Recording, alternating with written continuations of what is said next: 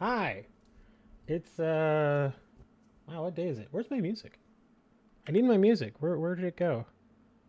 Oh, did I accidentally close my music? No, there it is. Come on, music. Get in here.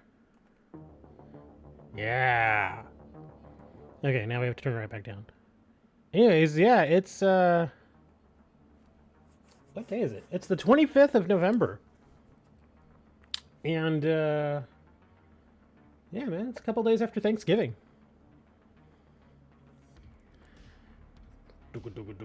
Anyway, but yeah, I don't know, man. I don't really have much to say. Oh, I just realized something. Apparently, the raid is supposed to be. I thought we were gonna do another EV raid. Was I wrong? Did we do 2 EV raids in a row already, or is it Okay, apparently we're doing a Hisuian Samurott. I wasn't even aware of that. I should have probably changed the title. In fact, well, while I have a moment, let me go ahead and do that. Let me see. Let me change that. Gonna update title. No, last weekend was just in celebration of EV Day.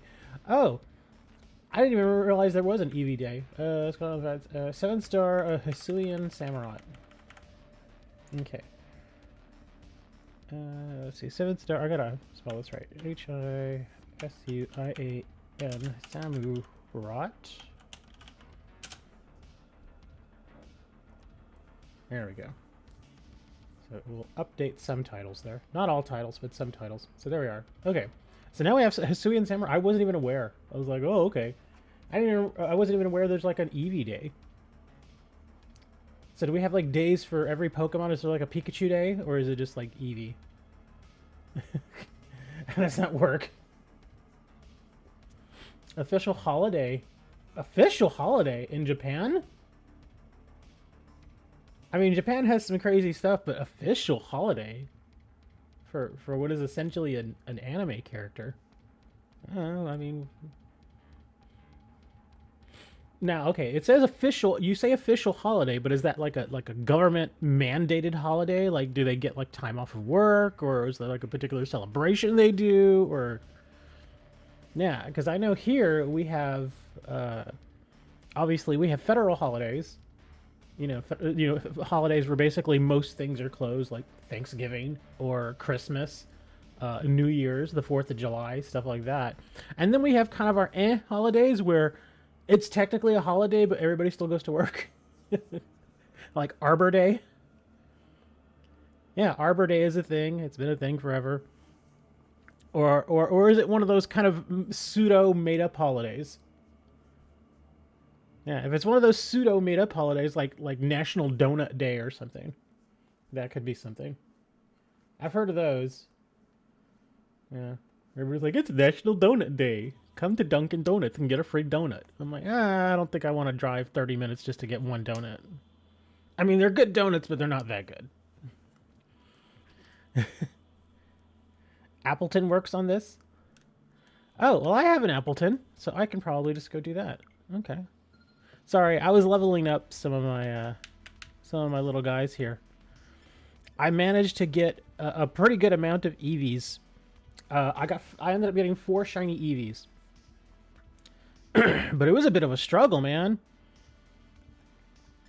I was a little disappointed that I only got 4 because I actually really put in the effort for hours and hours and hours. I was like, man, where are all my EVs? So I did manage to get 4 of them, and they were all shiny. So I made a Glaceon, a Leafian, a Flareon, and a Jolteon. Yeah, so I made those 4.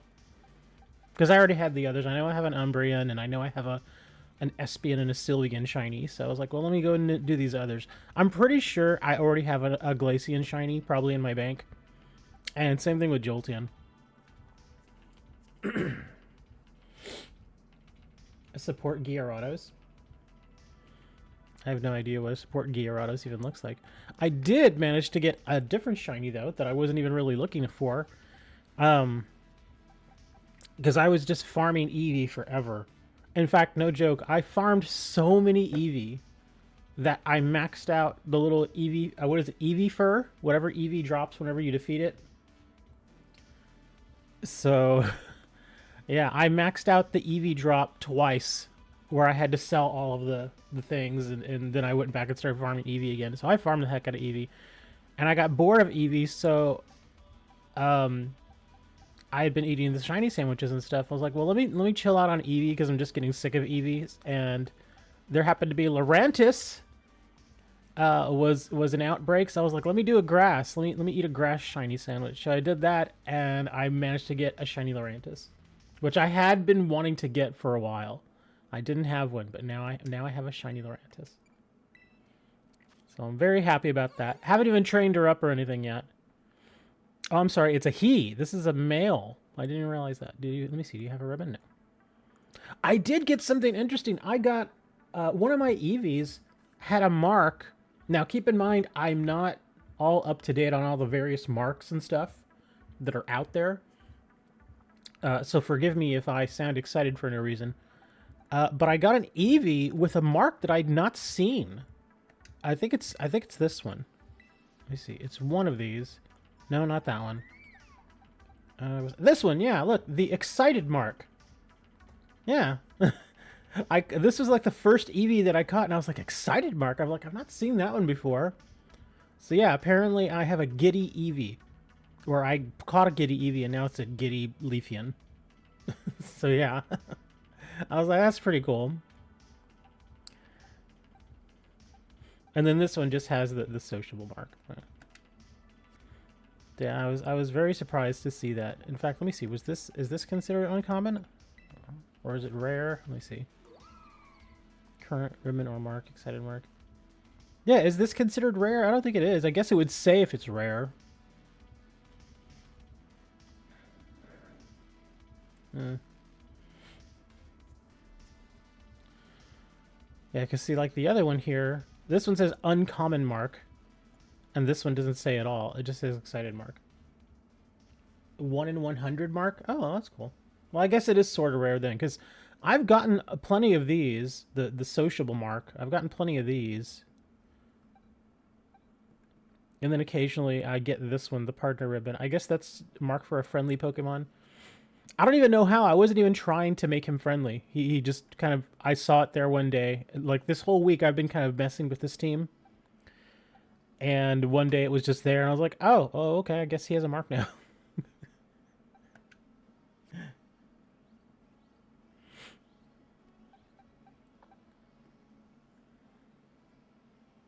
Pretty rare, but the event had boosted odds. Okay, well, I guess I got kind of lucky then. So I got a shiny...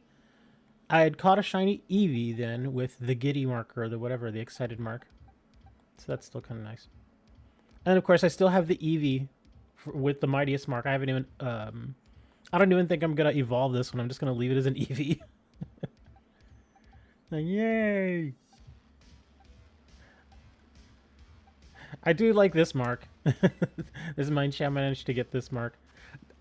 I've noticed that they just get this mark if you just feed them lots of sandwiches. Because this one had been on my team for a while, and this is when I was eating all the shiny sandwiches earlier this week. I think I'd taken this one on a picnic like 10 times or something, and then suddenly it's like, hey, you got a mark. I'm like, oh, okay. Yeah, see, this Ditto has it too. And that's because this is my breeding Ditto. So he always gets sandwiches. Oh, look, there's Eevees left over here. Are the Eevee raids even still going? I still have that Hoot Hoot raid. Yeah, I guess since I logged on, the Eevee raids are done. Yeah, it took them all out. Oh, there's Pichu, Salandit. That guy's under a rock. I noticed I have to go inside the mountain to get those. So yeah, I guess that's too bad. The Eevee raids are over. Oh well. Yeah, I know. As soon as you go online, it updates. And I hadn't gone online all week, so that's why how I managed to keep all the Eevees around. And look, they're still here. This event actually made me a little sad because if you played Sword and Shield, you'll know that Eevee's cry was different in Sword and Shield. It actually had the human-like cry where it kept saying its name over and over again. And I thought to myself, because there was a few times where I managed to attract all the Eevee in the outbreak, and so I would sit here like this, and I'd have like a dozen Eevees around me, all squeaking at me. And then I was like, man, what if it was like Sword and Shield, where it had the other Eevee, the Eevee cry, where it says its name over again. I was like, can you imagine that? Just sitting there like on your bike, and suddenly there's like a dozen little Eevees all saying, Eva, Eva, Eva, Eva. Just constantly. That'd be hilarious.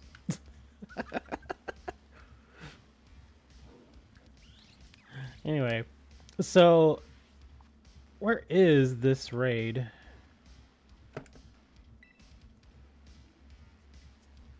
Can we play MTG Arena next Saturday? Heck, we can play it this Saturday. I'll annoy everybody if we just stop right now and play, but I mean, we can play a little bit in a little while.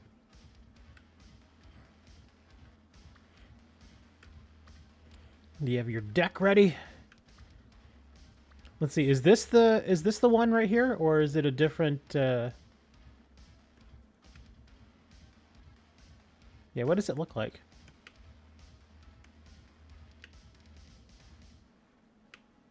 Yeah, I'm not seeing any others. Oh wait, there it is. Oh, it's probably this one, right?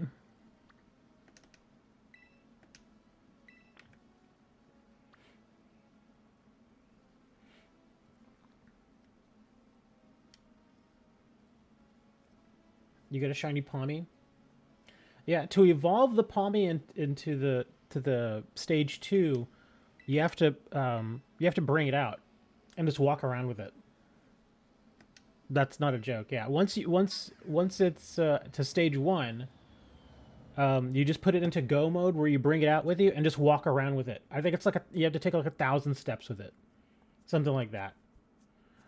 And then once you hit 1,000 steps, it'll just evolve on its own.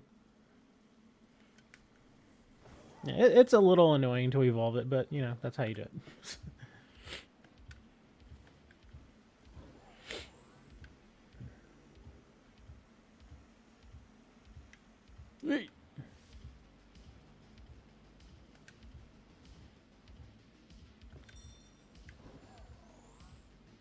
No rare candies needed? No, you don't.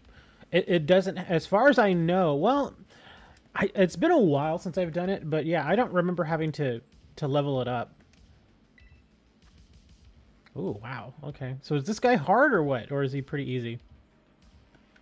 Because I don't really want to do him right now. I'd like to get a couple of raids in. You know how I am. I like to get a couple of warm-up raids in, and then we can go do the big guy. Question is, what warm-up raid are we going to do? Man, usually this field has a ton of raids. It doesn't have any right now. Closest ones are way up here. I guess I'll go do this one.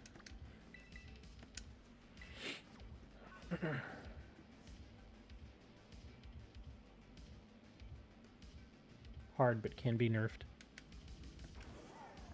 Yeah, because you all told me that we were supposed to be bringing Appleton. And I have an Appleton. I can just get him ready. Because I imagine with Appleton you would just use, what is it, apple acid? Probably use that over and over again. Oh, it's going to be a little while before we actually turn on MTG Arena, so don't get too excited just yet. Yeah, I'm not going to turn it on in like 10 minutes. I'm talking like 2 hours.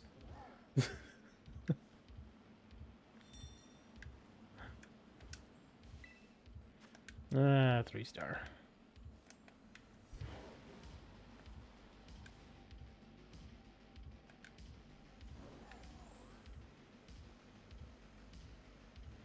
Yeah, I'm not going to just immediately stop playing Pokemon and go play MTG Arena. I don't want to annoy my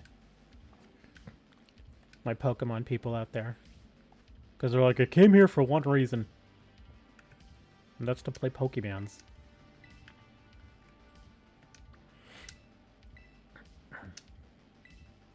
Now I just have to find a 5-star for us to get to.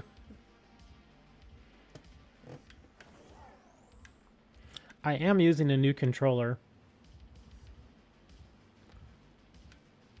So it probably sounds a little clicky. because I have my Switch Pro controller, which I don't mind it, but every now and then I have to put it down because it annoys me for one reason or another.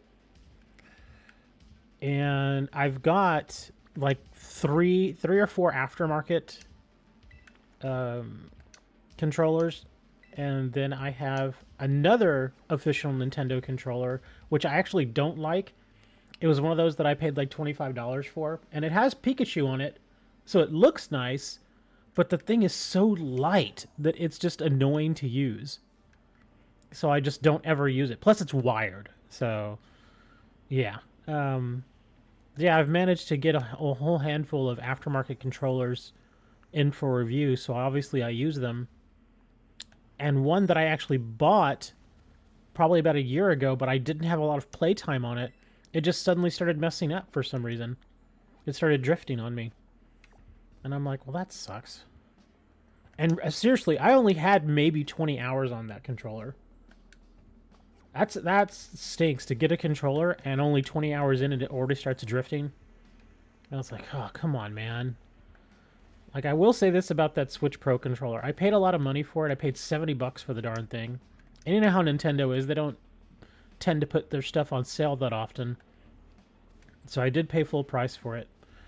But I have probably 150 hours at least on that Switch Pro controller. Never had a problem with it. Whereas this little aftermarket one, yeah, like 20 hours in, and it's already drifting. I'm not going to play Pokemon today. You should play Pokemon every day. Pokemon! Because you want to be the very best. The best that ever was. Because the Pokemon, to train them is your cause. Sorry, I had to do that.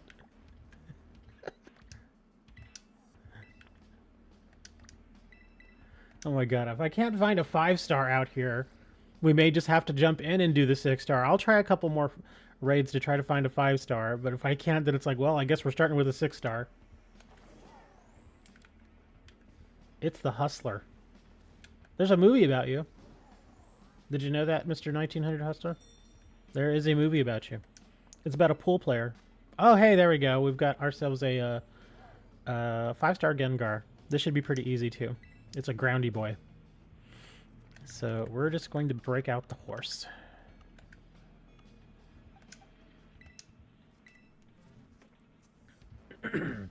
Yeah, there is a movie called The Hustler.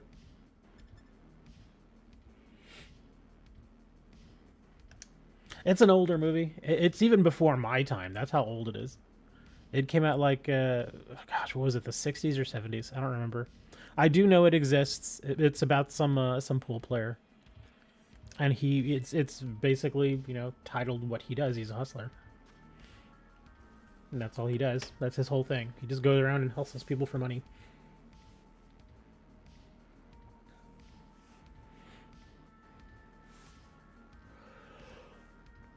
Ugh. Sorry about the yawn. I thought I got enough sleep last night. I guess I didn't. Because I finally fell asleep at like 3 a.m. And I just woke up at like a little bit after 9. So like 6 hours should be enough, but apparently not. I had to stay up last night for a while because people kept ordering cards. It's like it was like probably about 9:30, 10 o'clock or so. I started filling all the orders I had, and I'd already accumulated a good chunk of orders, so I filled them all. And then as soon as I was done, another order comes in. I was like, oh, okay, I will get this one ready. So I get this one ready, all set to go. And then another order comes in, and that just kept on for like 2 hours. Like every time I'd finish one order, I'd go and I'd look again, and there was another one. So I was like, wow, okay. And I don't mind doing that because obviously it's money. But after a while, it's like, okay, I gotta go to bed, guys. And so even right now, I've got like 3 orders in my queue that I've not filled yet. And one of them is actually a pretty big order. I'm like, well, that's not going to get filled until later today. Of course, you're the only one to not get in. You gotta be fast, man. Gotta be super fast. You gotta be Sonic. Or I'm sorry, you're gonna be Sanic. Sanic the Hoghenge.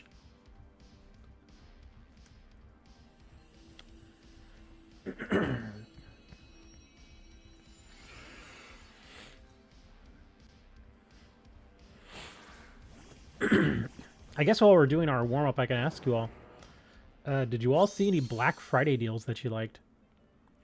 I was very surprised, and, you know, there really weren't very many Black Friday deals out there that really did anything for me. There was maybe one, and I didn't even get it. I was like, eh. I was a bit bummed about that.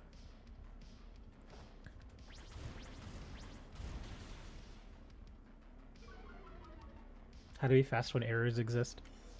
Now, keep in mind that if the party already fills up, it will give you an error there too. So, yeah. So sometimes it does come down to speed. Another way to ensure that you don't have errors or you don't get errors is to, if you're on wireless, you have to ensure that your wireless, oh god, what's the word I'm looking for? You're not terribly far from, oh my god, what are you doing to me? You're confusing me? You're putting me to sleep? What are you doing? It keeps doing stuff to me. Yeah, you just want to make sure that your endpoint isn't that far from you, and that you have pretty decent signal. Yeah, I'm just gonna heal. Yeah, we all need it anyway. We're all poisoned and asleep and on fire, so yeah.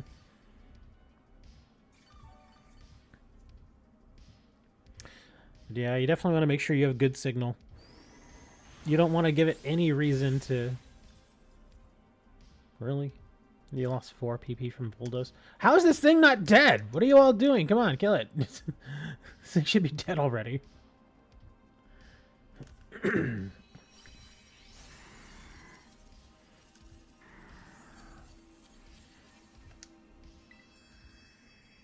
No, I don't want to use Ultra Balls.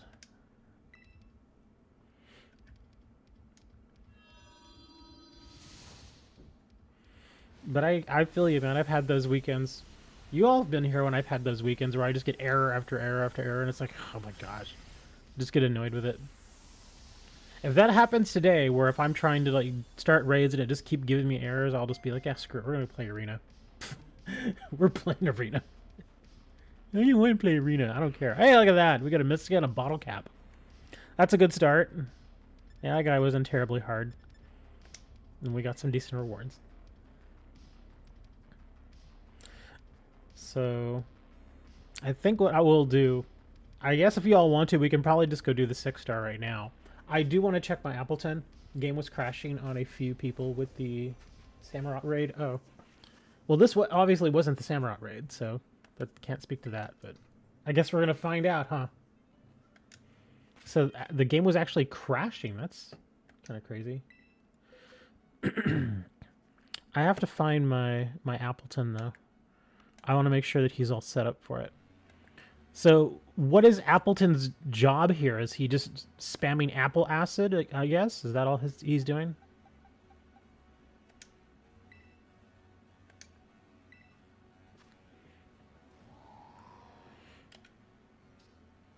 Oh, speed. Why did I make you so fast?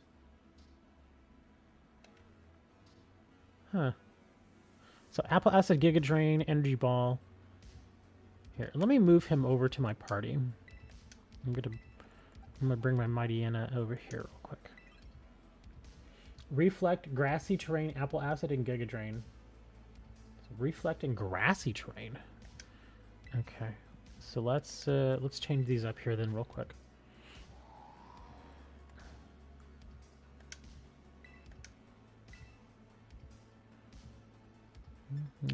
I'm pretty sure I have grassy terrain in here, don't I? I don't! Oh, well I guess I gotta learn it. I know I have them, so I can just learn them real quick.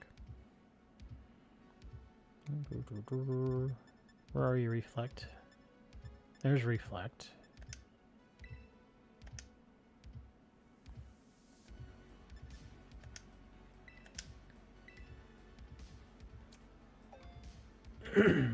But you need electric terrain? Is there a way to track Palmo's step count? Unfortunately not in this game. That's one thing I noticed that they got rid of. They got rid of the step counter. Because I know we had it in BDSP. I don't think we... Did we have it in Sword and Shield? I don't even remember. I don't think I ever even thought to use it. I just leave him out there for a long time and just walk. Well, you don't necessarily have to walk. You can ride your bike. The only thing is that sometimes he can't keep up with you, and so he'll go back into his ball sometimes. Oh, there's the grassy terrain. I'm an idiot. Well, let me ask this. Is anybody else bringing grassy terrain? Because if somebody else is bringing grassy terrain, then it doesn't really make a lot of sense for me to get it. Because, I mean, if we all go in there with grassy terrain, it's like, oh, well, we're just wasting a move at that point.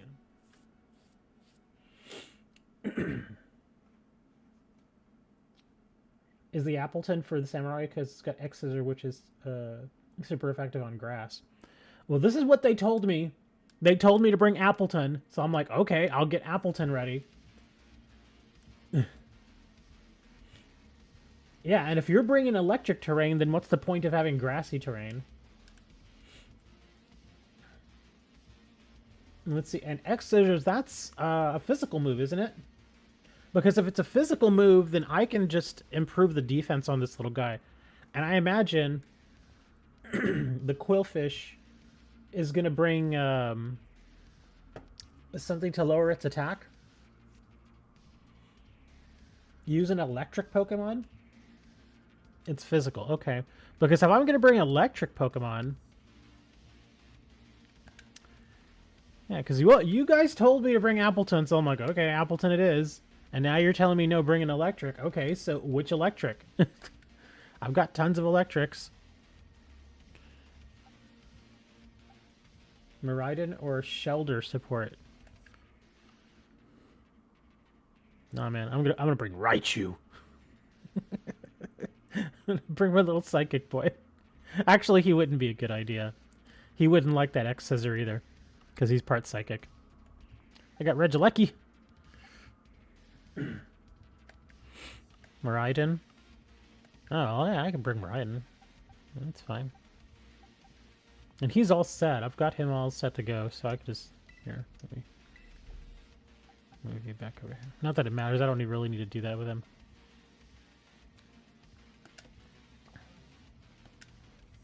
Alright, so let's go and head back over to this.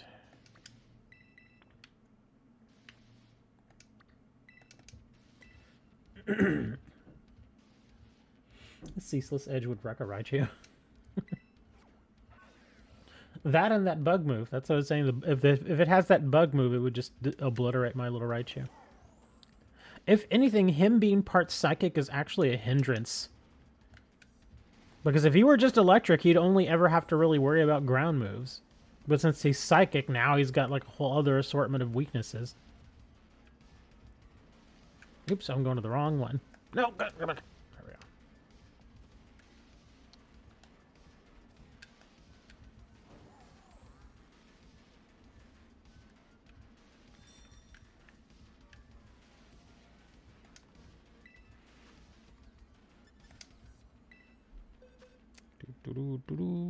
Okay, here we go, Miraidon.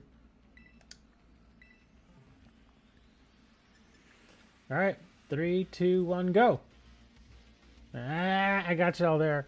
Okay, here we go, for real. 3, 2, 1, go.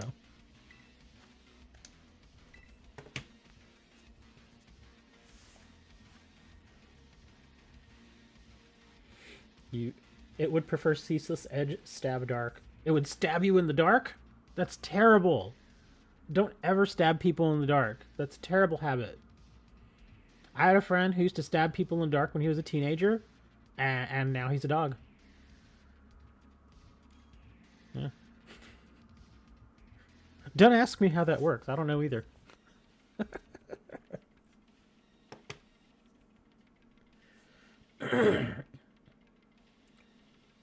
Ugh, dude. That's stupid Twitch. Already getting the spammers over on Twitch. Go away! I'm gonna bonk you on the head.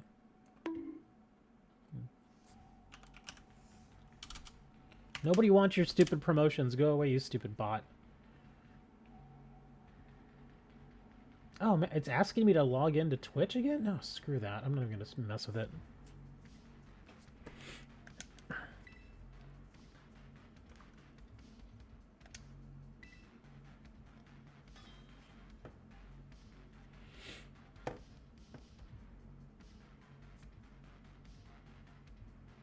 I feel like the music's a little on the loud side. Bring it down just a little bit.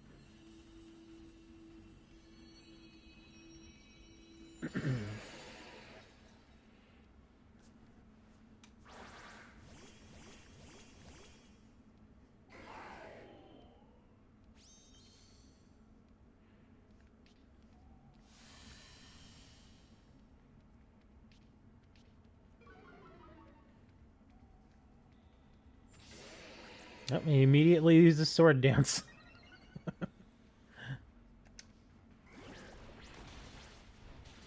You all didn't say he had bulldoze. Here, I'll bring an electric, and he immediately uses a ground move on us. Good job, guys.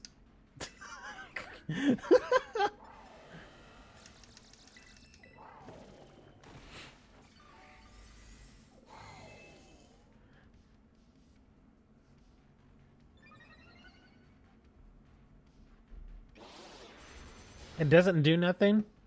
Yes, it does. It does damage, and it slows us down.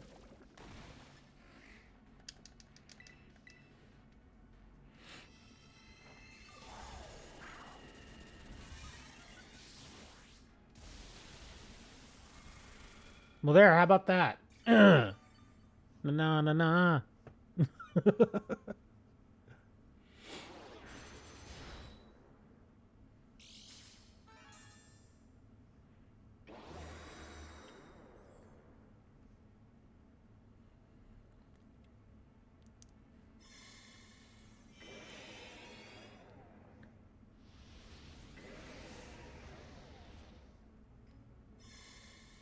It seems like what would have been a good idea probably would have been a taunt.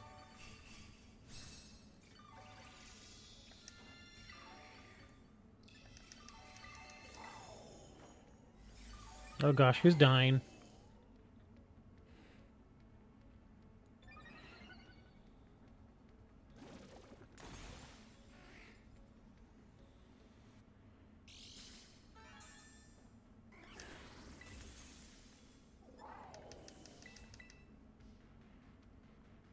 Really? You let yourself die, man? Aw, come on. Man, I am knocking the living crap out of this thing. Yeah, at this point, it's like, yeah, just don't die, guys, because apparently I'm knocking the living heck out of this.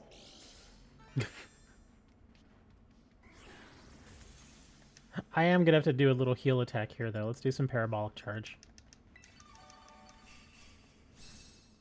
Oh, I didn't realize you were going to do that. Oh, man. This was much easier than I thought it would be. Come on, move, go off.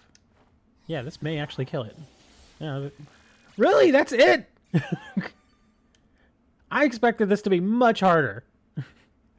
I guess the team makeup just works. Yeah, because this was actually pretty easy. I didn't think I was going to hit him that hard with that first shot. I really didn't. I thought, well, maybe I'll get like 6 or 7% on him. But no, it did like 60. So I was like, oh, okay. Well, that was much easier. Let's put him in a luxury ball.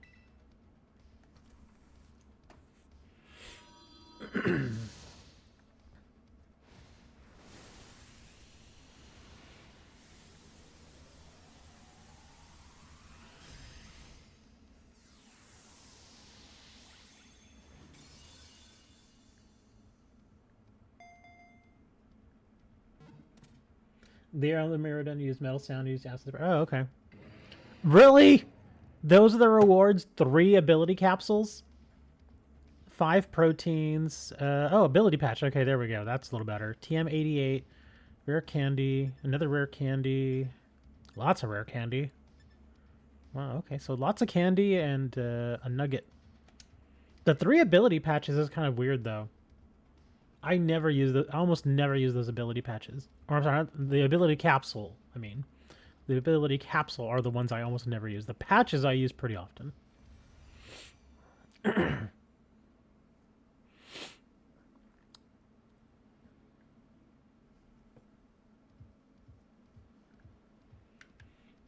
DJ, yeah, I'll help you, DJ. Come on, you know that.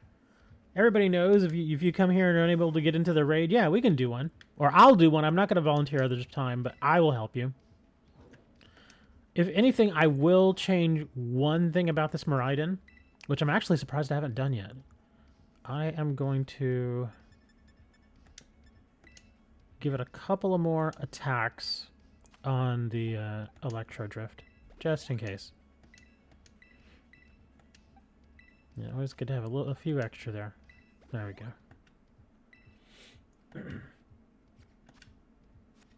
Okay. Still trying to evolve my Pomo. Just evolve already. Because which is it? The Palmy is the first one, right? And then it's Pomo, and then it's Palmot. Is that how it goes? Yeah, because all you should have to do, it shouldn't take you this long. If you've been doing it for like 15 minutes, something's not right. Yeah, because all you have to do is just bring him out like this, and then just walk around with him. That's all you got to do. I remember the way that I got mine to evolve is I just walked from one town to the next. I just stayed on the road, so I avoided most of the Pokemon, and I just basically just went from one town to the next. Of course, my little Glaceon's not that fast. Come on, little guy. Let's roll. Sometimes you have to slow your roll a little bit just to make sure it keeps up with you. But yeah, this is all I did the whole time. It took like a few minutes, but it wasn't that bad. Yeah, see. And then your little Glaceon can stick with you. Oh yeah, that's another thing I forgot. While he's out there, it also picks up stuff for you too. So yeah, I can go over here and run by this little thing and... Come on, pick that up. Thank you. Yeah, see, it picks up all the stuff for you. Yeah, he asked earlier if any candies were involved, and I told him, I was like, I don't think it does, but I could be wrong because it's been a long time since I've leveled up my Palmot. It's been probably like 8 months. So yeah, if you know for a fact that you've been doing it for like 10 minutes and it still hasn't evolved, yeah, throw a candy at it, like a rare candy, and see if it works. So 1,000 steps on a candy. Okay, well there you go. Try that.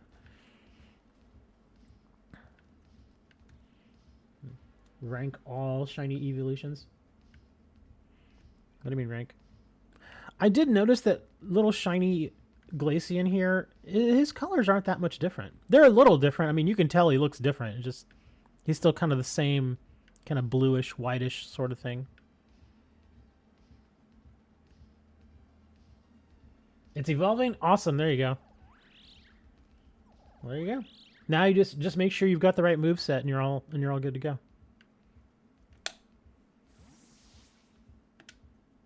Oops, wrong button. While you're doing that, that's a big Glaceon, is it? He looks pretty normal to me. Yeah, see, he's not that big. He's about the size of a medium-sized dog.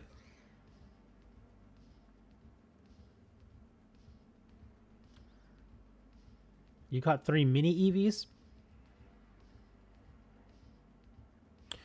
Yeah, I wasn't even trying to get big ones or small ones. I just kind of do whatever.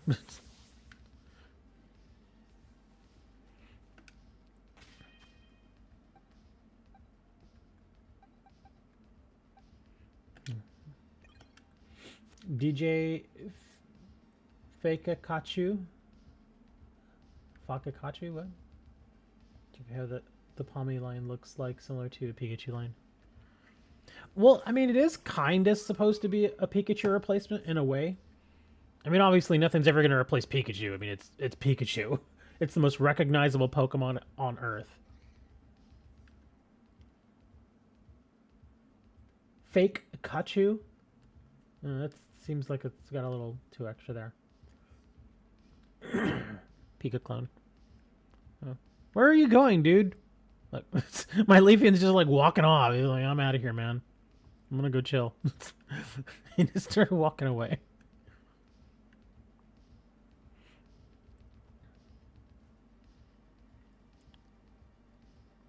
I think the better way to do it would be FA-KA-Chu.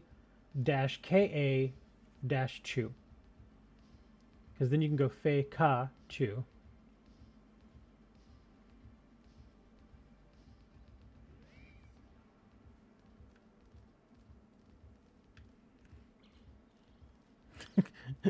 Little Leafian. Ain't so happy. That's weird. It's like a little dog. It's a dog, fox, cat sort of thing. Have we all finally agreed on what Eevee actually is? Or all the evolutions? Because some of them act a bit more cat-like, and then others act a bit more dog-like. Palmont can't learn Drain Punch. He can't? Well, in this particular raid, I don't think we're really going to use Drain Punch anyway. Yeah, I imagine you'll probably want to bring, you know, probably very similar to what Miraidon has, which would be the Charge and Electric Terrain. What are you doing? Woo! Espion is definitely a cat. Yeah. It depends on the evolution. Some of them, like I said, some are a bit more dog-like and others are a bit more cat-like. This Eevee, it feels like, or this Leafian feels like it's a little more, it leans a little more dog.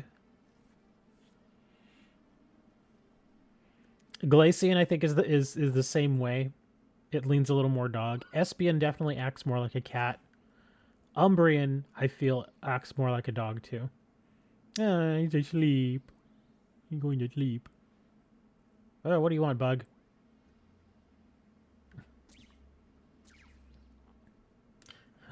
We're just waiting for a DJ. Yeah, I imagine when he's ready that let me see, probably should prepare Palmont for the raid. Is that a good idea? Yes. You mean you hadn't done that before? Did you at least train him up and everything? Is he all EV trained and hyper trained and stuff?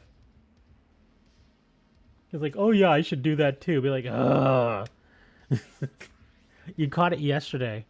Okay, well, while you're doing that, I'm gonna run over here and see if I can't find us a 5-star to do while we're waiting.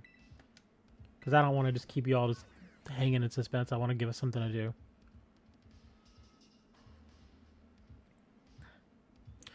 But getting back to the Black Friday stuff I was talking about, I only found one deal that I was sort of tempted to buy, but I didn't buy it. They had a starter commander deck on Amazon for, I think it was $17. Yeah, it's like $17. And I was like, that's actually not a bad deal. Because the commander decks, if you're not familiar with Magic, the commander decks tend to be kind of expensive. Like a retail price on a commander deck is usually anywhere between $55 and $65. So they're actually pretty expensive. But this one was a starter commander deck, which means it's a starter version, so the card selection isn't going to be as great. You still get 100 cards, but, you know, obviously the selection isn't there. Plus, usually whenever you buy a regular priced commander deck, the ones that are about $65, you generally get a sample collection pack, which gives you a few more, you know, pretty decent cards. Whereas with the starter one, obviously you don't get that. But still, for 100 cards for $17, I mean, it's a ready to go, you know, starter commander deck.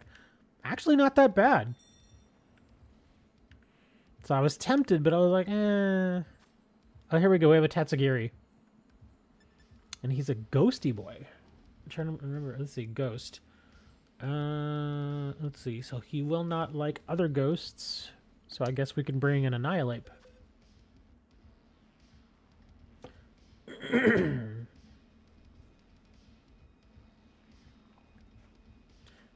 The thing is, I never looked at Morpeko as a Pikachu replacement.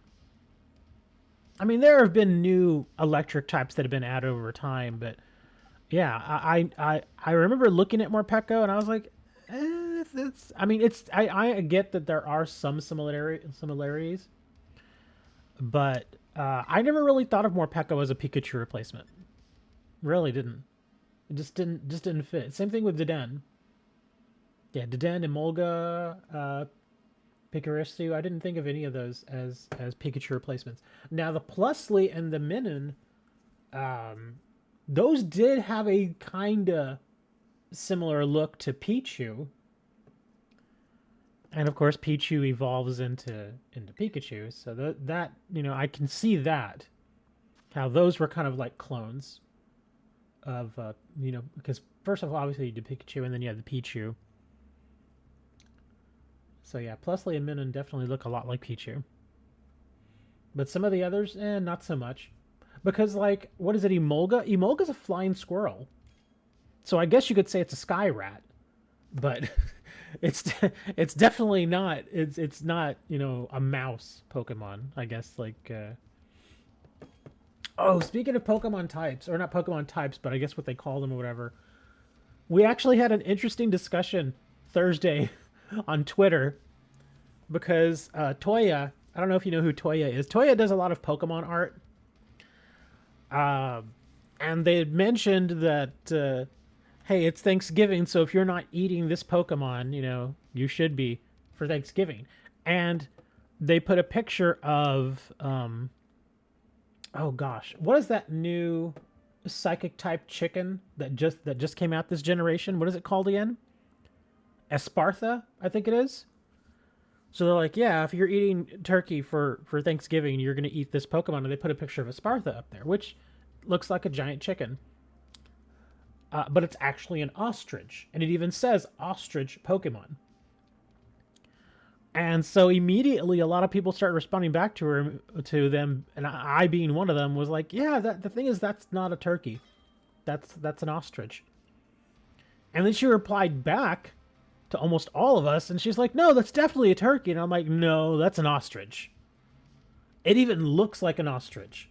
I know some of these Pokemon, they call them certain things, and I'm like, it's kind of pushing it to say it would be this type of Pokemon or that type of Pokemon. But Espartha clearly looks like an ostrich. And so we all went to like Bullpedia and stuff, and we're like, look, see, it actually says it's an ostrich Pokemon. And then somebody else came out and they were like, yeah, we already have a turkey Pokemon. And they pointed out Ho-Oh. And I'm like, that's not a turkey.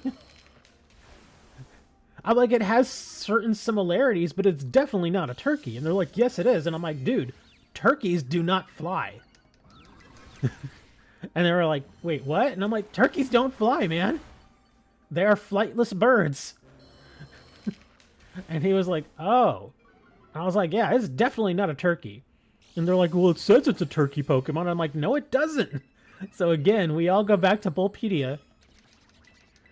And sure enough, I go and look, and it says that Ho-Oh is a rainbow Pokemon.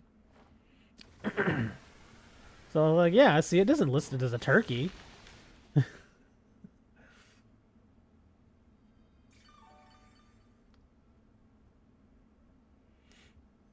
Well, there we go. It didn't matter because I just wiped it. A couple of screeches and a rage fist, and we're good.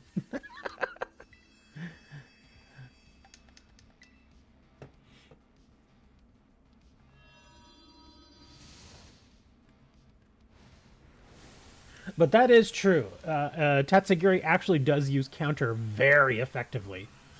Like if you hit it pretty hard, if you take like 20% of its health and it uses counter on you, you're probably gonna die. Yeah, I've had that happen. Where it will use counter on me and I'm like, oh crap. Oh wow, lots of Tera shards. Hondu berries, more Tera shards.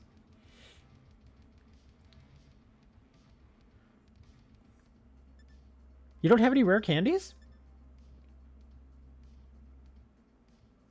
DJ, it's I didn't realize it was that far along that you yeah, I thought you were already like level 100, all EV trained. Dude, it's going to be a while before you're ready then, man.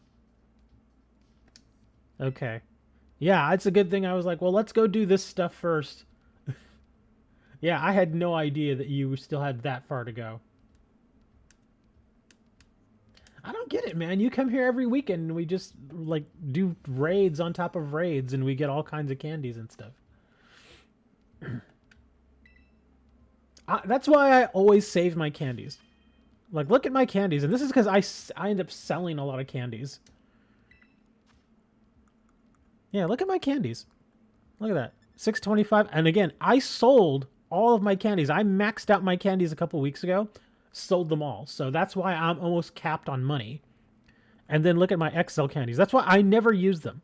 Never use them. I only use them if I absolutely need to use them. Like if I have a Pokemon that is needed for a raid and I need it like right now, that's when I use my candies.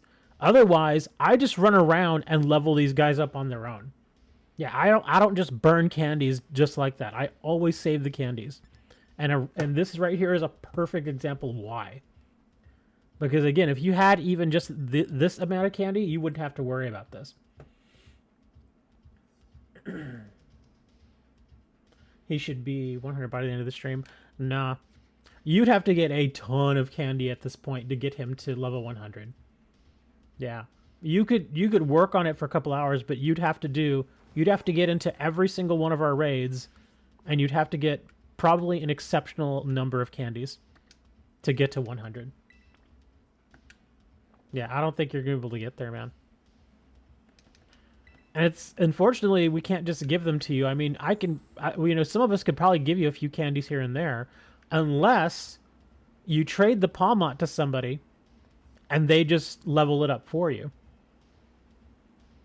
That could be an option. I know most people don't generally like to do that, but there have been a few people here on stream that have been kind enough to do that for some people. To just take, a particular Pokemon and just level it all the way up. Let's see, what do we got here? Oh, well, there you go. There's your little Palmot right there. There's your Palmy. We can catch that guy. You're not sure if you want to risk it? I will tell you this. Nobody's going to try to rip you off for a level 59 Palmot. They're just not. It doesn't make sense. There are far better targets. Believe me. If somebody's going to take a Pokemon from you, it's going to be like a level 100 shiny something. It's not going to be a level 59 Palmot. It's just not. Because they're not rare. Sure, they're a little annoying to level up to stage 2, but they're not rare. There are literally just like bundles and bundles of Palmies and Palmos out there. That you... Oh. Oh, no. This guy... Well, actually, hold on. Ground... Oh, never mind. Okay, I was thinking something different. Okay. So he's a ground type. Okay, and I'm pretty sure he has Levitate. Let me take a look. I'm pretty sure that this guy would have Levitate. Let me see real quick. Let's bring out the calculator. But yeah, like I was saying, I seriously doubt anybody's going to steal a level 59 Palmot from you.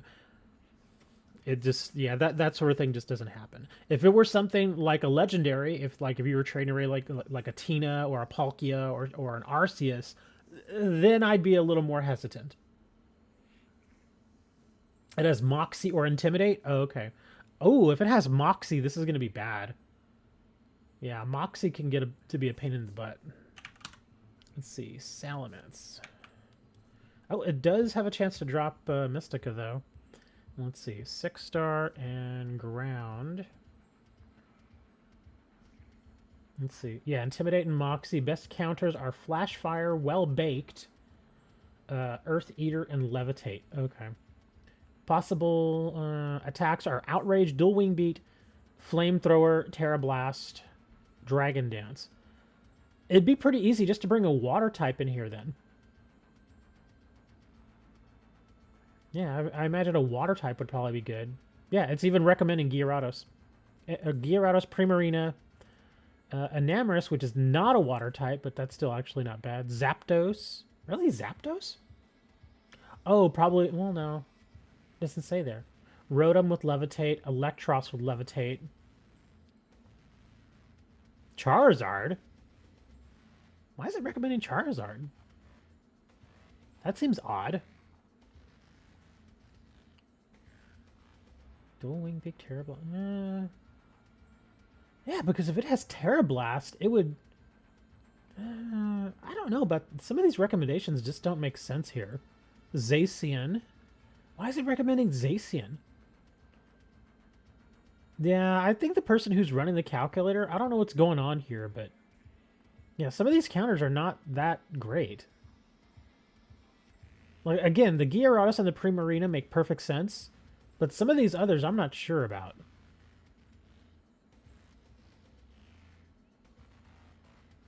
Zacian? Why would you want to bring Zacian? Zacian doesn't hit hard to ground. Cresselia with Levitate. Dondozo. Yeah, Dondozo's a water type. Okay, that makes sense. Kyogre. Kyogre's a water type. That's a good one. Yeah, maybe Kyogre. I think I'll do Kyogre.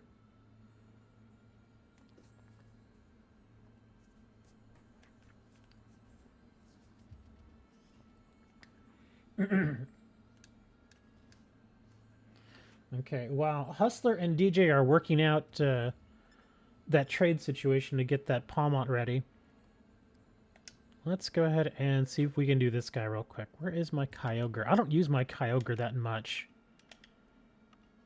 but I know he's trained up. Where are you, buddy? There he is.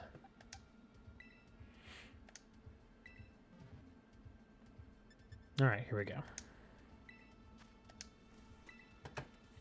He's like, I'll do it after the raid. He really wants into this raid. Oh, is it a shiny Palmont?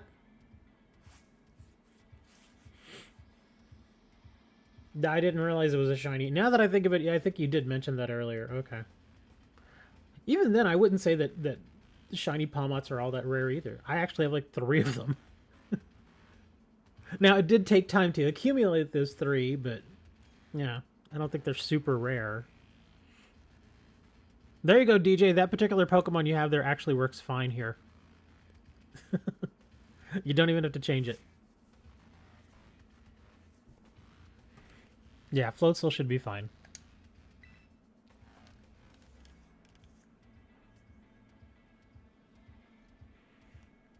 Oh, and somebody's bringing a grassy Psychic Boy.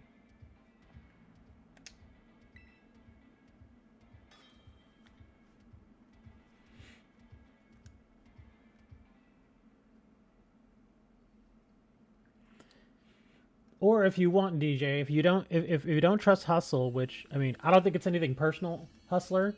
He just doesn't know you. If you want, DJ, I'll just level it up. Because I'm pretty sure most of you guys know I wouldn't steal any of your Pokemon. It's just not in me to do that. That's just, yeah, it just seems too wrong to me. What do we got here? Oh, wow, everything's super effective. Okay, let's hit him with some Chilling Water. Doink. Yeah, we're just going to weaken up this boy as much as we can.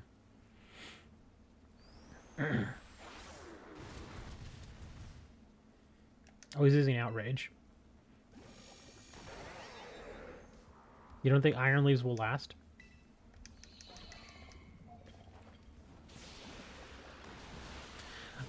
Ooh, that's true. Yeah, Hawk got nailed there. Oh, ouch. And that's because we're weakening this guy. Yeah, I know me and Ellie are weakening this. Yeah, he should be like -4 at this point.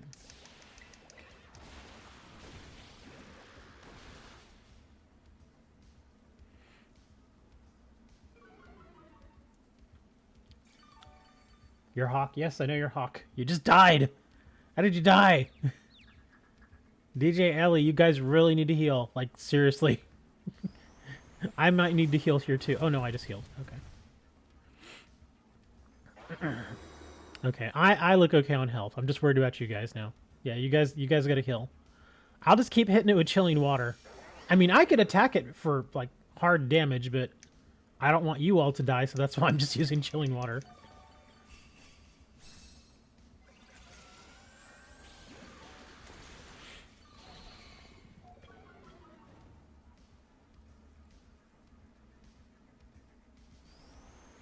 Nah, he just keeps using Outrage on me.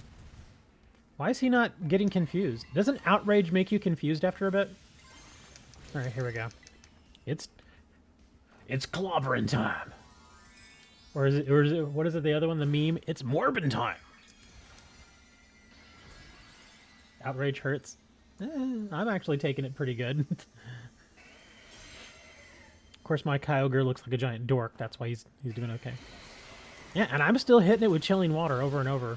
I may switch, though, because at this point, I'd probably benefit us more by attacking as hard as I can, because, yeah, I think Ellie's just going to keep probably doing the chilling water, and so I can, yeah. Yeah, it's not hitting me that bad. Yeah. Oh, well, there's stat changes. If you heal, you die anyway. Alright, yeah, let me hit him with some Ice Beam. Actually, no, I don't want to do that. Let's do Water Pulse. Maybe I can confuse him.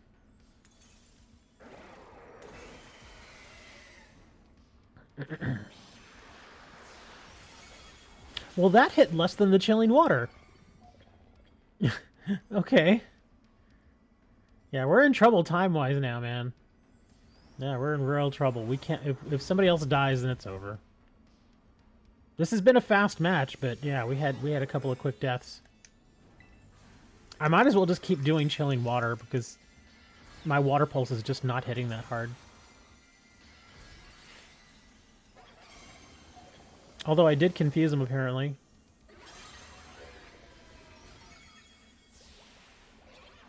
How are you getting hit so hard, DJ? What is your defense on that little guy? I mean, to be fair, I know my Kyogre probably has pretty high defense. That's why I'm taking that shot so much easier. But yeah, I didn't think you would be getting hit that hard. Yeah, we're all going to need a cheer at this point. I don't think we're going to be able to do it. We just don't have the time. We've had too many deaths.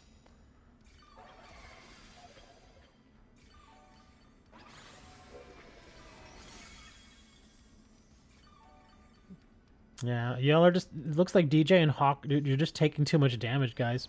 You're going to have to try a different alternative here. Because now, even I'm getting low on health. Because I've just been having to absorb all this damage for an extended period.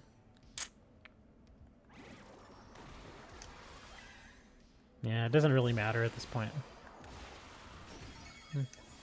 I'm just gonna go out here. Maybe I can finish this guy off. He's got a tiny bit of health left.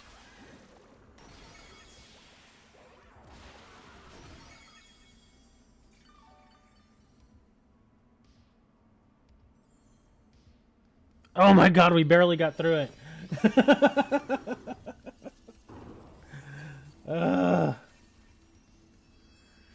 Floatzel might be too frail. He does fine in 5-star raids, but yeah, once we start getting to 6 and 7-star raids, it might be a little too... Depends what its defense is. I think if you specifically train the defense up, depending on what you're facing, be it special or regular defense, then it'll probably be fine.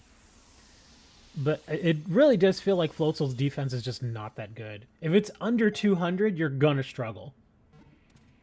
I've mentioned it before. For me, 200 is like my sweet spot as far as defense that I want to hit, like a minimum defense.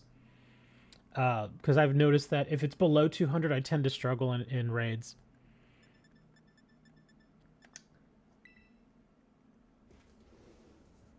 Yeah, he's done well before, but that's been mostly in 5-star raids. In 6-star raids, it's probably going to struggle a bit.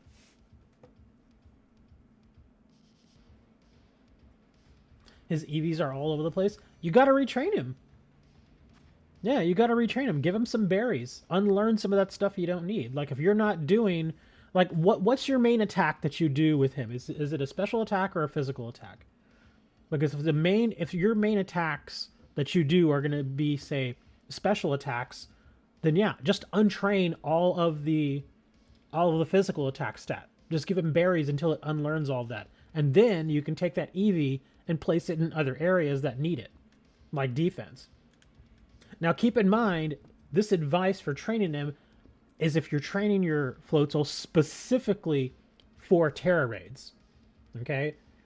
Because if you were to train him to do versus battles versus other players, you're going to want to train him differently than this. But for Tera raids, you can generally kind of make him focus on either regular attack or special attack. Liquidation and Ice Spinner. So that's physical attack. Huh. Here, let me see if I can kind of show you what I mean. Certain Pokemon are just naturally geared to be either special attackers or physical attackers. Every now and then you'll find one that's a bit more balanced.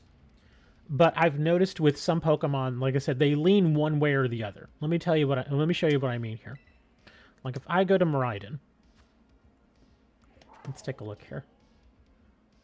Why is that? Okay, well he's actually trained terribly. Okay, let me go to Glaceon. Okay, now notice Glaceon's stats. Look at the yellow part. Okay, you'll see that very obviously he is geared towards special attack. Okay, so even before his EV training, he's geared towards special attack. Not only that, but look at the little up arrow and the down arrow there. I gave him a mint that again helps him with his special attack, and then on top of that, I helped him max out his special attack. So I have no attacks here that are physical attacks. They're all special attack. So obviously I want to max out his special attack. Now the one thing he was lacking defensively was special defense. So that's why I also gave him a whole bunch of special defense there. So you see how that worked out? Now my defense on the physical side is still a little light, but that's kind of just how Glaceon is. Some of the evolutions just don't really have great defensive stats. Like even well, actually this Leafeon's pretty good. Wow, that Leafeon is actually really good. Okay.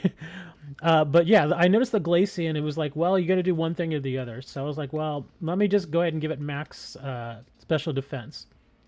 So one of them was going to lag behind a little bit there. But that's kind of what I've done there.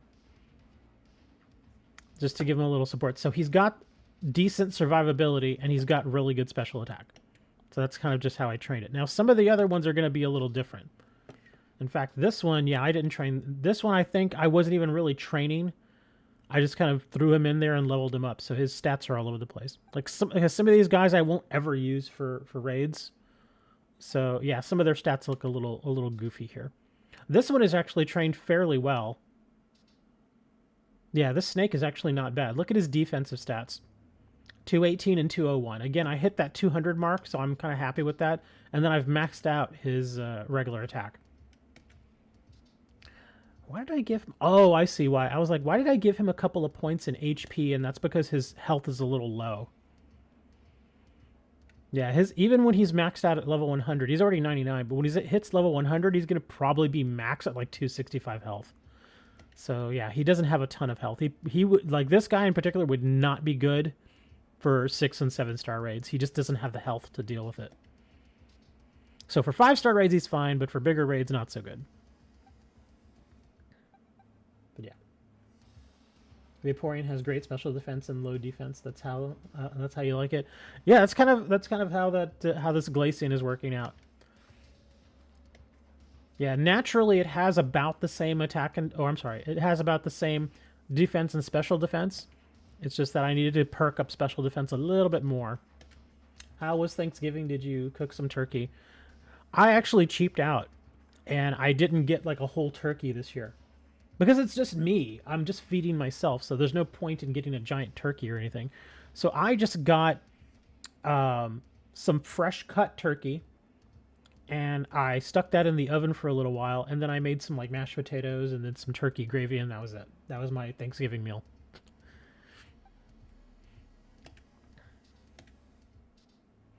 Yeah, I didn't even remember this little Leafeon having defense like that. That's kind of wild. But anyways, I was saying earlier, DJ, did you want me to just go ahead and train your Pomot or your whatever it is, your pomegranate? Did you want me to train that Pokemon for you? Because that's the way it's only going to happen. It's like I said, it's going to just take you way too long to get all the candies and stuff for it. I'll just train it up and I'll get it all set the way it should be. I'll even give it like a mint and stuff. Train the pomegranate. All right, let me go to trade portal here.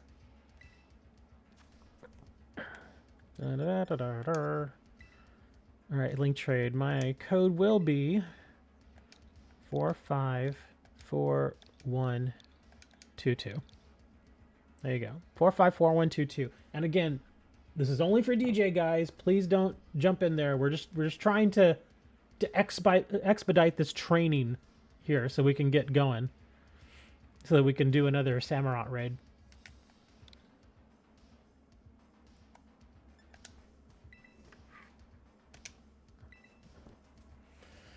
Yeah, my Thanksgiving was pretty uneventful. Some good football games. Well, at least one good football game. The Packers-Lions game was actually really good.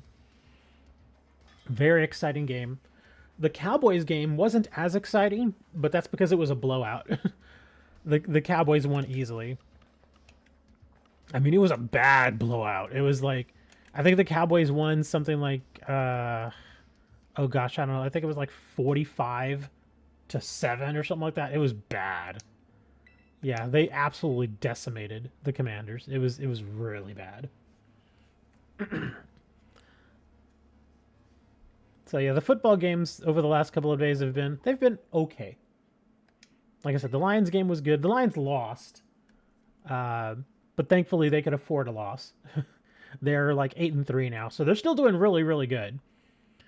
But the Packers absolutely needed that win, so it was kind of cool to see them win.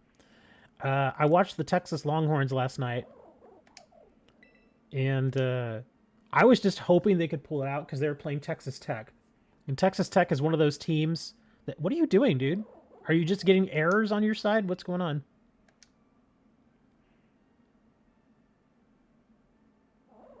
Dude, no wonder. Your Wi-Fi is horrible, dude. What's going on over there, man?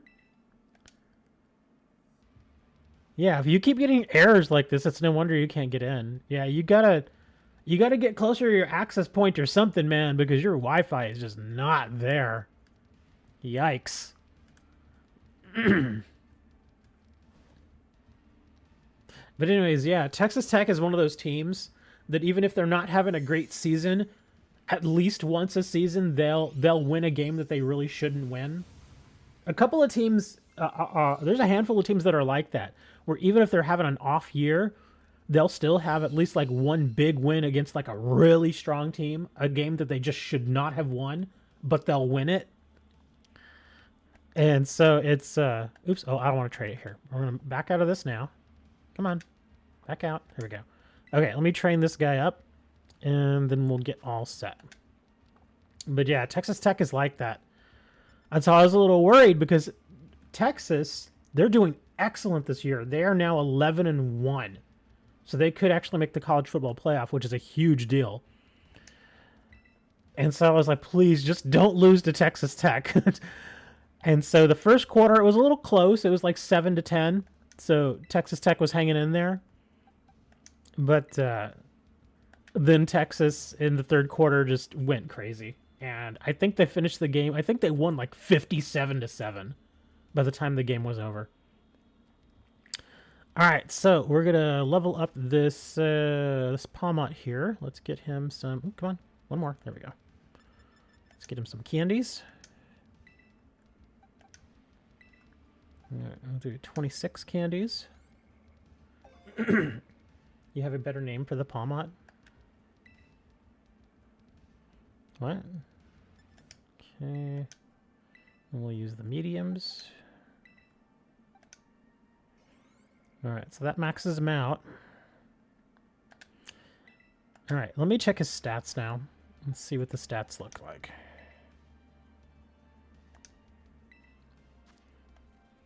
Let's see.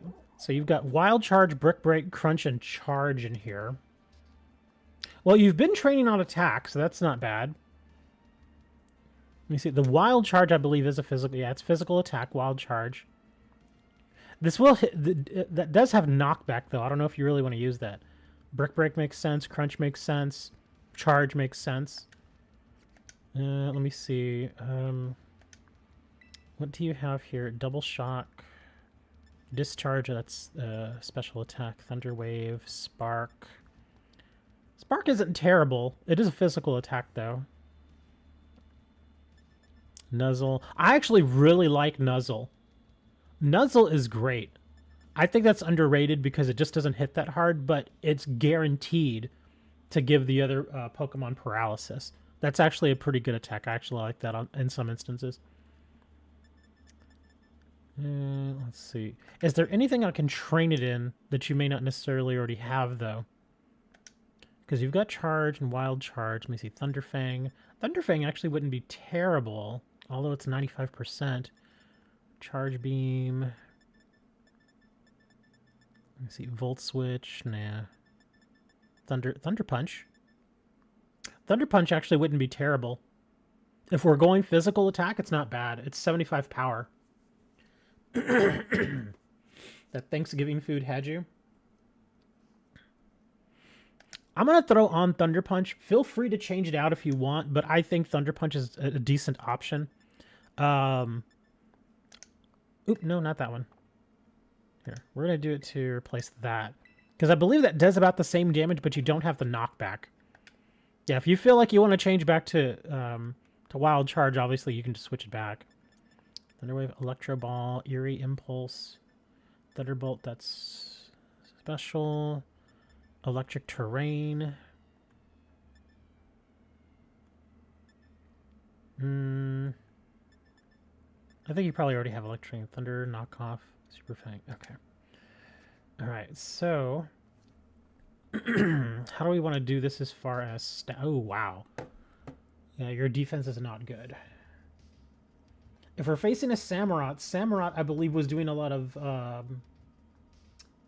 What was Samurott doing? What was it attacking with the most?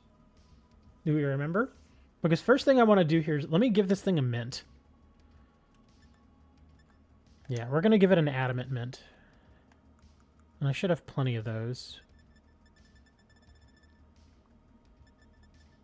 Oh yeah, I got 26 of these. Alright, so this will actually help one of your defenses some.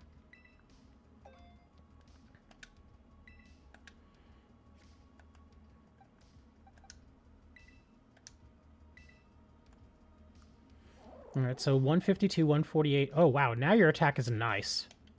316, that's actually pretty good. Excuse me. Your speed should be fine at 237. The big thing right now is just your defenses. Mostly does Ceaseless Edge. Ceaseless Edge, is that special or regular? Because I'll tailor this a little bit more just for the Samurott fight, but not to the point where you would want to have to go back and undo it. Yeah, unfortunately this Palmet just doesn't... It's just not a great... It's not a great defender. I guess I could kind of go a balanced approach here. Let's go here. And I should have plenty of vitamins for this. Oops, go back. Let's see. Let's check my zinc. What do we got here? So 26. So I could go 13 and 13 just to kind of stay balanced. Because we've already maxed our attack, and that's the main stat that I was worried about. So let's go ahead and do 13 and 13. And let's see how it looks. Oh, at 18. Okay, so we could actually do more than that. Okay, so... Well, let's start with 13, and I should have some left then. Okay, so 13 and 13. What do we got now? So we've got 5 left. Let's do 2 here. Physical, you think? Well, then let's do 3 there.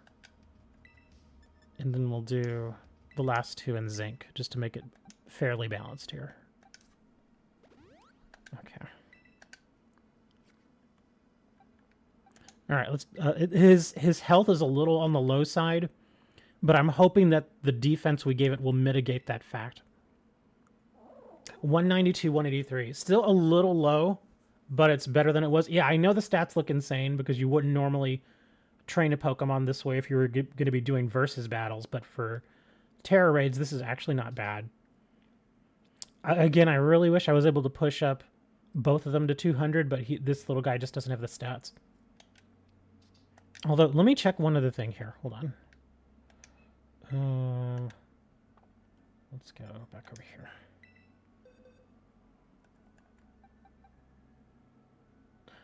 Oh, he's not even hyper trained.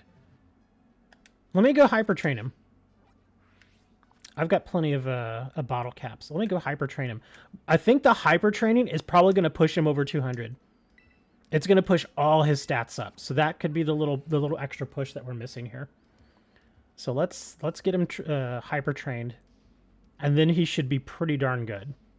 Not great, but still pretty good.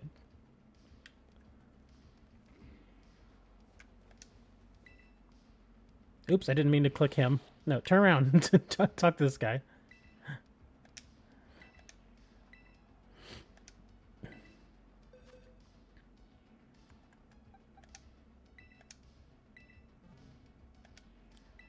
And no, I'm not going to get after you because you chose a Pokemon that has just okay stats to start with.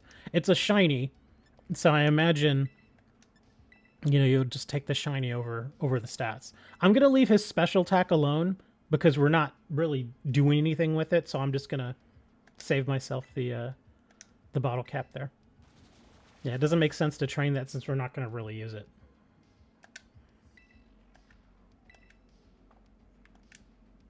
All right, so now this little guy should be... Okay, so 281, that's a little bit better on the health. Come on, give me over 200 defense. Wow, okay, not bad. Yeah, 216 physical defense and 191 special defense. That's close enough. But the 216 defense, that definitely gives him much better survivability. That's much better. And his attack... Oh, wow, his attack went up 30 points. Wow, that's a huge difference. Okay. Now this little guy is pretty good. Like I said, he's not great, but he's pretty good. So let me go ahead and get him switched back over to you. And you can just trade back the same Pokemon that I traded you earlier. So, oh, wait, do I have to take him off the team? I've never traded somebody that was on the team before. Let me just take him off just to be sure.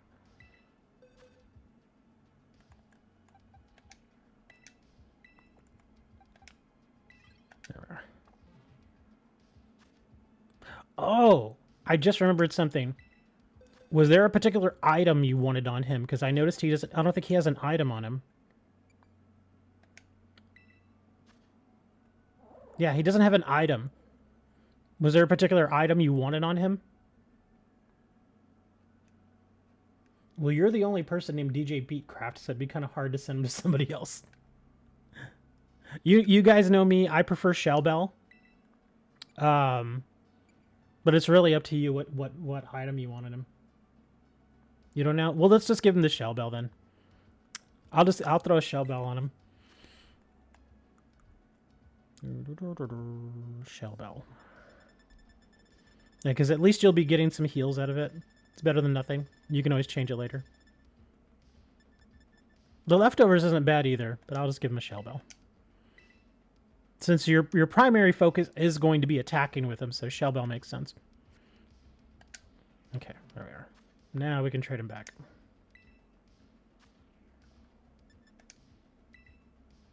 Same code, 454122.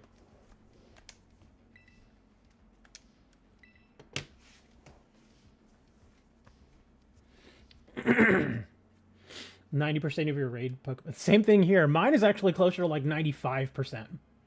Because it's so important in Tera raids to stay alive. Yeah, that's like the biggest thing. Is as long as you don't die, you can actually bring like a subpar attacker into a raid and probably still win as long as you don't die.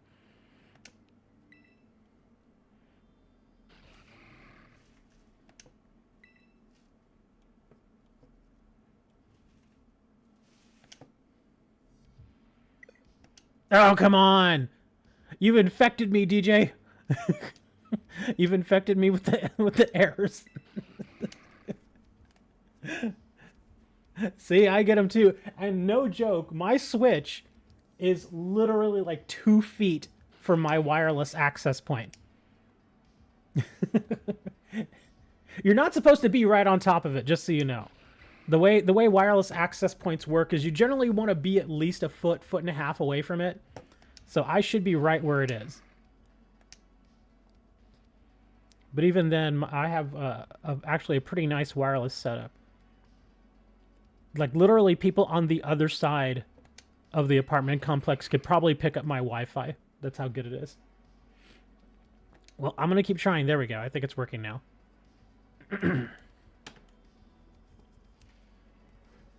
Getting tons of errors. Yeah, I actually was craving stuffing this year. I was craving stuffing, but I didn't have any. I mean, I could always still go buy some, but yeah, I was craving it badly. There you go. That is my Christmas gift to you, DJ. You have a fully trained up Pawmot now. He's about as good as he's gonna get.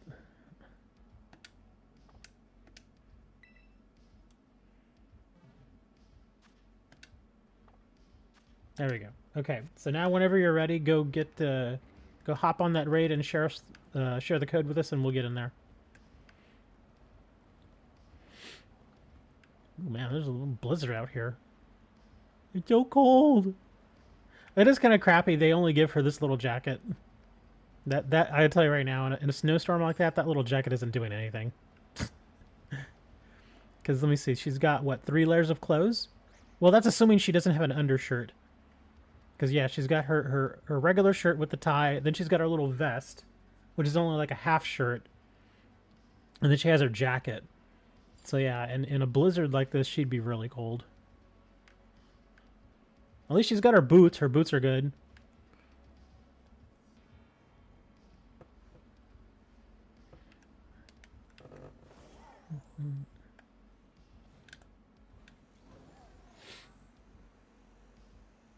Alright, so now we're just waiting on DJ. While we're waiting on him, I'm going to fly over here, see if I can't find another 5-star.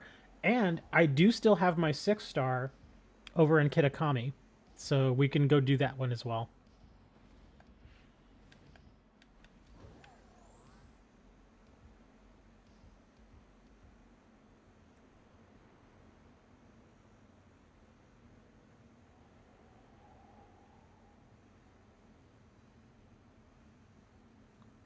Bloop. Ah, it's a chicken. Oh, crab brawler. I like that little guy. He's actually pretty funny. When you start to battle him, he raises his fist in the air. He's like, yeah!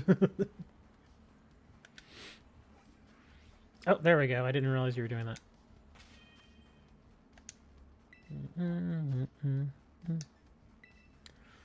Alright, here's hoping we don't get millions of errors. Come on.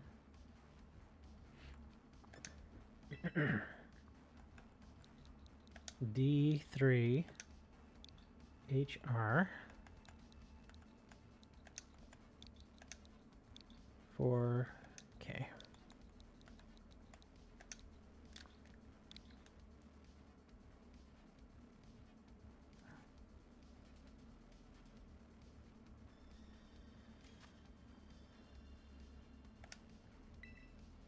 Alright, let me change out real quick. Leafian actually wouldn't be a terrible choice here, but he's not 100. He is trained up, he's just not max level. Oh, come on. Really? You really did infect me, DJ. I'm getting errors all over the place. Hey, Allie. We saw you in the raid earlier. Ooh, we actually don't have a supporter this time around. Think we'll be okay? I mean, I hit the thing so hard. I'm going to start with Metal Sound. Like, my first attack will be Metal Sound. So, hopefully we'll get some... We'll get a benefit from all of us there.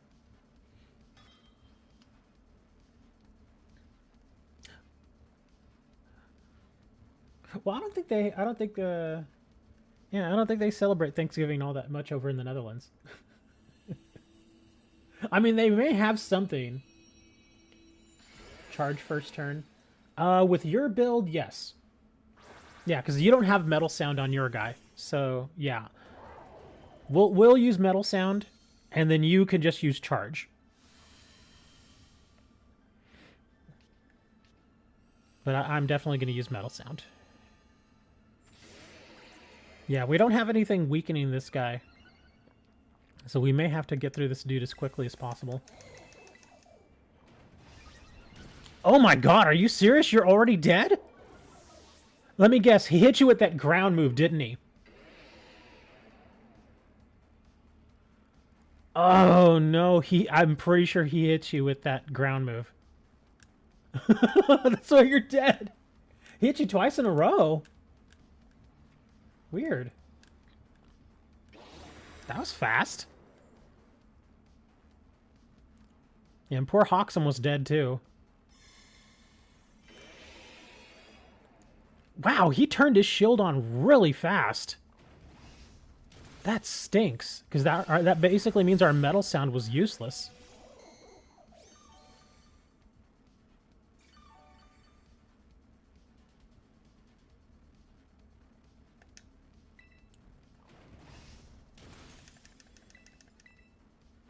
Yeah, I did not expect him to bring the shield up that quickly.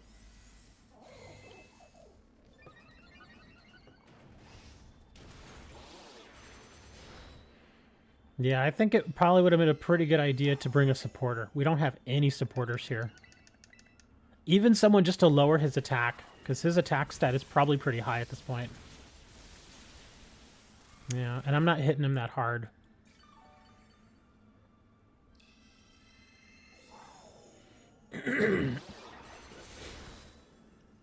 Why did the next Sacred Sword do so little damage? I couldn't tell you.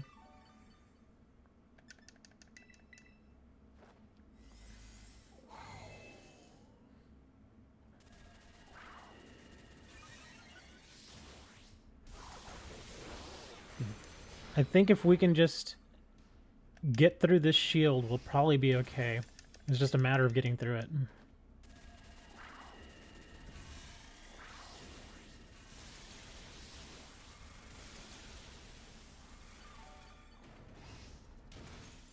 It's all inconsistent. Sometimes it is.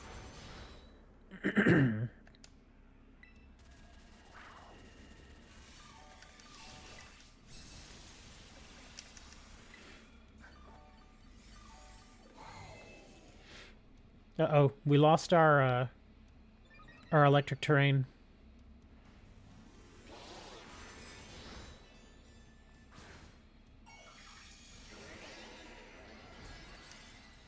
Oh, good, we're through the shield. Okay, just hang in there, guys. Hang in as much as you can. Ah, he keeps resetting.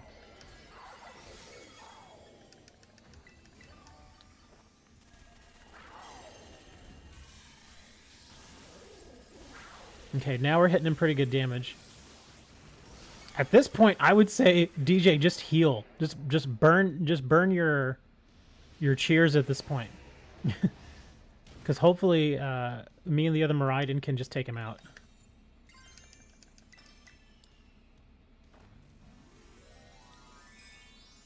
Let me see if I can get him at least 20% of his health here.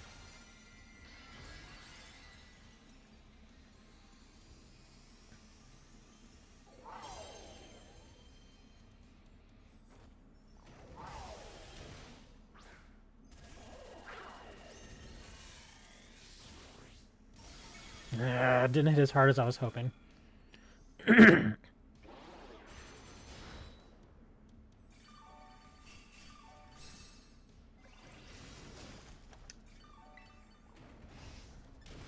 Oh, I can use Metal Sound though. Here, I'll use Metal Sound and hopefully that'll give Hawk a bit of more of a boost. There we go. Yeah, I'll sack my attack. Oh my god, he criticaled me. That sucked. That was a huge hit.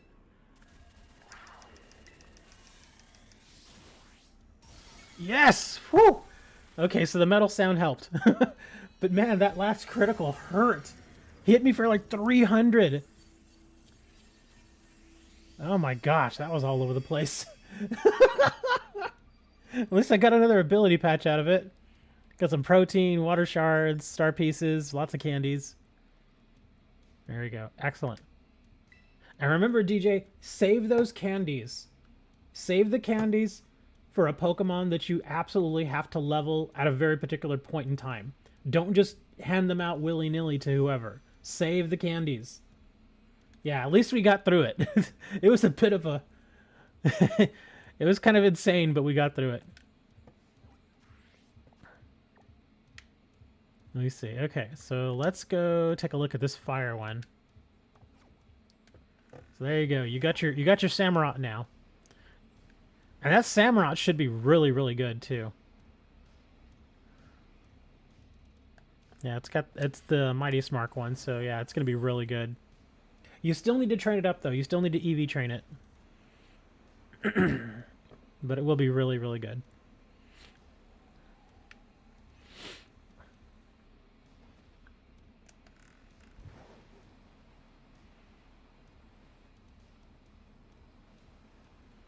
No, don't touch him.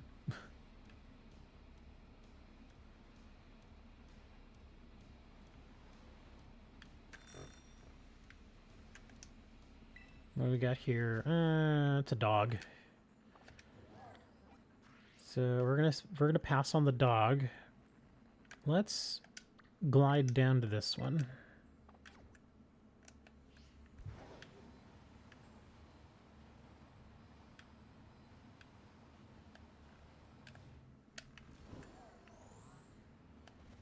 Come on, climb.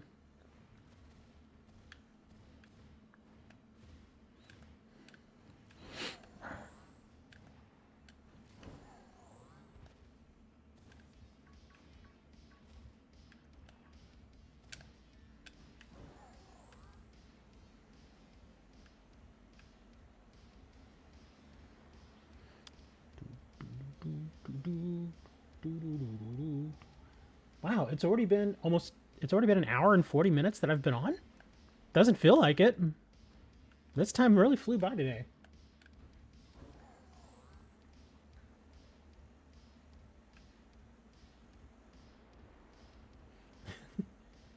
Who was it that was like, we're gonna play Arena today? They're like, it's been 2 hours, let's play Arena. I was hoping that would have been a 5-star. Let me fly over here. And we'll check this dark. If this dark is not a 5-star, I'll go to the other map. And we'll see what that 6-star over there is.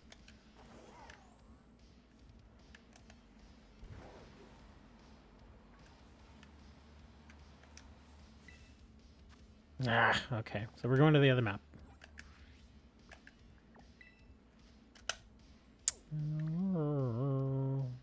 Let's see. Where is the 6-star?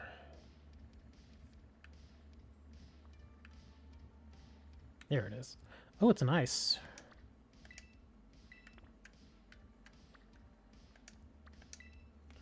I'm pretty sure like half of you are like, what's Arena? What's MTG Arena? Oh, you're gonna see what MTG Arena is. I'm surprised Moni and Dre haven't at least looked at it. Because I know you guys are all about the card games.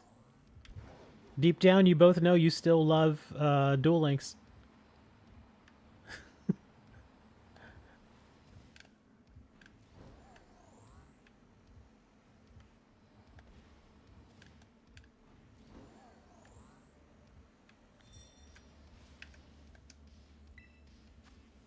Ooh, so an ice type Dusk Noir.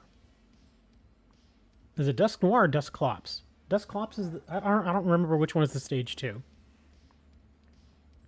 So he is an ice type though, so I imagine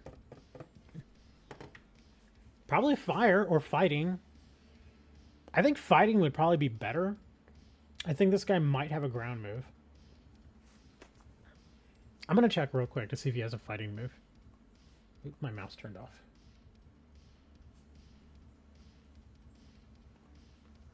It's Dusky Boy. Oh, he does drop Mystica's. Oops, went to the wrong one. Let me see. Star, and he is an ice type. Okay, so he is Poltergeist, Dark Pulse, Will-O-Wisp, Ice Punch, Gravity, and Spite. So yeah, you could take either one in there actually. So you could do fire or you could do fighting.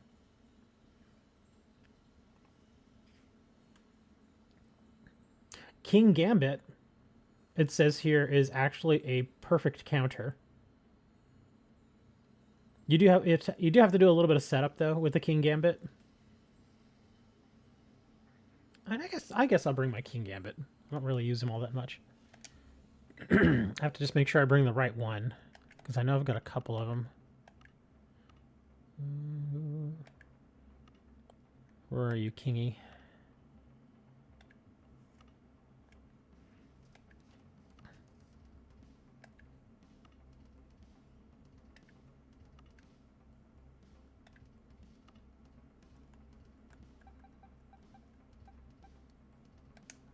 Let me double check.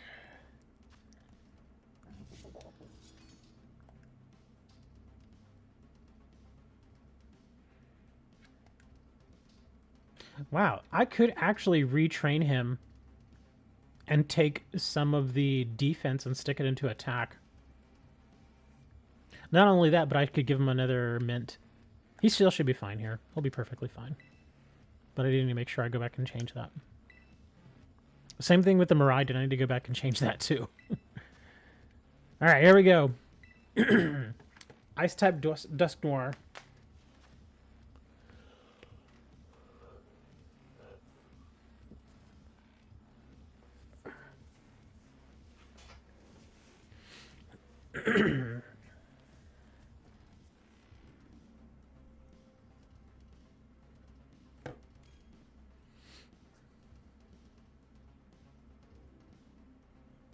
Brick Break. Yeah, Brick Break could work against him. There are better options than Brick Break versus this guy, though. I would only say Brick Break if it had some sort of wall that it put up, because then Brick Break would be very handy.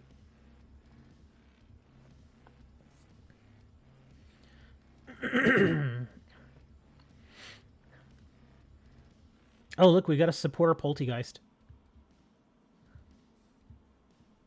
I know exactly what Ellie's going to do, too. You're going to do skill swap. I mean, it's skill swap. Well, maybe not skill swap, but... well, no, yeah, you will do skill swap, because you want to give him your weak armor. Yeah, you're going to give him weak armor, so that's actually going to be really good. So I could probably just do one sword dance and then start whacking him, since you're going to do weak armor.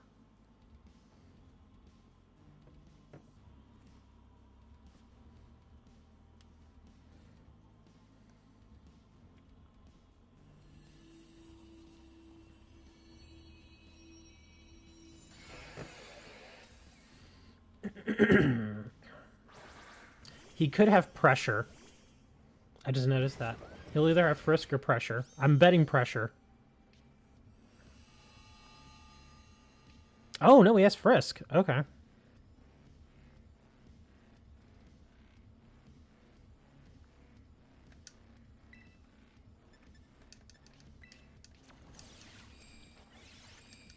Come on, sword dance, go.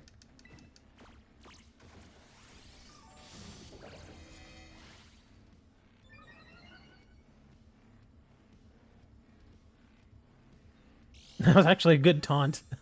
That Will-O-Wisp would have been annoying.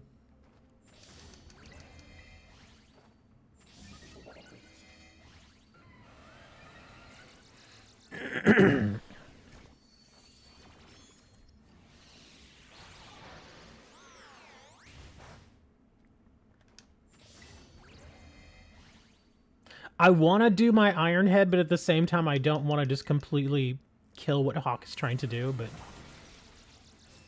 Oh, what was that? That was... Oh, it was Iron Head. Okay, never mind. Wow, that Iron Head didn't really hit that hard. That's surprising. There you go. This should hit really hard, this collision course. There we go. That's a good shot.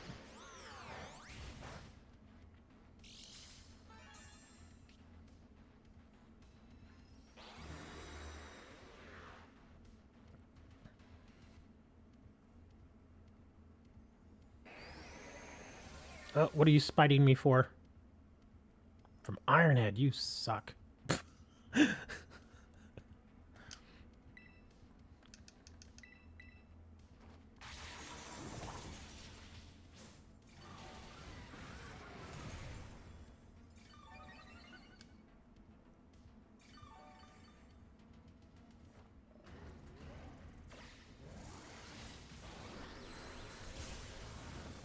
There you go. Yeah, he didn't reset us, I noticed. So yeah, your 2 collision courses pretty much took most of his health since he didn't reset. The weak armor also helped.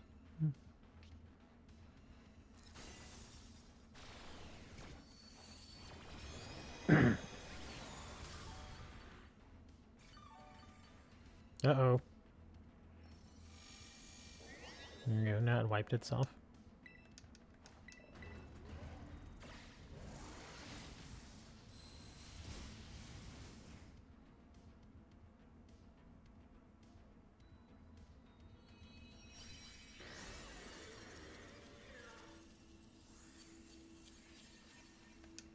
I guess we'll catch you. Might as well.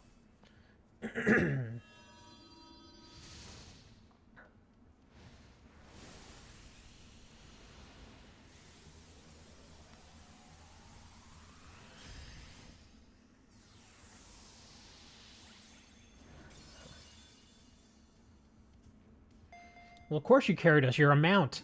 You're supposed to. We get on your back and we ride you around. And that's what you're for. Bottle cap, some PP up, nugget, big pearl. The rewards were yeah, lots of meh rewards. Well, lots of candy. Decent amount of candy there.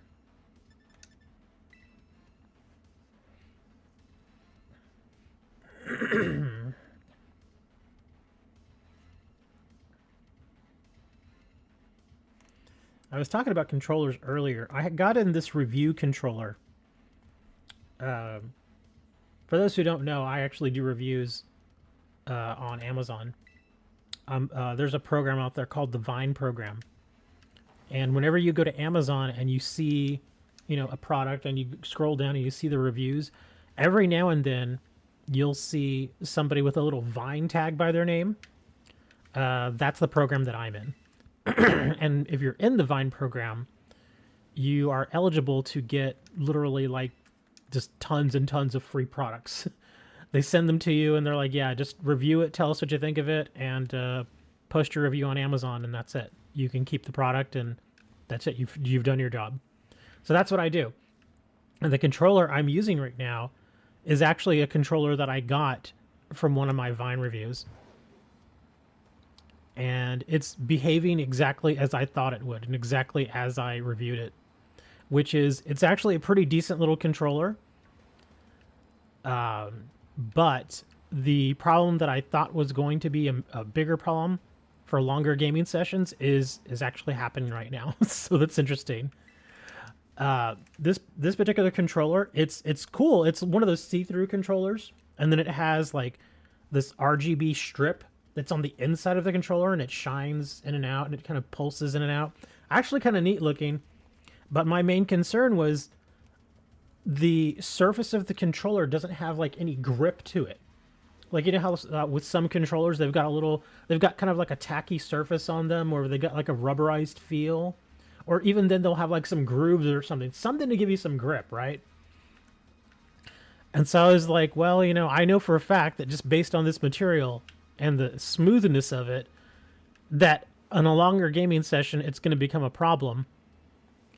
Because it just the way that it's designed, it almost forces your hands to perspire a little bit. And it's really not bad. And I don't tend to perspire very much at all. But even with this controller, I'm noticing it's happening a little bit. Like my hands are a tiny bit wet. And so let me grab... Hold on, I've got some stuff here.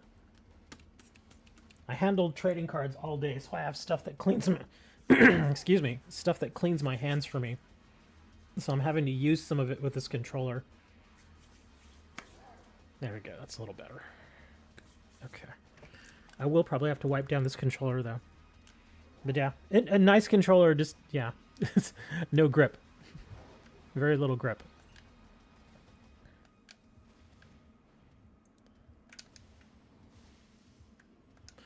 Speaking of which, I need to check and see what merchandise I have arriving today. Like, literally every day. It's actually kind of neat. Like, if you're one of those people that just likes getting stuff sent to you, like you order something and then you gotta wait a couple of days for the package to arrive and you're like, oh my gosh, I can't wait for my package. If you're one of those people, this program is actually amazing. Okay, I'm going to play Pokemon now. Oh, now you want to play Pokemon, now that I'm getting ready to wrap it up. But yeah, pretty much every day for the past month, I've been getting at least a couple of packages a day of various products just arriving in the mail. Well, not in the mail, but in the from the Amazon delivery. Didn't I already check this one? Yeah, I did.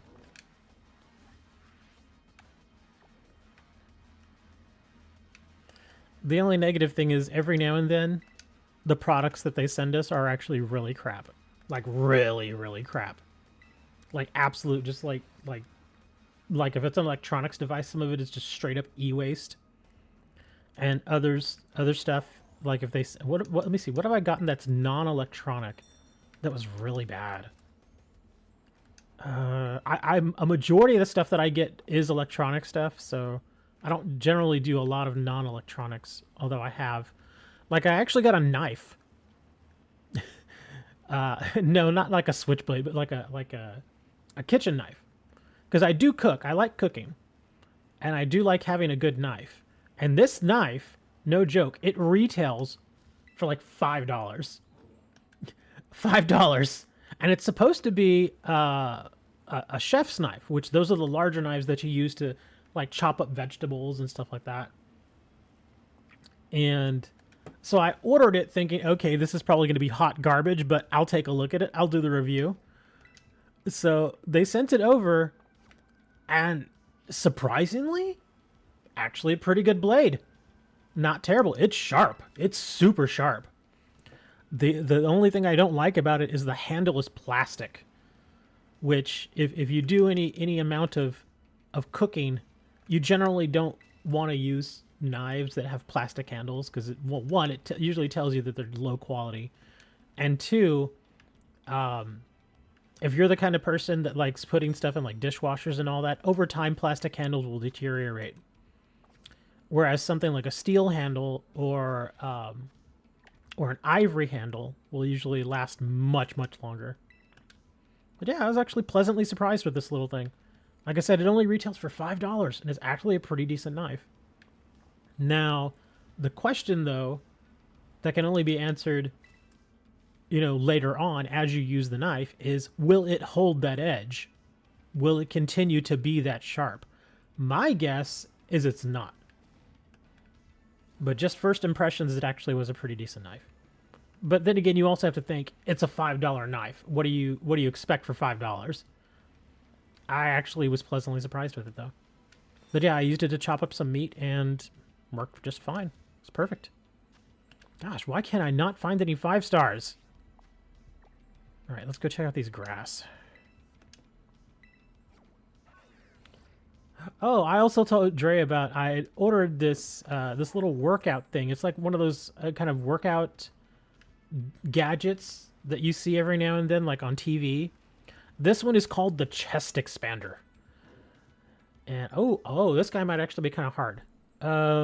He's Ghosty Boy and water, so he does ghost and water moves. He's grass type, so we can't bring fire. I imagine flying then. Yeah, I imagine we'll want... I don't really have too many flying moves. Flying Pokemon. Yeah, I just found one. We can hold off on yours for a minute, DJ. I guess we'll... I guess we'll do flying. Is this... Oh, that's the different one. Here. I've got this guy. Or I could just do support. Let me check this thing here.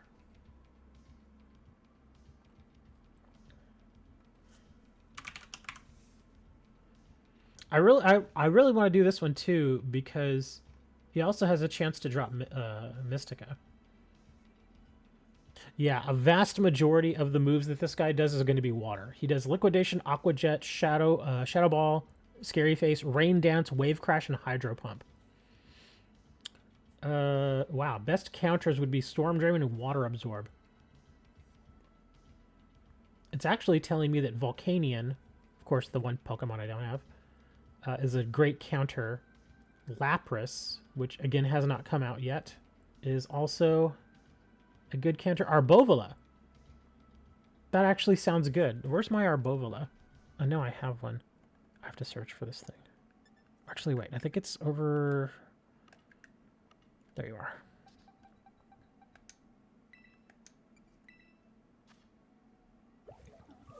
Let me see. This is more support, right? Yeah, Safeguard, Helping Hand, Grassy Terrain. Yeah, I'm perfectly happy with doing just some support here. It's not like this thing's going to be super hard, so I'll just do some Arbovola support.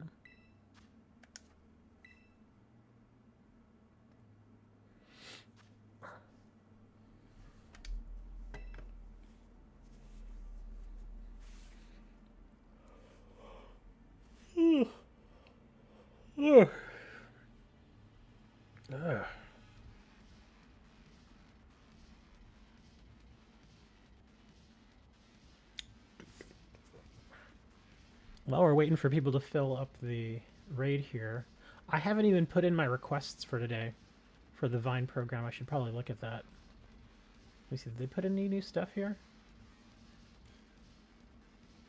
Oh, a cap set. Cherry profile. Oh. Ooh, what's this? Is it a full cap set? Oh, it is a full cap set. Huh. I will have to think about that.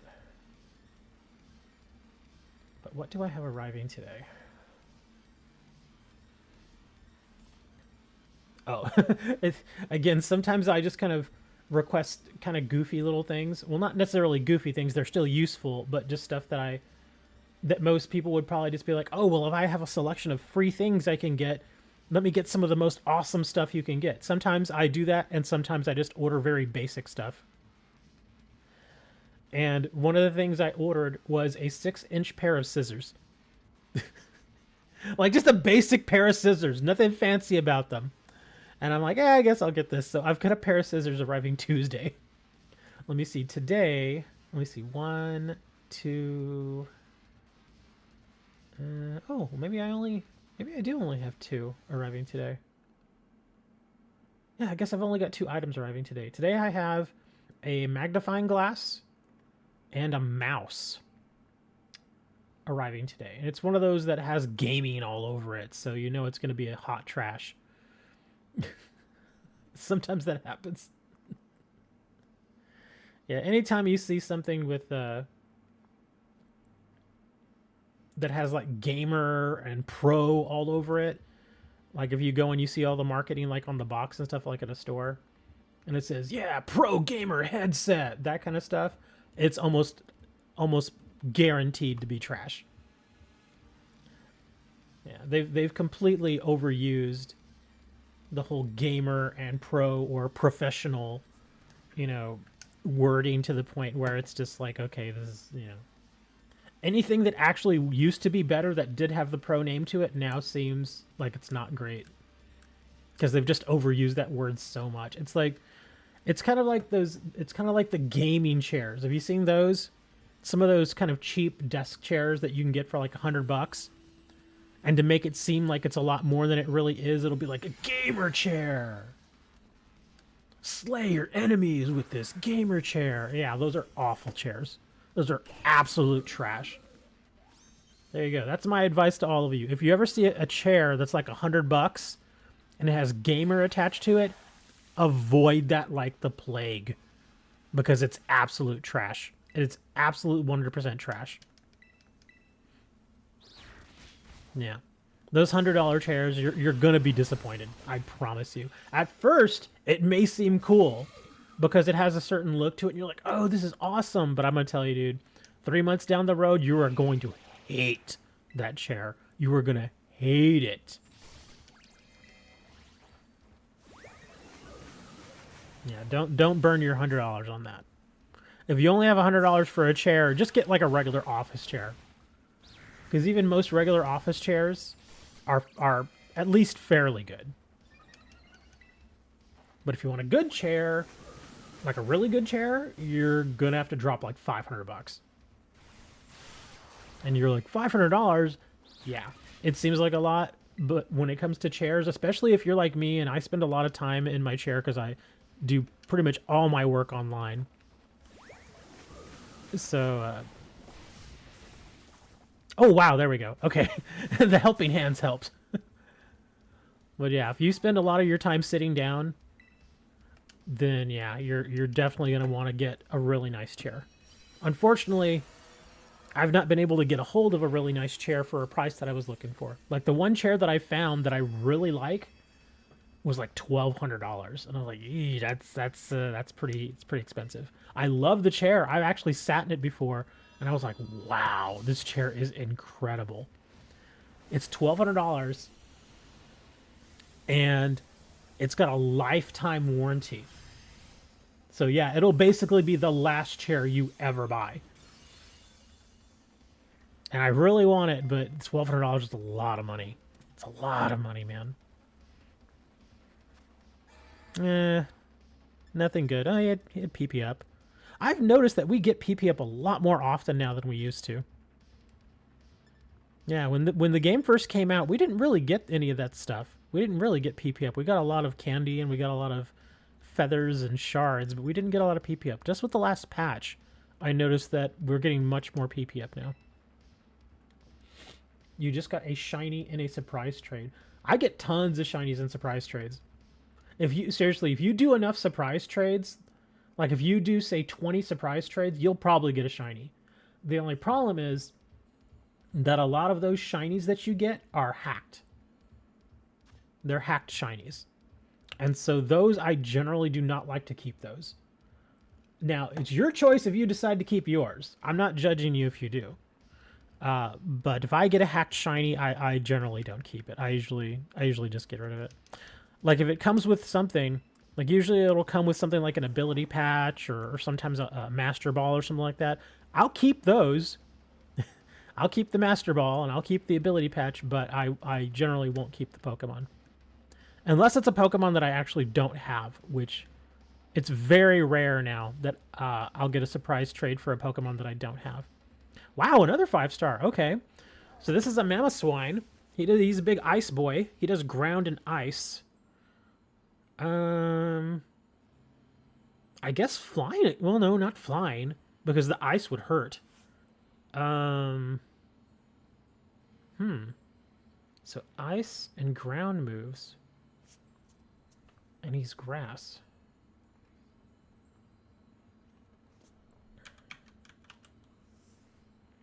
And this guy also has a chance to drop Mystica. And he's a grass type, 5-star. So he does Earthquake, Blizzard, Ice Shard, Ancient Power, Snowscape, and Amnesia. Good counter abilities are Earth Eater, Levitate, Psychic Surge. Good counter Pokemon. Bronzong, Orthworm, Corviknight. Oh, I was like, Corviknight? Why is Corviknight on there? And I think the reason they're saying Corviknight is okay is because the ice, I think, hits less than super. It's like not so effective versus his steel, but it's super effective versus flying, so it just hits for normal damage. I'm guessing that's why it does that. Wheezing is also on here too. Poison? Yeah, I guess that would make sense. Poison type. Yeah, that's actually another good idea. We could bring poison types to this. As long as it has Levitate, though. Yeah, if you got a poison type with Levitate, then you should be okay. Oh, Mesprit's on here. Really, Mesprit? Let me check my Wheezing. I have a Galarian Wheezing, too. Actually, let's go this way. Where is... And I know I trained up my Galarian Wheezing. I just don't remember where I put him.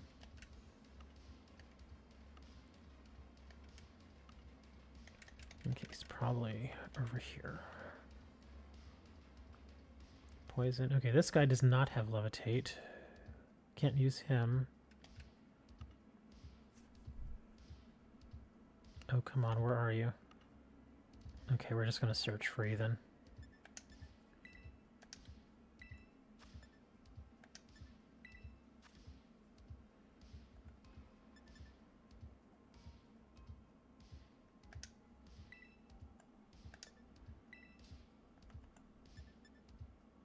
Well, there's my Galarian one. I think he has Levitate.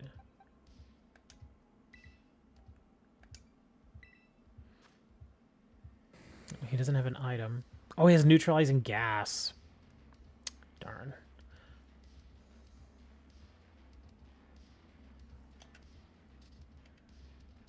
His stats are actually pretty good. Do I want to switch out neutralizing gas, though? Let me check my other one. Another one should be right over here, then.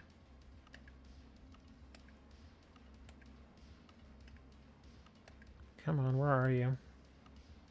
Really? Where are you?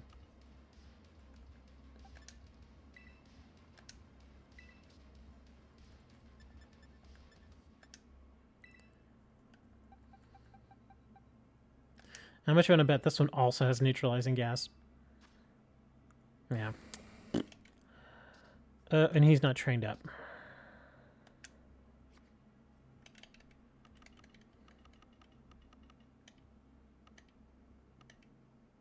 You think I can survive without the levitate?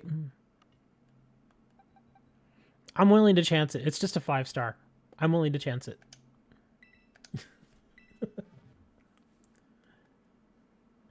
Talonflame would be good here. I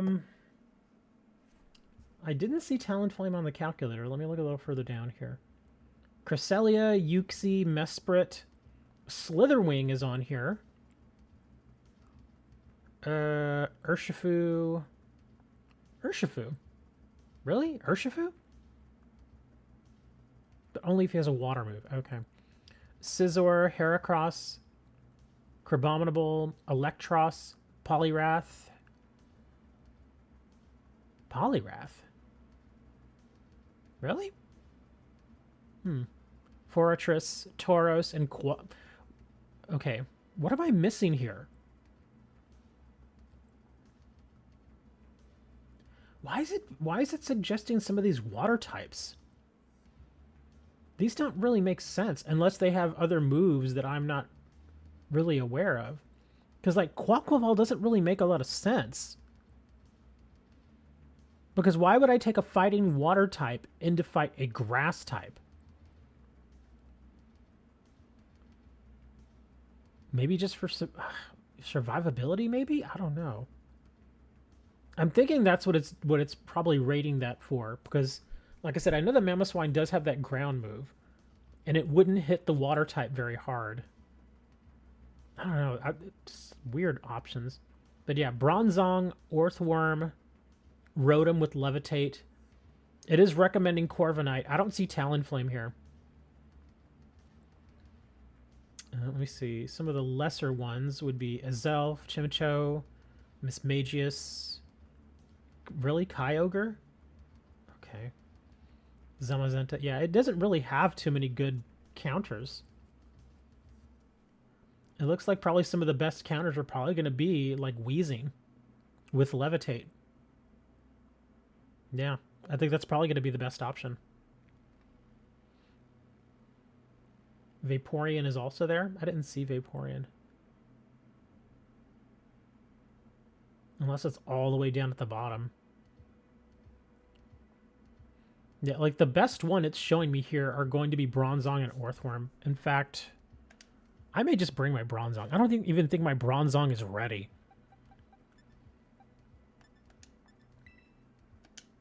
Yeah, I've almost never had to use Bronzong for anything in this game. So I don't think it's going to be ready. I may have one that's already done, but let me see. I know I have one that's like level 50 still. Okay, so this guy, Steel and Psychic. Let me check here. Metal Sound, Helping Hand, Reflect, and Shadow Ball. Heavy Metal doubles the Pokemon's weight. Oh, okay, so he doesn't even have Levitate. Yeah, my Bronzong is not prepared for this battle. What about my other one? I think this one's level 50. I don't think this one's ready. Oh no, this one is also level 100. Oh, and this one does have levitate. Oh, this is interesting training here. Apparently I wanted to make him really defensive. Oh, is this guy just support? Because he's metal sound, iron defense, safeguard, and confusion. That's really odd. Let me change him up. Yeah, I know it's just a 5-star, but yeah.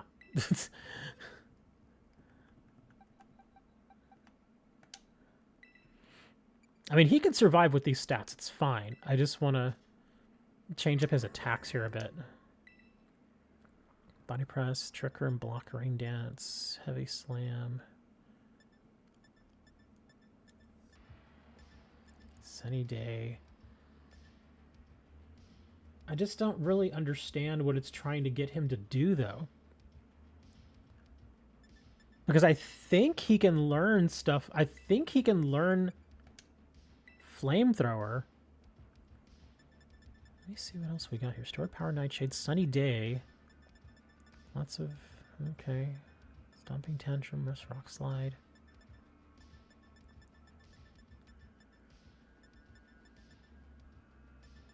What am I missing here? Gravity, gyro ball, weather ball. I really don't get what I'm missing here.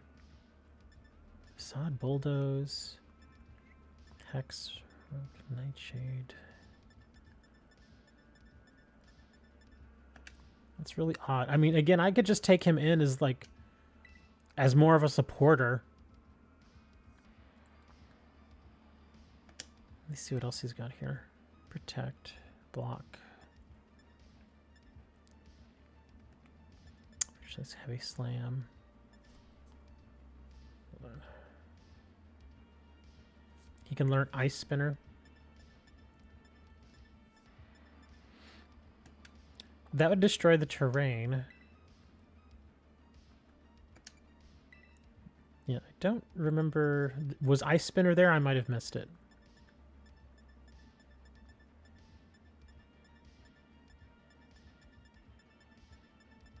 Oh, yeah, there it is. Ice spinner. I guess that's as good as it's going to get. So I'll put that in instead of iron defense.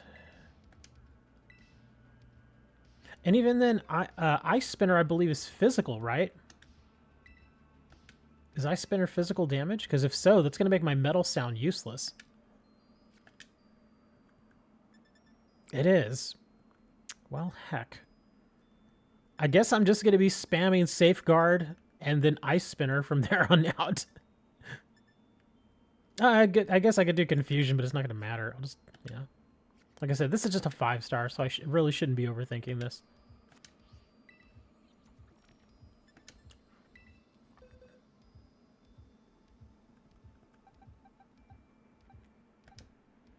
Drea, in Tera raids, you don't get to use a team. You choose one, and then the other members of your party get to choose their Pokemon. But yeah, that's what I was saying. Some of the suggestions on the Tera calculator for this guy just weren't really that great. I just didn't get some of them. The bug ones kind of make sense. In fact, let me see.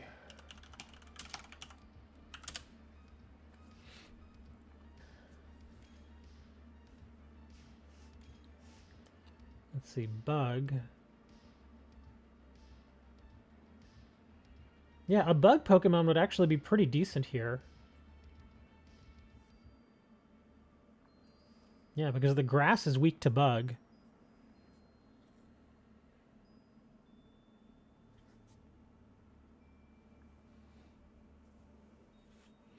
Let's see, what is bug weak to?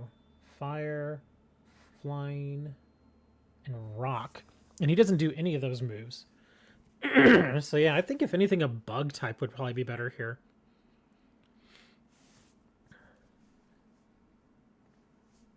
Let me see. And the top bug type, it was recommending was the Fortress. So that one, see, that one makes sense. And it has Overcoat. Yeah, if you had a Fortress with Overcoat, that would be perfect. That one makes perfect sense to me. Let me see. What other bug type? Oh, the Slitherwing. The Slitherwing could work too. Excuse me. And what else was there? Oh, Scizor. Yeah, Scizor's on here. And again, if you've got at least a bug move, if you've got like an X Scissors or something like that, it'd probably be fine. Heracross. Yeah, those two actually make sense. Yeah, there's Ellie with the Scizor.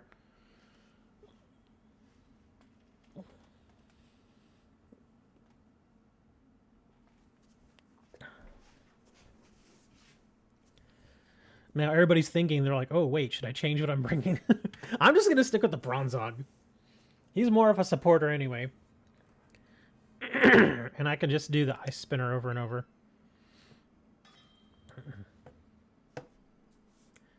Can I trade in chat? Yeah, I mean, if somebody wants to trade with you, sure. No problem with that.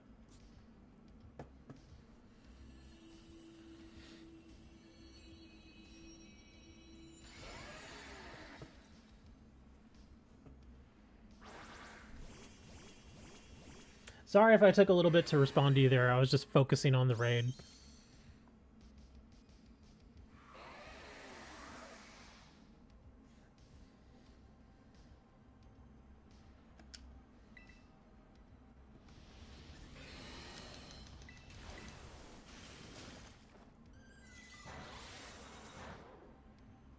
Oh, darn it.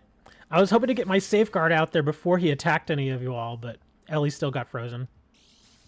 Well, the safeguard's out there now, so if you have to heal it off of yourself, yeah, go ahead.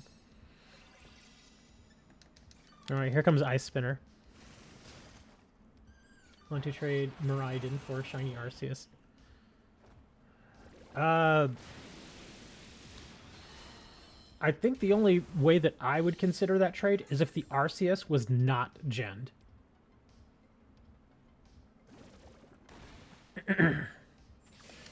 And I can tell you right now, a majority of the shiny Arceus out there that I've seen, in fact, almost all of them were genned. Genned equals hacked. Yeah, it's the same thing. Genned and hacked is the same thing. So yeah, I would not take a hacked Pokemon. Not in trade.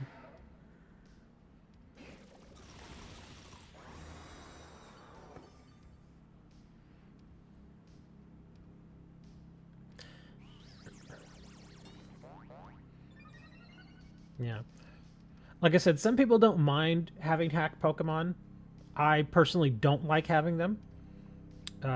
Just because I think it kind of kills the whole idea of, well, you're supposed to go out and collect them all. And yes, some of these Pokemon are very hard to get, and so that's why I understand why some people get them. But at the same time, you also have to be very careful with them too.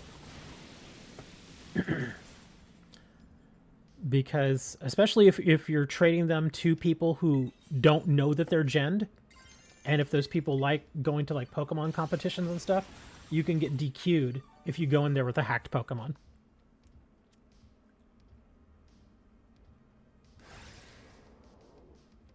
Well, that one's actually not bad. If you have a legit Koraidon, somebody may want to trade their Miraidon.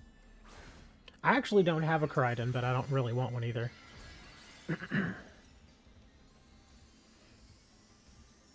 I don't even know why I Tera. It doesn't make sense for me to Tera.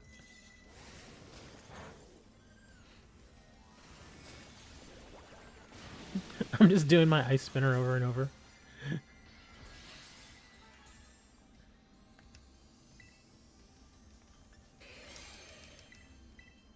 There you go, one more safeguard. I don't think we'll need this other safeguard because I think our Scizor is going to kill this. There we go. Please do, it's Japanese. No. I like my Miraidon. My Miraidon is very useful to me. Yeah.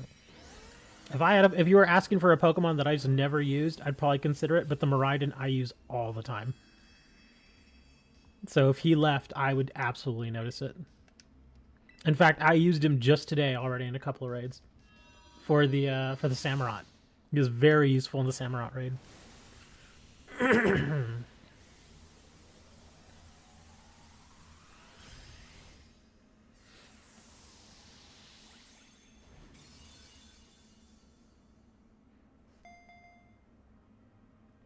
I will say, though, out of all the hacked Pokemon I've gotten via surprise trade, I've never actually gotten a Koraidon, which is kind of surprising.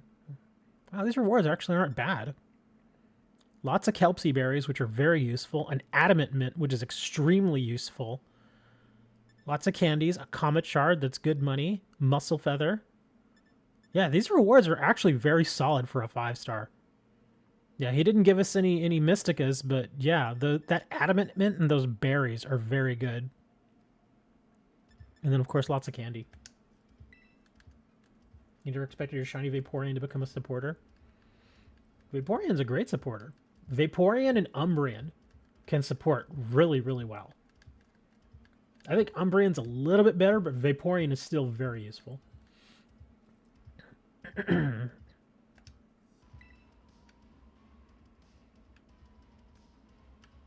In fact, here, let me see. I'll do a couple of trades here. Surprise trades, that is. And let me see, because sometimes I'll do just like one random surprise trade while I'm leveling up, and I'll get a gen Pokemon right away. Shiny Skeledirge or Mebelstiff or Zoroark. I actually have a shiny Skeledirge. Somebody else might be interested in those. The shiny Skeledirge I got, interestingly enough, I got it via surprise trade. It was I got a shiny Fuecoco, and he is legit. I checked him. That's why I still have him. He was legit. So I was very happy to get him. And I named him Pink Fury. So my shiny Skeledirge is Pink Fury. Just because it's such a fitting name.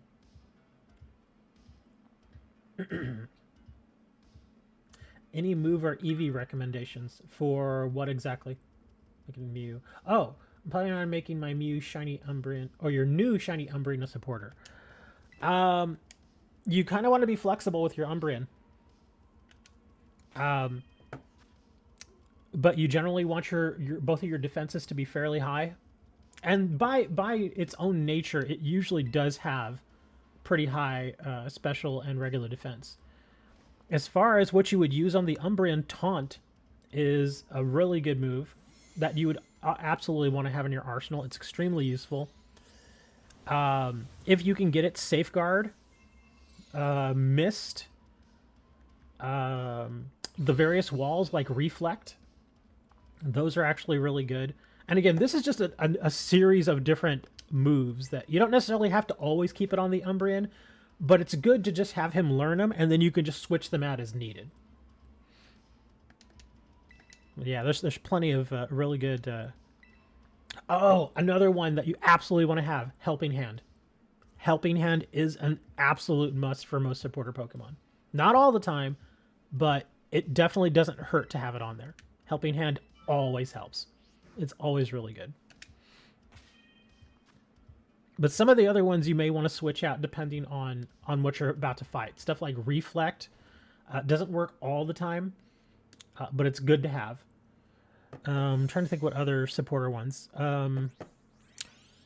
Chilling Water can be pretty good. Oh, look at that!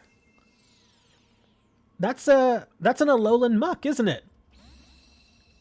Or I'm sorry, an Alolan Grimer. Okay. I was thinking Muck, Grimer, they're kind of the same thing. But there you go. Look, I got an Alolan. That's pretty awesome. Does anybody actually need that?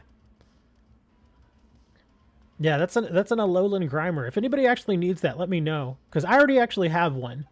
But I would not mind giving this to somebody who wants it. That was actually a pretty good surprise trade right there. Screech. Screech is excellent. Snarl is actually pretty good. Helping Hand, yes. Taunt is also good. Synchronized. Yes, Synchronized is also good as far as their ability. But yeah, Snarl is good. Do you actually need it, Ellie? Like you don't have one? I'll give it to you. Yeah, I have no problem just giving it to somebody. Because like I said, I actually got one of those via surprise trade several months ago, and I was so jazzed about it that I bred them. I made a whole bunch of them, and then on the next stream, I was like, "Hey, somebody traded me an Alolan Grimer. Does anybody else want them?" And everybody was like, "Sure, I'll take one." And I gave like 10 away. You don't have one?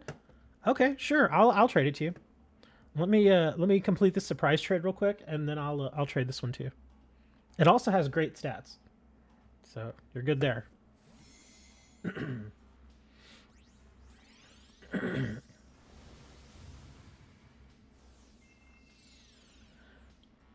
I wasn't even looking. What did I get here? Oh, an iron bundle. Eh. All right, let me trade this to Ellie real quick. Yeah, the Alolan Grimers and the Alolan Mucks actually are useful. I've used my Alolan Muck a couple times in raids. Plus, they're just really, really unique. There's my code, 454122. And again, this is for Ellie. I want to get this one to Ellie here.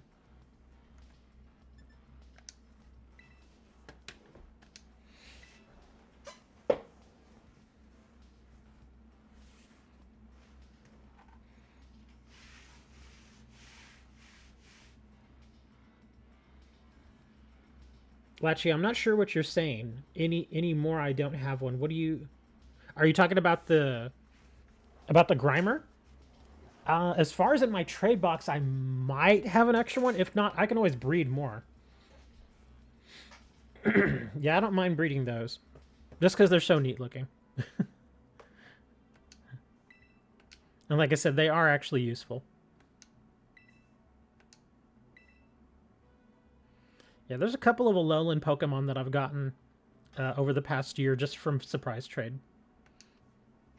The other one was the Alolan Raichu, the surfing Raichu. Unfortunately, I can't duplicate that one because if you breed them, it just gives you a Pichu. It doesn't give you anything special, and even when you evolve it, it doesn't turn into the surfing version. You actually, as far as I know, you actually have to be in Alola to get it to evolve into that. Yeah, Ellie, you can just give me whatever. It doesn't matter. Yeah, you can give me just like a throwaway Pokemon. I'll stick it in the grinder later on. Like there's that webcomic out there where there's this kid that finds an Eevee and he takes it to a Pokemon Center. And the kid rolls up and he's like, "Hey, I found this Eevee out in the wild and it looks like it needs a home. Do you think you guys could help it find a home?" And the Pokemon Center employee is like, "Oh yeah, sure, we'll take it. We'll take care of it for you." And the kid's like, "Okay, thanks." And the kid turns around, and as the kid turns around, the employee takes the Eevee and literally dumps it into a meat grinder. It's actually a very dark comic. Yeah, he dumps it into the meat grinder, and the kid can hear the meat grinder going but doesn't turn around, and he's like, "What is that sound?" So they basically just, yeah, they kill the poor Eevee. Oh my god, what's with the errors? Try this again. Yeah, it's a pretty dirty comic. In fact, I can probably find it. I don't know if I should share it. I mean, it's not like super dark. It's not like blood splattering everywhere, but it's still pretty insane.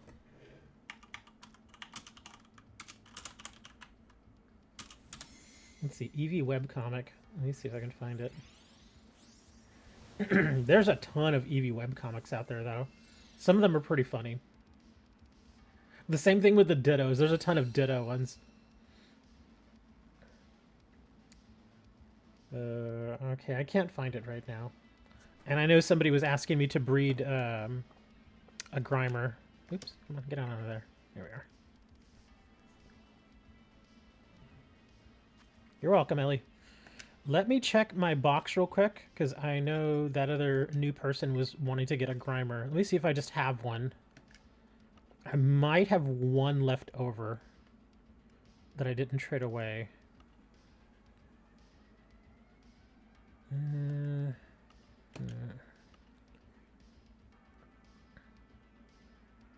I don't see one here.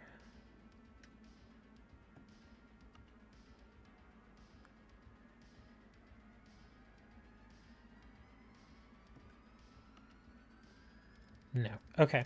So I will need to breed one. While I'm breeding, does anybody else actually want one? In fact, while I'm doing this, let me move some of these Pokemon over, because some of these I won't use. Because if there's more than one person, then it makes even more sense for me to actually breed a handful of them. Because if not, I'll just go in and get like a couple eggs and that'll be it.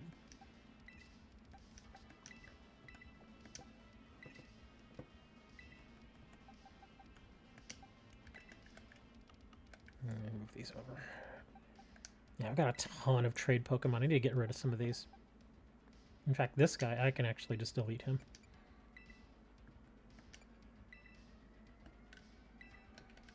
Okay, so let's get a breeding team in here. Let's get our Ditto. This poor Ditto. This Ditto is either really annoyed with me or extremely happy.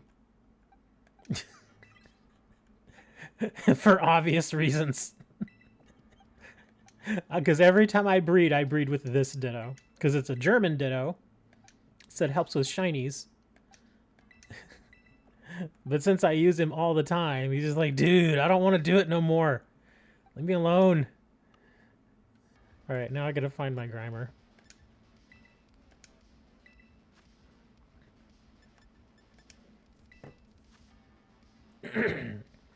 You don't have a Gengar or a Salamence?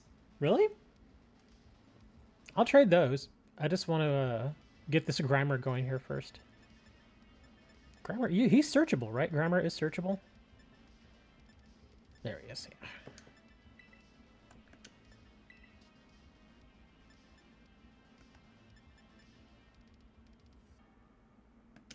Wait a second. Oh, I think I know what I did. I probably evolved him and then just didn't leave myself with a regular Grimer, so I probably have to find the muck. Either that or I moved one to Pokemon Home. Or does this search only do the regular muck? Oh, there he is. Okay, yeah. I knew I had him here. I was like, I know I have this dude. Where is he? Okay. Alright, there we go. Alright, picnic time.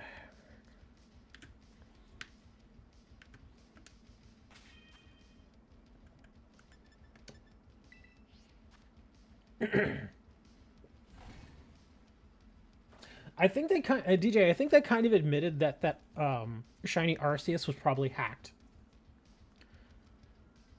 It is possible that they actually just got some from somebody else. I've seen that happen where somebody will just come around and be like, hey, I've got like 10, you know, shiny Arceus that are hacked and I just want to get rid of them.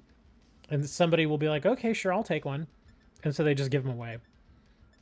We've had people come into stream and do that before.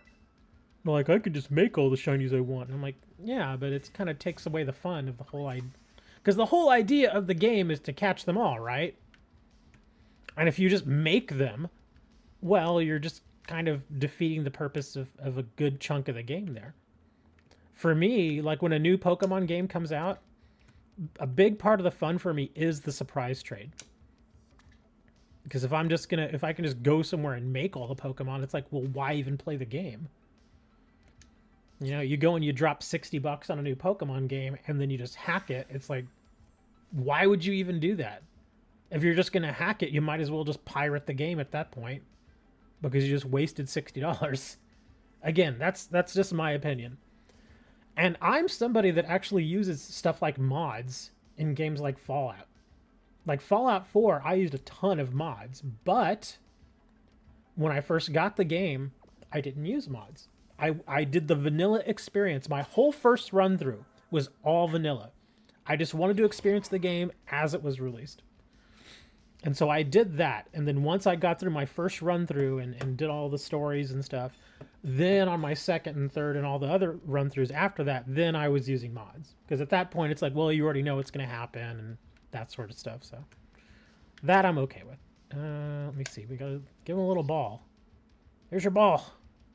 Here, play with the ball. We'll give him a couple of minutes.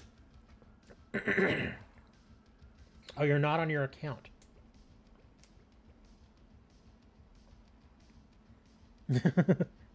Dang, Muck's pretty fast, man.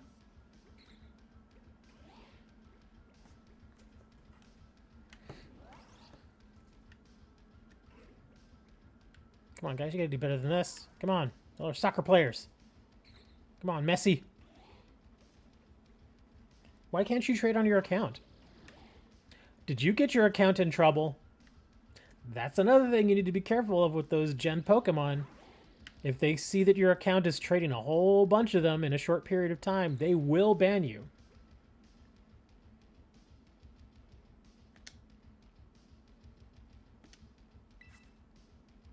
There's an Ultra Ball.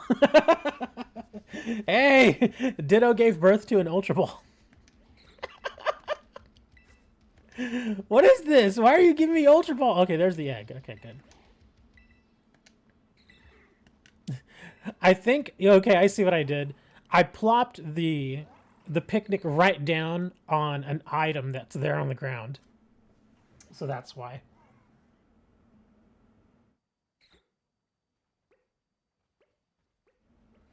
Yeah, that's another little trick that I've found. If you go to an area, like you see the little shiny things on the ground, those are obviously just items that you pick up. If you happen to plop your picnic very, pretty close to where one of those items is, and you can see right there, look next to the basket, you can see it twinkle every now and then, so there is an item there. If you plop your picnic right down, or at least relatively close to that item on the ground, the basket will continue to reproduce that item over and over and over again. And it just so happened that item was an Ultra Ball. Some people actually use this little trick to farm money. What they'll do is they'll go to a place that they know has a high likelihood of having a Comet Shard or a Pearl String, because those sell really well. The Pearl String sells for like 10,000 each, I think. So what they'll do is they'll go and they'll look around for a Pearl String, but every time before they pick the item up, they'll save their game. So you save your game, then you pick up the item. If it's the item that you want, then at that point, you close the game, reload to that point to just before you had picked up the item. Then instead of picking up the item, you drop the picnic. And again, you put you want to get the picnic basket relatively close to where the thing is. So then when you go back to the basket, it will just continue to reproduce it. And of course, obviously, you'll get eggs too. But yeah, sometimes you'll get it to reproduce the item that's there on the ground, and it'll just keep giving it to you over and over and over again. Now, as far as how often it produces it, I don't know. I've never really tried it. But I do know it works, because obviously it does work. It just did it for us. No, I'm not linked. Oh, okay. Aw, y'all got the ball under the table. Here, go over there. Oh, he pulled the ball out. Oh, I'm sorry. Where can you find Comet Shards or Pearl Strings? Comet Shards, I have found one occasionally in the desert area on the main map. And the Pearl Strings are pretty rare. But the best place to find them is going to be like on the beach areas. But yeah, the Pearl Strings are very rare. Comet Shards are the same way. You probably have an easier time of getting a Comet Shard out of like a 5 or 6 star raid.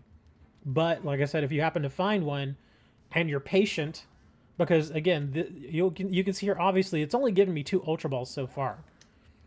Let me check again here. Oh, it's giving me eggs. That's another thing. If you don't want eggs, but you just want to reproduce the item, then don't bring a Ditto in here. Don't bring your breeders in here, because then it'll just keep giving you eggs and not so much the item that you want to reproduce. Yeah. See, it's not producing my Ultra Balls for me. It's just giving me a bunch of eggs. Your dad forgot his password. Where do you find them? Password? Password for what?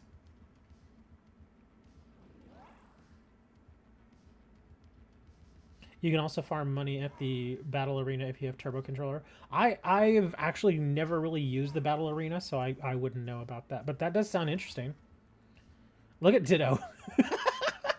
This is actually a glitch. He does this sometimes. He did this for me the other day, too. For some reason, the pathing to the ball screws up, and so Ditto will just go around it like this forever. He will literally just do this forever. He doesn't animate or anything. He just goes around it. And then Miraidon, who wants to get to the ball, he'll just keep doing this too. So this glitch leads to, not really a glitch, but just a reaction from Miraidon. And where's Muck? Oh, Muck's just hanging out over there. He's asleep. This ain't Pokemon Go. Here we have to play real Pokemon.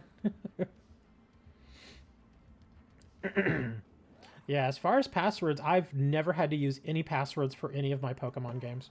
So I sincerely don't know what you're talking about. The only password I think that I've ever had to use in any sort of relation to a Pokemon game was probably my Nintendo Online password. And even then, you generally only have to enter it once, and then once it's on, it just leaves it there. Pokemon Go uses passwords? Really? Even on my Pokemon Go, I've never had to use a password. Of course, I don't really play Pokemon Go. I have it, I just don't ever use it. No, come on, stop here. I'm trying to get him to get out of the... There we go. Now I got him to come out of that. Okay. That's another thing. If he does do that little glitch, you can just kick the ball and it'll get him to move. There you go. Yeah, I guess... like I said, I don't really do too much with Pokemon Go. Oh, look, there's an Ultra Ball. It gave me another Ultra Ball. Oh, oh, okay, here we go. Now it's reproducing Ultra Balls again. So it's giving me eggs and Ultra Balls. I don't really need Ultra Balls. Okay, this should be more than enough eggs. I can probably get out of here now. Okay. Excuse me. And since we're done with the picnic, I can just pick this up. And guess what? It's another Ultra Ball. So I just got like 5 or 6 Ultra Balls there. Okay, so now let us get into our box. Let's get some eggs going here.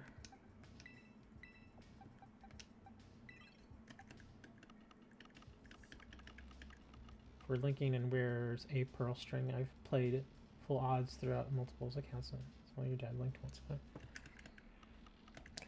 But yeah, like I was saying, to find pearl strings, you generally want to go to beaches, places like that. That's usually the best place to find pearl strings. Now, of course, you don't have to go for the most expensive stuff. Sometimes you just want stuff that's useful. For example, if you happen to find a place that has like potions and you don't have any potions, you're like, maybe you're just getting started out or you've just had to keep using your potions, you can just go and farm potions like that. The thing is, though, you have to consider that, yeah, you're getting all those little items for free. Like I just got, what, like 6 or 7 Ultra Balls basically for free because I was breeding anyway. But you are trading time. So the time that you could be going out and just battling other Pokemon and gathering items on your own, now you're just sitting there in a picnic. So there is a trade-off. So that's kind of why most people... Well, there you go. That's Super Potion. That's actually a good one. That's why most people only do that little technique when they're getting stuff like Comet Shards or Pearl Strings. If I'm not mistaken, the Comet Shard is what, 7,500? And the Pearl String, I think, is 10,000. Oh, we got a couple of Great Balls. Now I just gotta ride around for a bit and get these eggs to hatch. And I will tell you right off the bat, if I do happen to get a shiny out of these, I am keeping the shiny. So don't get mad. But yeah, I definitely want to get the shiny. Oh, here we go. Eggs already hatching.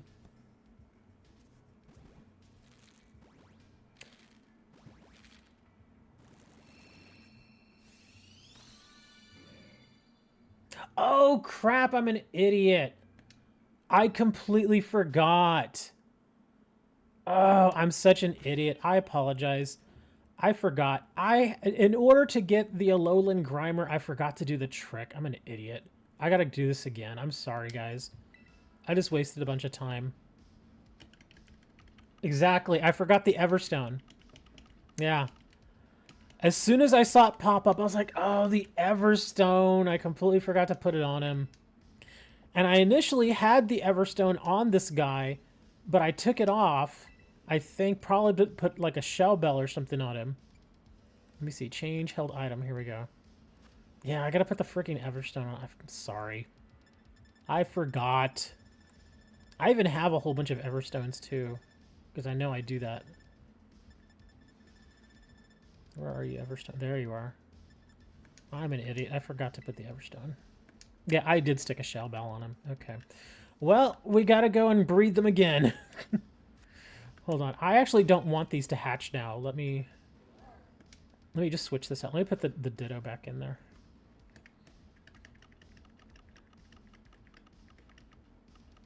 I mean, I'll hatch those later, but it doesn't matter if I do them now.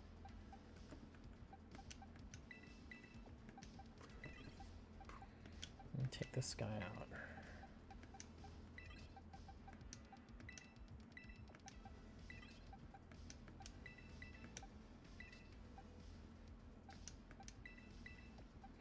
It's all right. Just be a couple minutes. Okay, so let me just roll down here real quick, and I'll just stick a picnic over here. I still have my sandwich, so I don't have to make the sandwich again. So I still have my sandwich powers.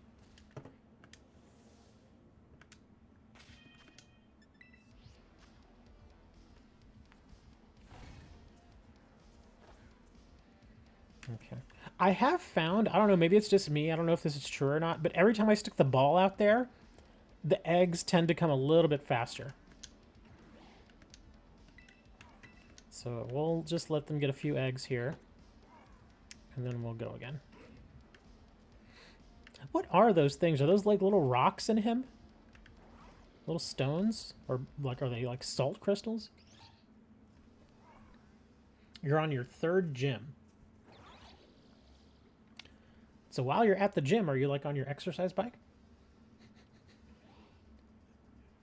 That's not the kind of gym I mean. I know I'm teasing you. I'm talking about the trainer gym. Yes, I know. The trainer gym.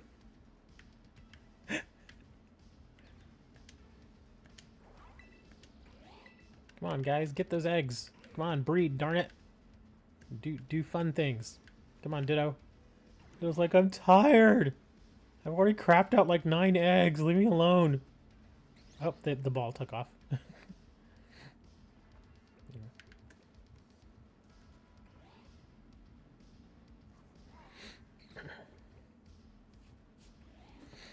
While we've got a minute, I am actually going to check some of the college football scores. Ooh. Oh, I forgot they were playing today.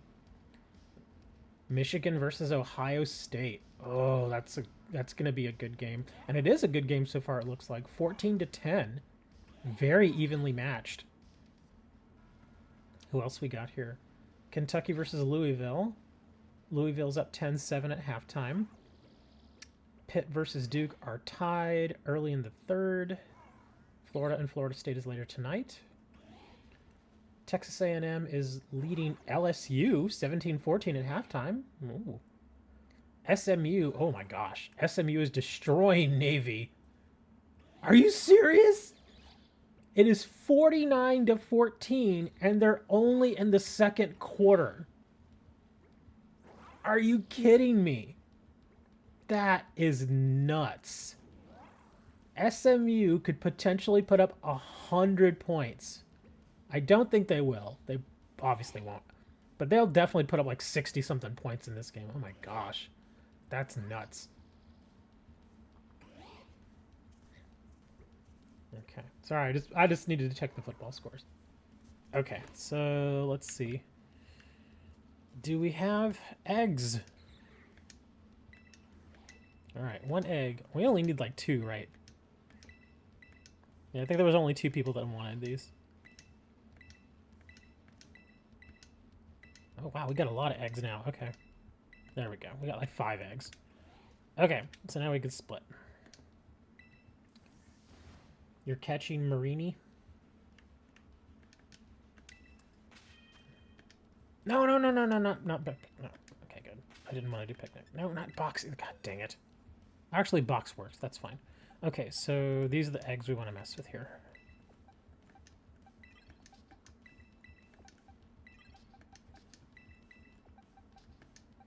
Okay, we'll just do like 3 of these. Okay, and then we'll get our bird in there. Okay, so let's just ride around a bit. What? Okay, well, I took the other eggs out. Did I accidentally put back in one of the old eggs? Maybe I did. That's why it's hatching. Okay, yeah. he's so happy. He's all, I'm here, guys. I'm here. It's time to party.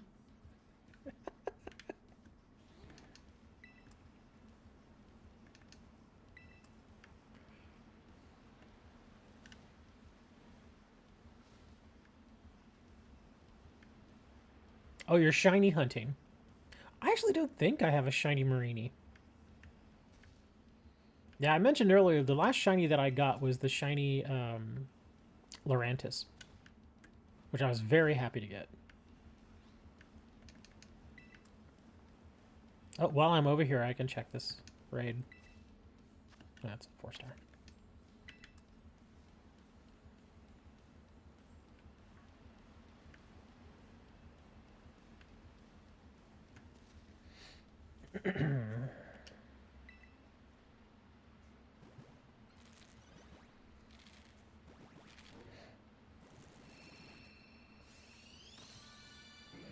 Hi guys, I'm here!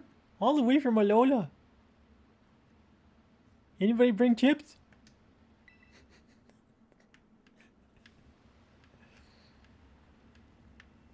Sorry. That voice has always made me laugh. It was a voice that I heard years and years and years ago. I forget who it was that did that voice. Yeah, I can't even remember who did the voice. I just know it makes me laugh. It's kind of like my go-to derpy voice. Whenever I see someone that's kind of like a goofy smile. Hi, guys! Alright, let me hatch this last one and then I'll trade. This one should hatch right away.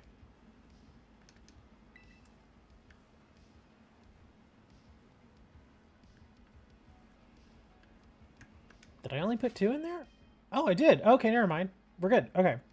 So, I know that Mute wanted one. So, oh, let me take him out of the party. God dang it. Come on.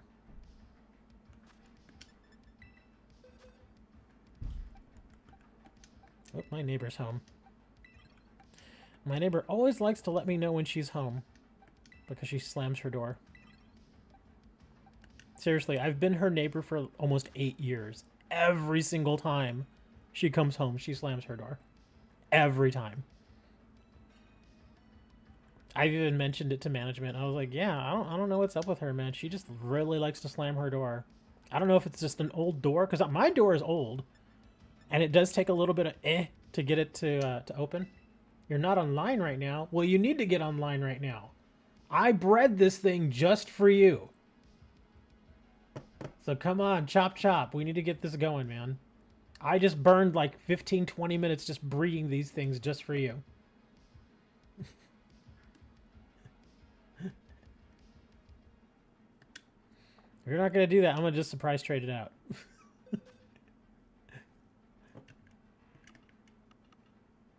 You'll take one? Okay. Well, let me back out of this. All right, there we go. 454122. So DJ gets one and Mute gets one.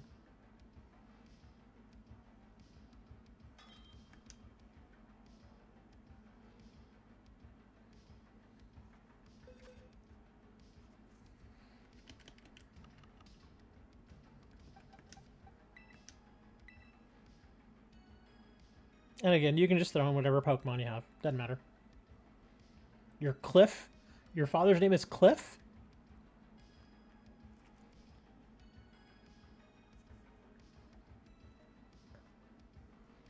Your dad's name is Clifford. Don't meet many Cliffords anymore these days.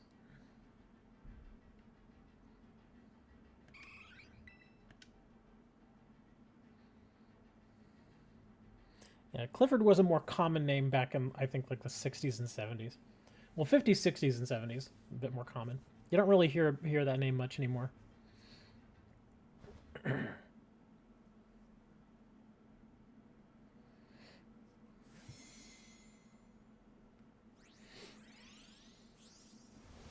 He's down the hallway. Okay.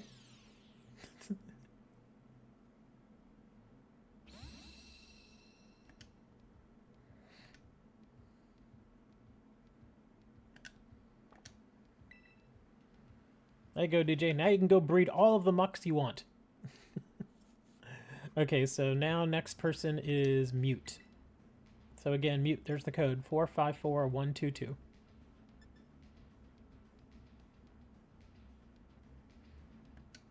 And yes, I always do codes like this that are at least slightly complex, because I've had way too many times where people are like, yeah, just use code 4444 or something like that, where they use the same number over and over again. And way too many times I've gotten somebody that was not the person that I was trying to trade with. And I'm like, yeah, that's why I don't do that. That's why I use a more unique code, so I can make sure that it gets to the person it's supposed to. It's a Buizel.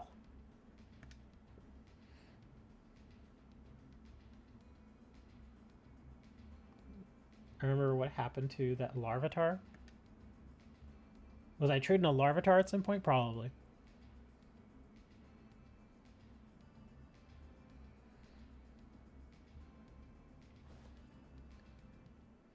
There you go. Go show the grammar to your dad. Be like, look, Dad, we got an Alolan grammar.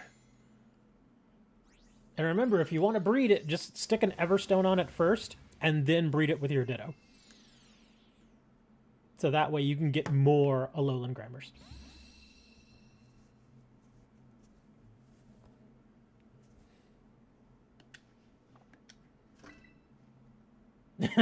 Oh, it was just a regular Larvitar, though. It wasn't a big deal. If it had been like a shiny, I would have been annoyed. That's probably why I don't remember it. Because it just simply wasn't a big deal. Now I'm going to do a surprise trade. I wish I could surprise trade eggs. That'd be like the ultimate surprise. Here, let me go away from there, and here we'll trade Ninetales. Oh, come on. I also have some Grookey's. I know Grookey has been in the game for a little bit now, but I know some people don't actually have Grookey. That way you can get the Rillaboom later on. Oh, you still want the Salamence? Yeah, I can trade you a Salamence. Let me let this surprise trade go through real quick, and then I'll trade you the Salamence.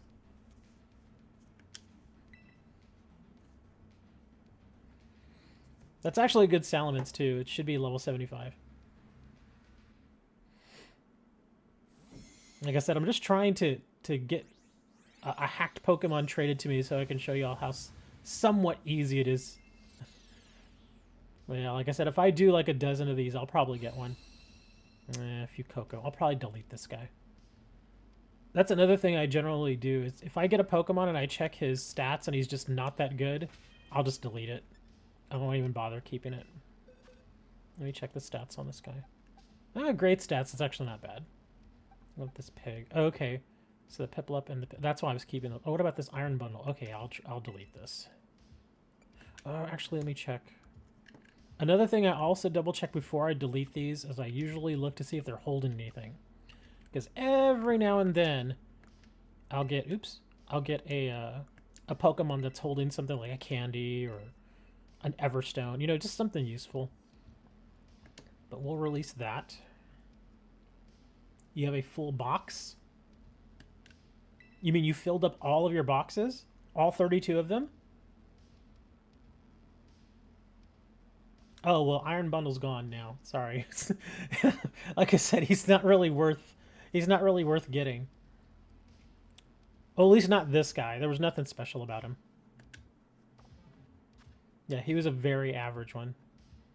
The only time I keep them is if you look down at the stats box, if it says great stats or amazing stats, those are usually the ones I keep. If you have one that says like just okay stats, I usually just dump those immediately. The only reason I will keep one that says okay stats is if it's a shiny, or if it's like a legendary or something that's actually really hard to get. Other than that, I'll just poof them out. You just got surprise traded a hacked shiny Empoleon. There you go. I actually got one of those too.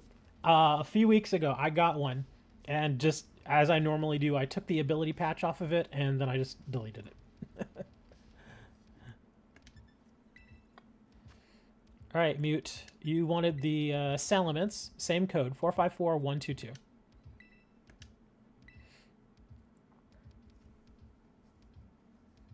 Is Cliff there? Hello, Cliff. If you're there, yes, I am trading your young child Pokemon. Yours is holding a Master Ball? There you go. Yeah. They usually come in with one of the two. They either come with a Master Ball or an ability patch. For a while, I was getting a ton of Master Ball. Like, almost all of them had nothing but Master Ball. But then, I guess they changed up tactics or something, and they stopped giving Master Balls, and they started giving ability patches, which I'm fine with, because I use ability patches all the time. And even if you don't use the ability patch, it sells for a lot. Yeah, if you were just looking for money, and you get an ability patch, and you don't need it, you can sell it. However, if you don't have ability patches, I would say keep it, because you will use it. You will eventually use it. But like me, I think I've got like 35 ability patches now, which I don't really need all of those, obviously. And considering how much I do in surprise trade, I'll probably get more. But as you all saw earlier, I'm pretty much money capped. So it doesn't make sense for me to sell anything right now. Yeah, because once you hit all nines, like 9,999,999, yeah, even if you sell more, it doesn't give you any more money, so it doesn't make sense. You're 10 years old. If I may offer, while I am thankful that you are honest with me, I would have to give you the advice that you probably don't want to tell anybody your age online. And I personally don't have kids myself, but my sister has children, and my brother has children, and I'm very protective of them. So you probably don't want to tell people that, because like most of the people that come here, we're usually good people. We're fine, you know. But every now and then, there's a bad guy out there, and if you mention that you're a certain age, they, you know, I'll just leave it at that. They're just bad people. And so you want to be careful with that kind of information. But like I said, you're probably fine here. Most of us are you know, are decent people. I would say anytime you go online, if somebody specifically asks you for your age, just tell them you're like 36. Just tell them you're 36. Be like, yeah, I'm 36 and I weigh 300 pounds and I'm 6'4" and tell them you're just like this big burly dude, and they'll usually leave you alone.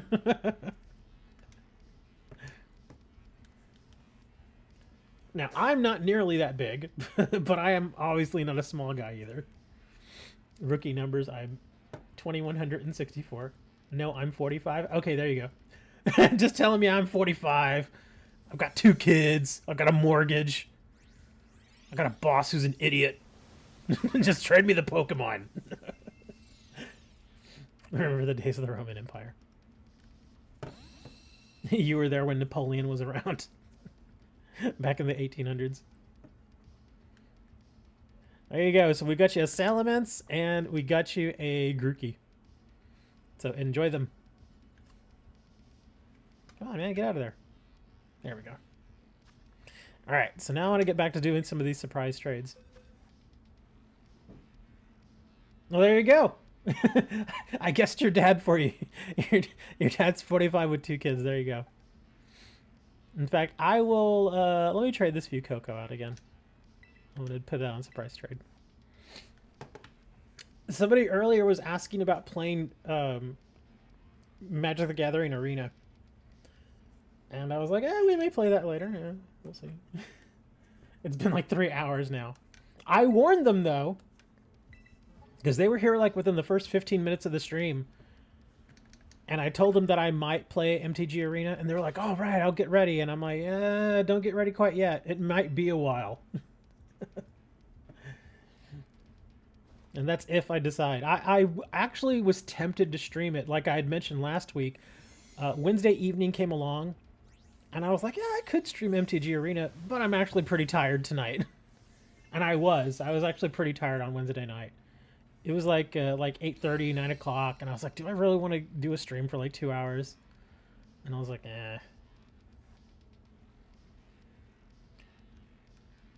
I'm going to bounce on my tramp, but I'll leave the stream on. Oh, that's cool. Man, I haven't been on a trampoline in forever. I think the last time I was on a trampoline, oh gosh, I must have been about 19, 20 years old. They're fun. They're really fun. But they're also kind of dangerous too. Yeah, I went to a friend's house, and I was at my friend's house, and then my friend was like, hey, you want to go with me to my cousin's house? We got to go over there for a little bit. And I was like, dude, sure. And so we called the cousin ahead, and the cousin's like, yeah, sure, come on over. We'll get on the trampoline. I was like, oh, sweetie, there's a trampoline. So we go over there, and he's got this trampoline, and not only does he have the trampoline, but they have like this giant old tree in their backyard, and they have a rope dangling from it. So what he would do, and I strongly advise not to do this because it actually is pretty dangerous, but what he would do is the rope was pretty long, and it was pretty high up in the tree. So what they would do is they would jump on the trampoline, catch the rope, like the bottom of the rope, in their hands, then climb up the rope toward the top of the tree, which was no joke, like a good 20 feet up. And then they would drop from that top of the tree down to the trampoline. And man, was that dangerous, but it was fun. So imagine dropping 20 feet onto this trampoline. Yeah, it's pretty interesting. Like I said, don't try that at home, though. It's very dangerous. I'm surprised nobody got hurt. Even me, when they said, hey, you want to do it? I was like, okay, sure, why not? I wasn't a teenager anymore, though. I was like 20. I couldn't say I was a teenager. I was just outside of teenagerhood. I was now technically an adult. But yeah, we went through his cousins, and the cousin was like about my age. But then he had younger brothers that were out there, and they were like 15, 16 years old. So we were all on a trampoline just going crazy for like 2 hours. It was so fun. And that was the last time I went on a trampoline. And it was great. This is actually a good Eevee. Look at the stats. It has amazing stats. So this is actually a pretty decent Eevee.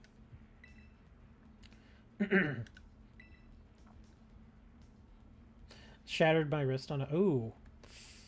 Yeah, that's a thing you got to be careful of, especially with smaller trampolines. If you get stuck in the springs, that's a bad time, man. Or if you hit the edge. That was one thing I noticed on the trampoline that we were on. And I think this is probably why they didn't tend to get hurt. Is a lot of trampolines that people keep at home generally have the springs exposed. But the one that they had actually had padding. They had like this black padding all around the circumference of the trampoline. So you didn't hit the springs. Even if you hit the edge of the trampoline, there was still a thick, like 3 or 4 inch thick foam pad there. So it would still hurt. Believe me, it would still hurt if you hit it, but it was at least padded, so it would break your fall a little bit. Oh wow, that's a German one. It's Schligdri. Is that how you say that? Schligdri? Is Moni here? I know Moni doesn't speak German natively, but he is not that far from Germany. Schligdri. Is that how you would say that? Schlig? That sounds right, actually. That actually does sound right to me. Schligdry. That was the last time you went on a trampoline? I've been very lucky in my life. I've actually never broken any bones. Considering all the wild stuff I did and all the sports that I played, I've never broken a bone. I've hurt myself pretty bad, though. Like, I definitely jacked up my shoulder, both of my wrists, my back several times. Thankfully, I've never broken a bone. And it's female. Aren't, like, 1 in 8 Eevees female? I couldn't tell, or I wouldn't be able to say. I've never really paid attention to that. Oh, well, there you go. There's a shiny Pokemon. Yeah. Okay, so we just got a genned Pokemon. That one's... Well, if it's not genned, I'm pretty sure this is going to be genned. We'll look at it. Yeah, that's the German name? Okay, good. Okay, so this... oh, yeah, this definitely looks genned. Let's take a quick look at it. So it is a shiny. It's level 100. Oh, look at that. There's the ability patch. And look at the original trainer. That's how you can kind of tell that it's genned. Oh, wow, look, they even took time to actually train it. Oh, and look at all the moves. The move set. All of them are maxed out. Yeah, this is definitely genned.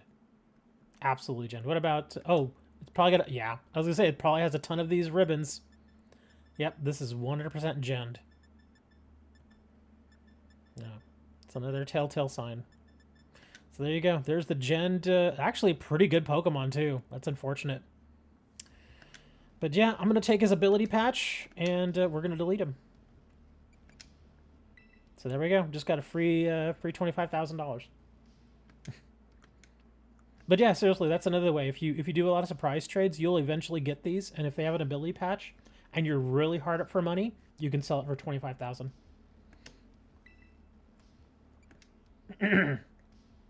Yep, hacked Pokemon. He goes away. There we go. Didn't take that long. Only how many trades did I do there? Like 8?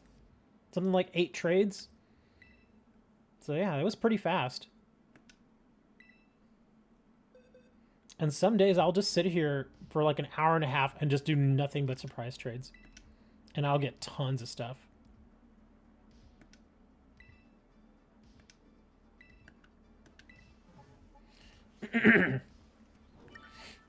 Is it genned if its trainer says Netilagyao?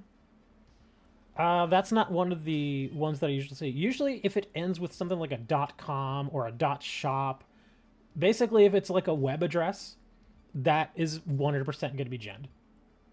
Okay, maybe not 100%, but 99.99% it's going to be genned. There's another one out there from Berry Chan. Berry Chan's another trainer. She doesn't give them any weird names. Like, she doesn't give them any of the .com names. She'll usually name them... What's that name that Berry Chan uses? Sparkles. Yes, they will often name their gen Pokemon Sparkles. And that's another way to know that it's genned. Usually, if it's got, like, kind of a normal-looking trainer name, there's a good chance it's not. But that doesn't always guarantee it. Oh, look, here we go. I bet this one's Gen 2. So we just got 2 Gen Pokemon in a row, I bet. Yep. So here's another one. And again, cool-looking Pokemon, but I'm not going to keep this thing because it's Gen. I'll take whatever it has on it. And again, another ability patch. If it's got its normal name, there's a good chance that it's probably okay. But again, I wouldn't say 100%.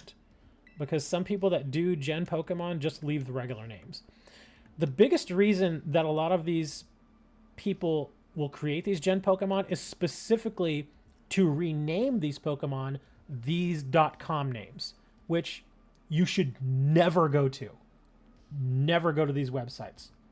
You are asking for trouble if you go to those websites. But that's the whole idea, is they make a shiny Pokemon, they give it really amazing stats, and then they stick something like a Master Ball or an ability patch on it. And so when a random kid, say a random 10-year-old who's just playing Pokemon, they get it in surprise trade, they're like, oh, that's an awesome Pokemon. They'll definitely keep it. And so what do? one, they see the .com name, and being a 10-year-old, they may just be like, oh, well, I wonder what this is. And they may go to the website themselves, or they'll keep the Pokemon, go into Tera raids with it, and then, of course, whenever it attacks, it announces the name and what name is going to pop up. That name right there. So now it's promoting that website to all these different people.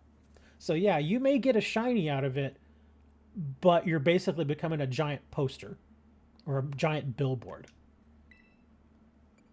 So yeah, that's why I'm not... there's a couple of different reasons why I don't like Gen Pokemon. That's another one, though. Is I just don't want to be a giant billboard. If I wanted to, could just, name all my Pokemon after my website. But I'm not going to do that, because if I trade them, I don't want somebody to be like, oh, I can't even change the name of this Pokemon. Because again, imagine getting a really awesome Pokemon, but it has a name like something.com. It's just so tacky and just like, ugh. And once you rename a Pokemon one time, you cannot rename it. There is no way. Believe me, I have tried to find ways. Like a while back, like a year ago or so, even before Scarlet and Violet came out, somebody told me, oh, well, if you stick it in Pokemon Home in one game and then move it from Pokemon Home to a different game, it'll let you change it.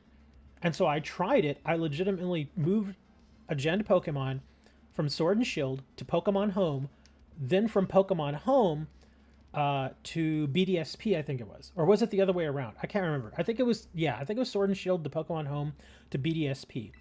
And I tried to rename it, and it wouldn't let me. So yeah, once it's been renamed one time, it has that name forever. Like some Pokemon, I'll give them goofy names, but that's because they're usually Pokemon that I'm going to keep forever. So that's fine. But if it's just something you think you're eventually going to trade, I just leave it with the regular name. I don't ever change it.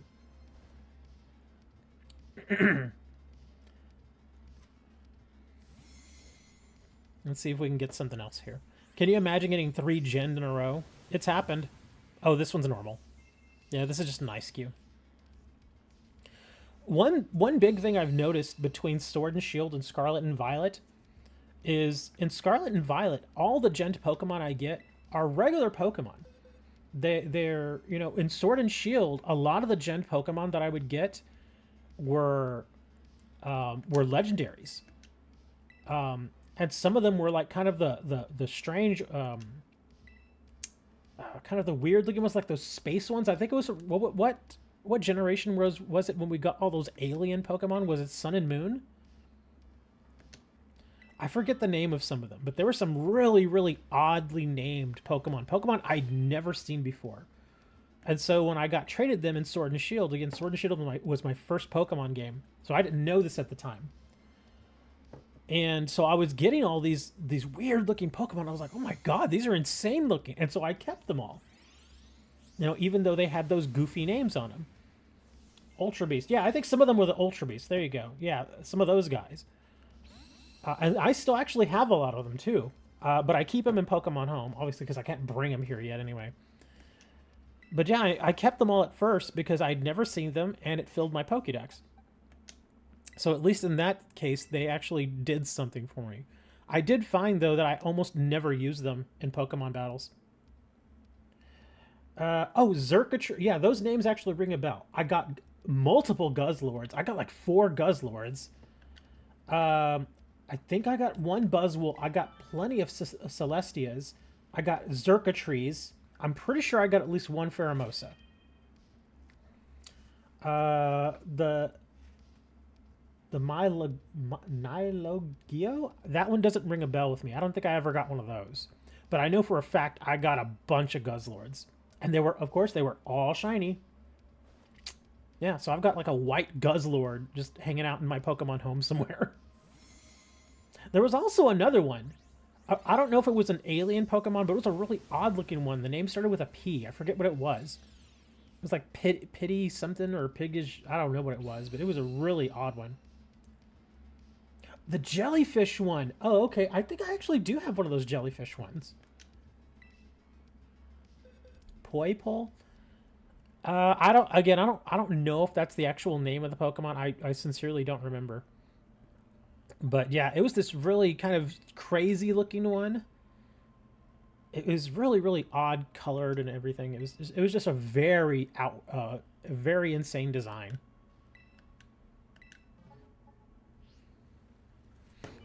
But yeah, I used to get those Pokemon traded to me in Sword and Shield via surprise trade all the time. I mean, I could always go back to Sword and Shield and probably still get some there, because I imagine there's still tons of people that play that game.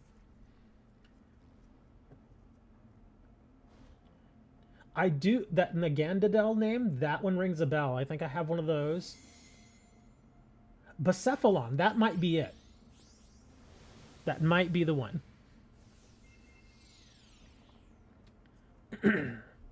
Was it shiny black and yellow? No. That's not the one I'm thinking of. Oh my god. Ugh. Sorry, you probably heard like a little clanging around here. I actually got, not to change the subject or anything, but I just have to mention this. There's a company out there that sent me some sound panels. No, my chair didn't break. There was a company that sent me some sound panels because a majority of my living room, I don't have regular furniture in my living room. I use it as an office. Excuse me. And so there was a bit of an echo in here. And this company offered to send me a bunch of sound panels. And so I was like, sure, I'll take some sound panels, because sound panels, they lessen the echo to a very significant degree in rooms like that don't have a lot of furniture. So I took them, and I have sound panels right here on this wall right next to my computer, and then I have more on the back wall, which is the furthest away from me. The sound panels themselves work really well. The problem, they keep falling off the walls. And I told them this. I said, these things keep falling off. They're like, it's not supposed to fall. And I'm like, I'm aware of that. And they're like, you cleaned the wall and everything around. I'm like, yes, I made sure to clean the wall. Because you want to make sure you get all the dust and stuff off. Because the way that these sound panels are, is they're basically these hexagons. And they have this very thick foam, like a very thick pad.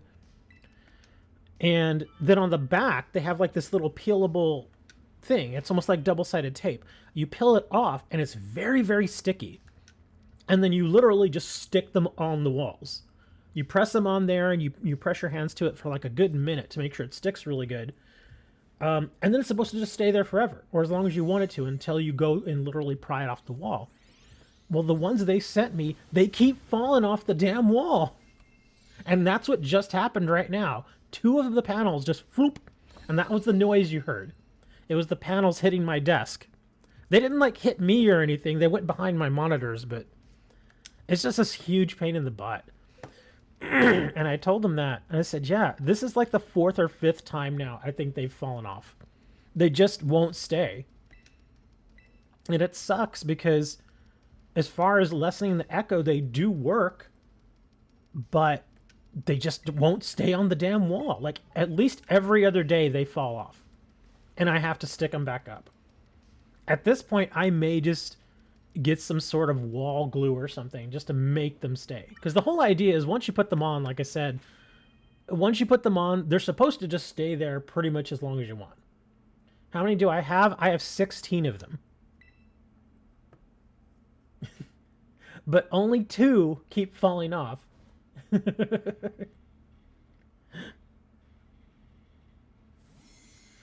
Yeah, they just, and it's the same panels over and over, and I go, I don't know, I guess the stickiness just isn't so. Oh my god, look at this guy. That's a shiny for you. I did not expect to see this dude. Oh look, and he's evolving too. I guess he's gonna... I actually would... If I were to have a shiny of this, I would actually want to keep this guy. That red color is insane. Wait, this is a different version. This is a different version of this guy. Isn't it? This is not the same Golem. Hold on. Where is he? Where's this one from? Is this from a different region? I'm sorry if I raised my voice, but I'm looking at this like, what the heck is this? Well, it's saying it's from this region. What is this? Okay, I have never seen a golem like this. I've seen shiny golems. What is this? This has got to be from somewhere else. A lowland. Oh. You know what? This might actually be useful. This may actually be useful. I may be able to put this guy to work. Okay, and a lowland golem. Hey, you guys are sus, and also that's a hacked Pokemon. Well, I know it's hacked. Thank you for the sponsorship. I know it's hacked, but I can put this guy to work. I can breed him. I can... Well, let me first take his item. I'm going to take his item. I can hold on to him for a moment, and I can breed him. And then, once I get... Oh, man, I have so many eggs. And then, once I have the Alolan... Because, let me see. Okay, so we got Graveler. What's the first one again? The guy with the fists? What is his name? I always forget the other guy. But anyways, you know who I'm talking about. So, if it's a Geodude, so there isn't a Alolan Geodude. Okay. I'd heard of a Alolan Geodude, but I never even really thought about him. Okay, so this is what I'm going to do. I don't have an Alolan Geodude. I don't have any of the Alolan ones for this guy. So I'm going to breed him. And, oh, I got to remember to give him an Everstone. I'm going to breed him, and I'm going to keep all the ones I bred, or at least trade them away, and then I'm going to dump this guy. Because I don't want a hacked one. Because of his name. His name is, yeah, I don't want to keep that name. But yeah, I'm going to breed them just so I can get myself an Alolan Golem and all that stuff. Okay, so we're going to do that. Give item to hold. Here we go. We got to give him an Everstone.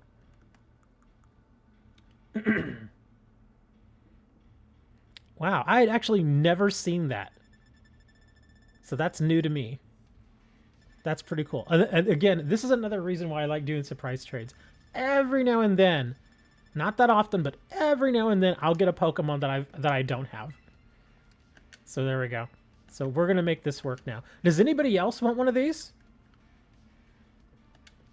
Because I'll get like, you know, I'll get like 10 eggs and I'll hatch them all up. If you guys actually want an Alolan Geodude, I am more than happy to breed these for you.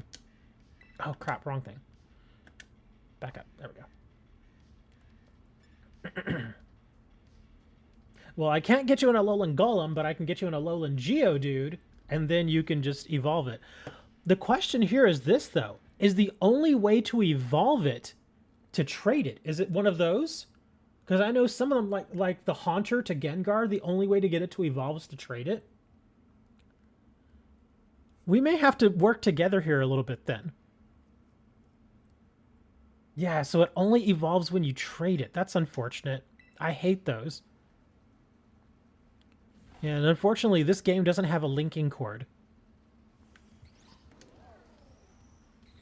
Unless trade... Okay, yeah. So let me make a sandwich. I'm going to make a whole bunch of eggs. And then what I'll do... In fact, what I could do is I could try to force its evolution by just giving it a bunch of candy. Well, I mean, we wouldn't even have to really give it much candy to get it to, what, level 25? And then I could just trade it over after it's already evolved. Okay, where is it? There we go. And then all of you can eventually get the golems. Anyone want a shiny melodic for a Miraidon? That's going to be a big no from me. Speaking of melodic, that's another one. The Phoebus. You have to trade it to get it to evolve into melodic. That's so annoying. I thought about doing that too, just breeding like 20 Phoebus and then just trading them away so that it would evolve, making 20 people, you know, at least somewhat happy.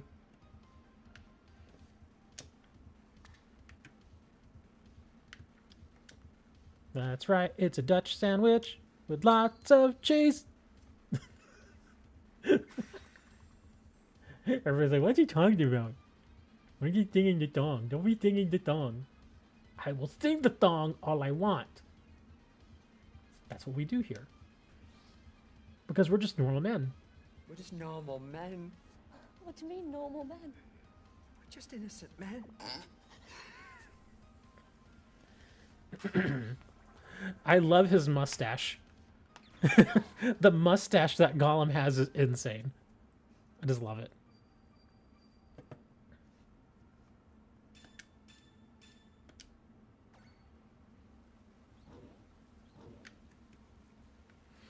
All right, so you guys breed. Do your thing. I really do like that design. That design is really awesome.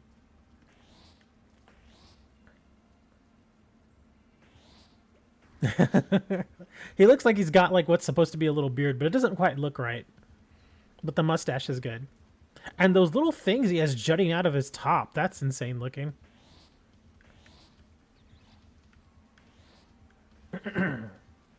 Sir Gollum. No, don't let the ball fall in there, guys. Go get the ball. It's going to fall in. Ah. Ball fell in the water. And poor Gollum's like, oh, and your ball back. Well, you let the ball fall in there, dude. Here it is. Here's the ball again. No, don't. This was not a good place to put the picnic. They're just going to keep throwing the ball in the water. Yeah, the Pokemon, unfortunately, are not that smart. They're just like, darn, I'm going to kick the ball. And kick it in the water. Get it, Ditto. No, don't. Okay. Do not kick it in the water, Ditto. Oh, it's going to fall in the water anyway. I think once they realize it's going to roll in the water, they just leave it. A walking power outlet? A power outlet? Who, the Miraidon? I mean, he does generate electricity.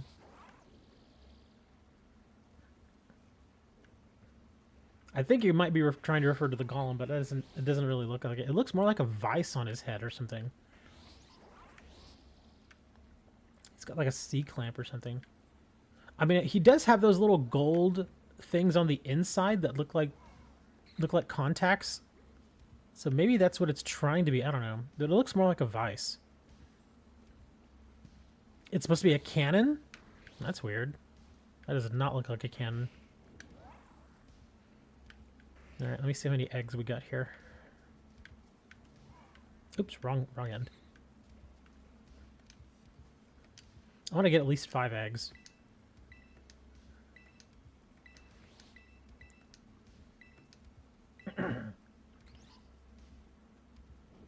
According to the Pokedex, it shoots Geodude out of that cannon. Okay, so we got 3 eggs. I'll give him a little bit more time. Get at least a couple more eggs.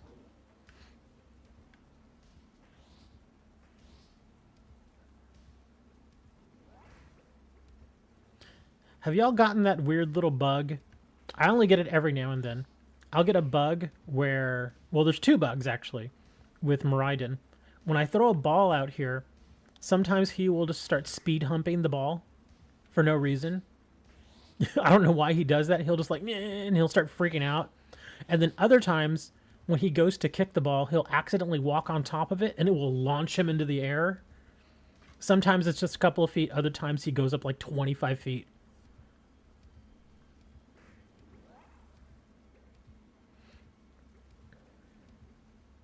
Mute. I'll advise you on this, Mute. If you're looking to get a Miraidon, you're gonna have to offer more than just a shiny. Because remember, you can only get Miraidon really one time in the entire playthrough that you have. So he's not... I mean, technically he's easy to get, but it's arduous to get him. It takes a long time to get him. You basically have to finish a good majority of the game to get him. Whereas a shiny Gyarados, I mean, and at the end of the day, it's still just a Gyarados. It looks nice, it's red, but it's still just a Gyarados. If you want somebody to trade the Miraidon, you have to offer them something that is really, really good. Yeah, it has to be like, again, it has to be like a Koraidon. You know, something that's equally as hard and arduous to get. or something like again like a legendary that's actually kind of hard to get. Yeah, I doubt anybody's going to give up their Miraidon for a shiny Gyarados.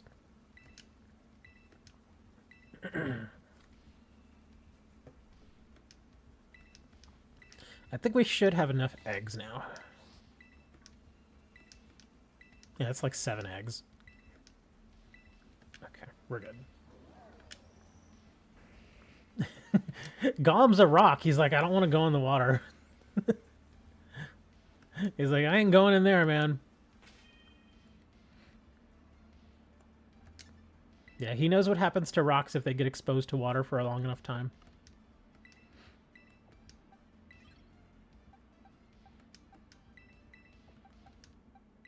Oh, right, I can't do that.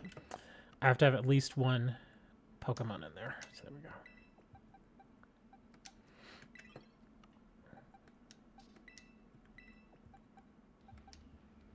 That should actually be a very easy task. Because out here, there are some actually really high-level Pokemon. Like, you can find Pokemon out here that are, like, level 70-something. So, if I am able to get into at least a couple of battles with a high-level Pokemon, and this Talonflame will absolutely fit that bill to fight it. So, yeah, should be able to do that. Okay, so let's actually do this. Let me... Because here, in this particular area, there aren't too many high levels. Over here, there are a ton of high levels. So I'm actually going to fly over here.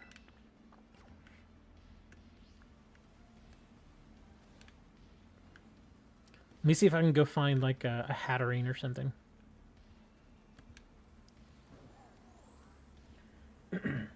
Yeah, they have to be level 25. So we're basically just going to... If I can kill, like, 1 or 2 Hatterenes, that should push them to level 25 easily. So they should evolve into... whatever the other guy is, the... Gravelers. Yeah, there we go. They'll evolve into the Gravelers. And then I can trade them off to you, and they will be golems. What I will ask one of you to do for me is I am actually going to trade you 2 of the Gravelers, and then I ask that you trade one of them back so that I also get an evolved golem.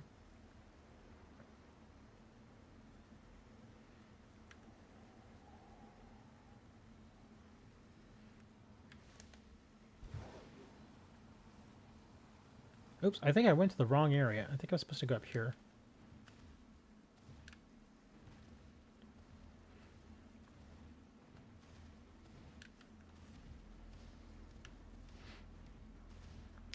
Oh, look, there's a Gardevoir. Unfortunately, I haven't hatched anything yet.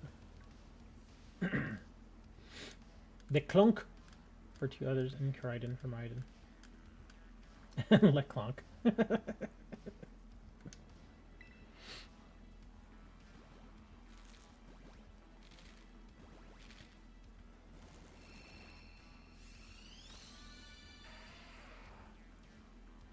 Oh, okay, so he is a little bit different. Now I recognize the guy, because he's got those little things on his head.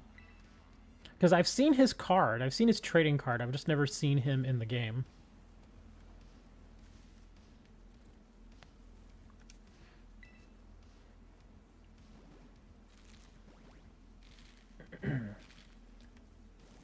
Was up till 6 a.m. Why were you up till 6 a.m., Hammer?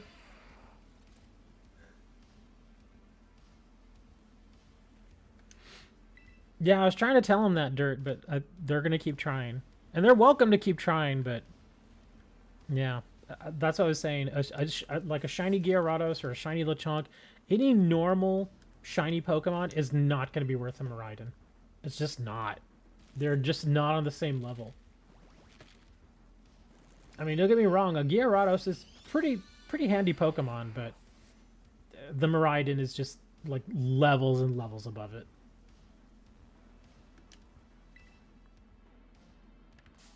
Oh, I didn't want to touch you, but apparently you wanted to touch me. Oh, no, this is not good. Okay, we don't want a level 1 Geodude in there.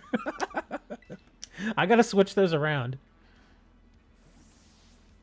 You had to go to Boston? What was up in Boston? Did you go there for a tea party? I hear those are pretty popular there.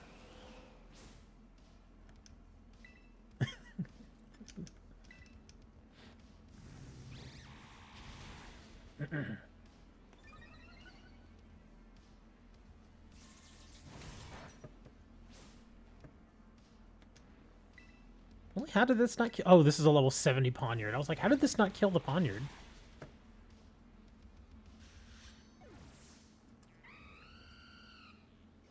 Oh, well, look at that. 3 of them are already pretty high level now.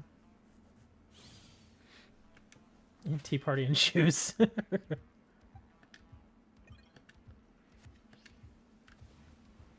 Alright, let me get the rest of these to hatch. I've never been to Boston, although I've wanted to go. I hear it's actually a pretty cool place. Besides all the racism, I hear it's pretty good. But then again, there are a lot of places, especially down here in the South and Central states, there's a lot of racism here too. But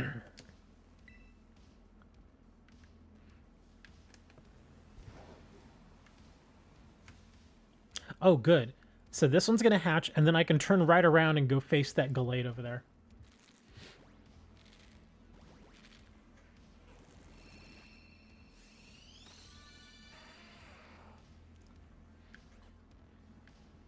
But seriously, what was in Boston? Just like family or something, or because we did just have Thanksgiving. So did you go over there for family? Gallade just staring at the corner here, like, "Hey, leave me alone."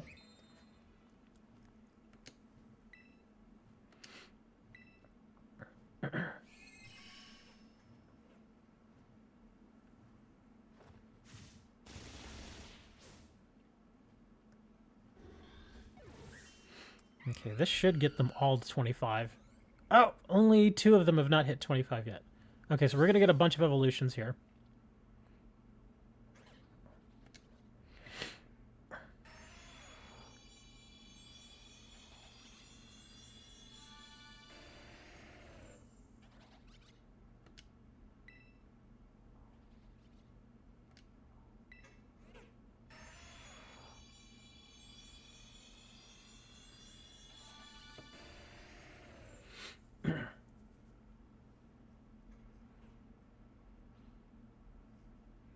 There were no shoes you wanted. Oh, okay.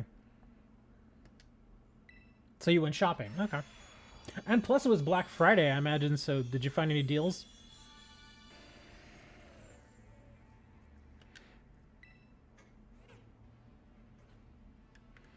Okay, so I actually do have to face one more minor Pokemon here.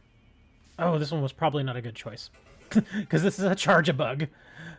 And I've got a flying type. If I can go first, I should be able to kill it. Oh, it survived. Crap, he's gonna smack the heck out of me, isn't he? Oh, he's just using Crunch. Okay, that's fine.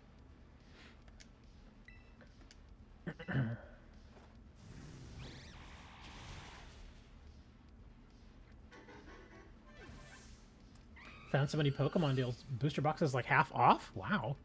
That's pretty good. Makes me think of those TikTok deals. I don't know if y'all saw that. I was keeping an eye on it. I didn't buy any because I was a little suspicious. But there were people on TikTok using the TikTok shop. This is the official TikTok shop. And they were using it to sell Pokemon boxes. And they were selling certain boxes like Scarlet Violet Base, Paldea Evolved, and a lot of the newer stuff. And with discounts, you could get a box on there for like $50. I was like, what is happening? I'm like, that doesn't seem right at all. And there were a few of us on Twitter talking about it. And I was like, yeah, this just doesn't seem right. But apparently, a lot of the people, a few of them did order the boxes. And they're like, well, I'll take the chance. I'm going to order the box. And we're like, okay, just let us know what happens. And so there have been a few people that have ordered the boxes. And they've come back and we're like, dude, this is legit. And these aren't just like, you know, ordinary schmoes. These are people that are in the card business like me. And so they know fake product when they see it. They can tell. And pretty much all of them were like, no, this is legit, dude. These are real boxes. They've got the Pokemon seal and everything. And a couple of them opened their boxes, opened packs, and they checked out the cards. And they're like, yeah, these are legit, man. And I'm like, wow. And I thought for a second, I was like, how on earth are they able to afford this? And then I thought, well, the TikTok shop, it's hard to say that, TikTok shop is fairly new. And so maybe they're giving these huge discounts just to attract people. Just to say, hey, we're here, come get these really good deals, you know, just to kind of, you know, for brand awareness as far as them having a shop. Because everybody knows about TikTok. But most people don't know they also have the shop. So I'm thinking that's what they were doing. So yeah, a handful of people that I know in the business got dirt cheap Pokemon boxes. And I was like, wow, man.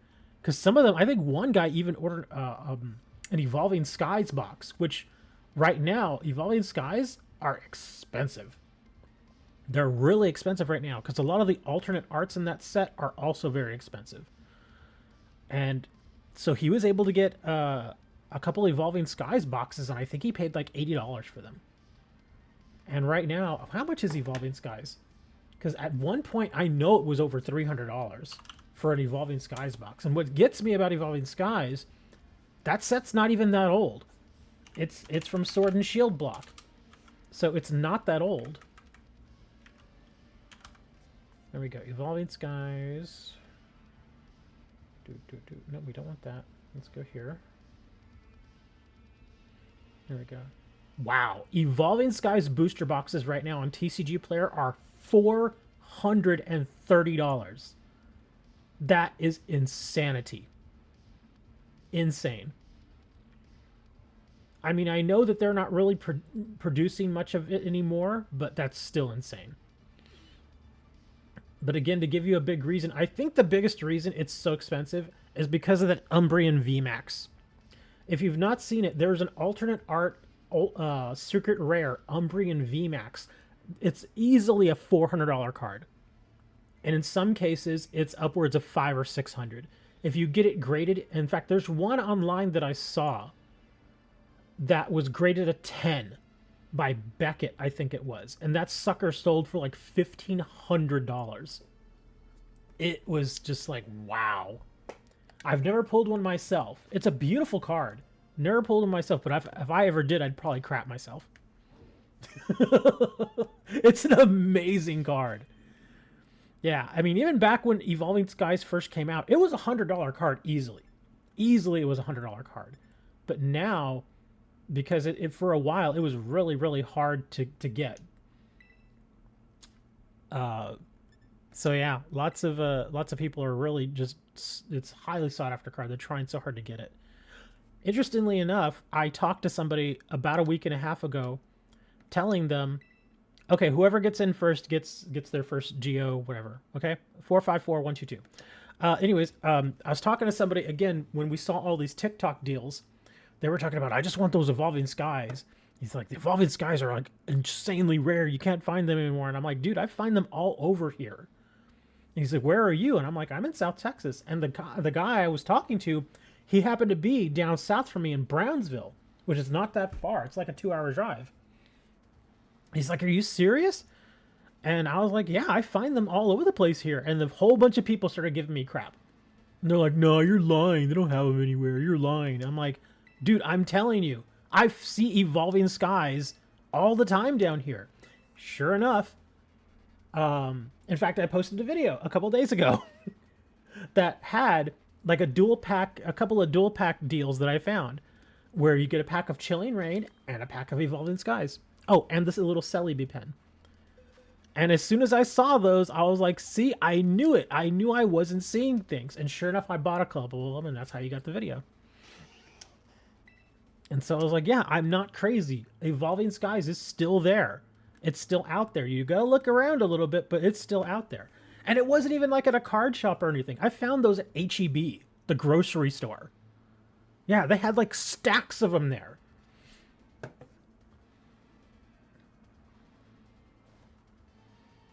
I'm sorry, whoever's posting the 151 stuff. I have no idea what you're saying.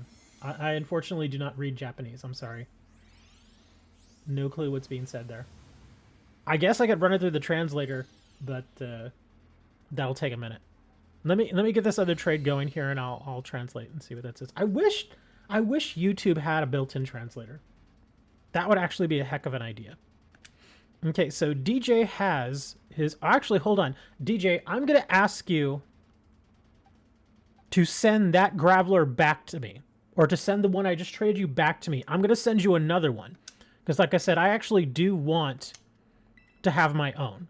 So if you can, send that one back to me, and then I'll give you this one, and this one will evolve for you. So you'll still end up with one. There we go. Thank you. That's awesome. He's asking what my favorite Pokemon is. Oh, I would probably say Glaceon.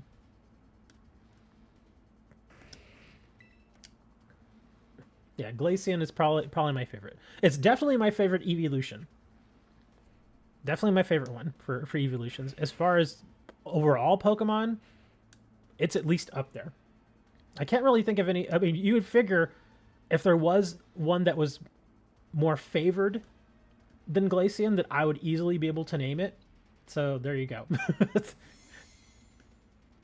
So I guess, yeah, I have to say Glaceon. Sylveon is your favorite evolution? Sylveon is pretty cool. I like Sylveon's tail. Sylveon's tail is so goofy looking, but I love it. It just kind of sticks up in the air like that, and it doesn't move.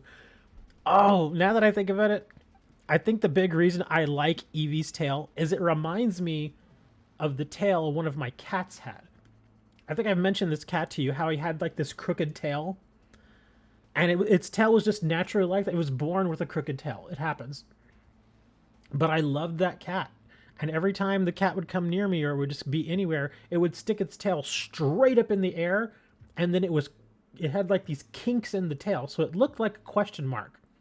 It's really, really odd. I wish I had pictures I could show you. I got to find the picture somewhere. But yeah, it was pretty awesome. I love that thing. All right, who else wants an Alolan Golem? If anybody else wants an Alolan Golem, there's the code, 454122. DJ just got his. I know Mute was looking for one as well, so I imagine Mute's going to be next. Oh, Dirt wants one too. Okay, we'll get you next, Dirt.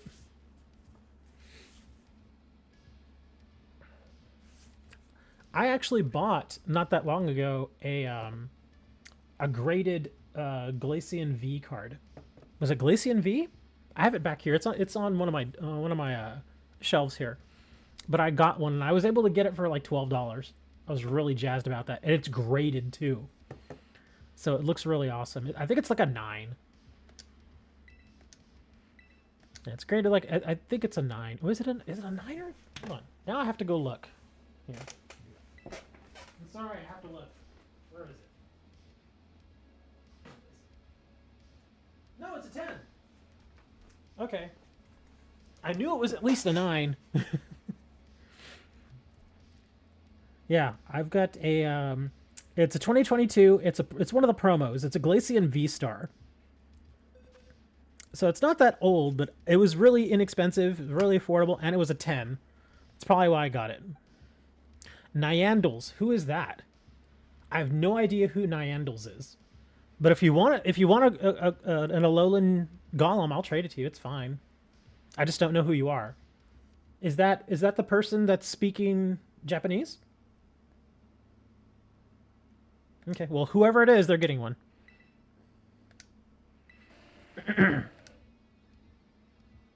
Oh, well, apparently they're trading me one back? Or maybe we're just swapping them. He says he likes Mew the most. Thank you for translating, Moni. I appreciate that. You like Mew the most? He's okay. Mew is insanely flexible. Probably the most flexible Pokemon in the game. Because isn't that like Mew's whole thing? Mew can learn every move. Isn't that how it works?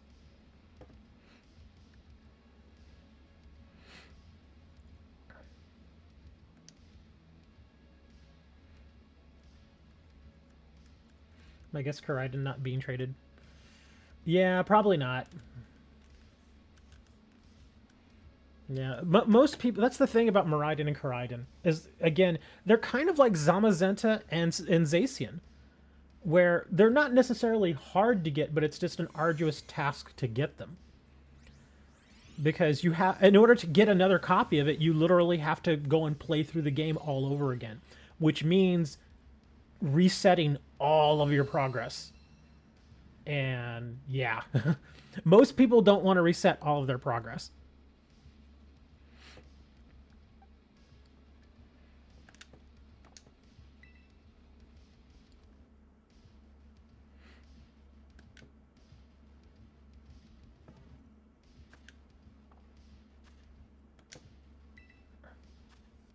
Well, heck, that one that you traded me, I don't think it was... Okay, so let's see.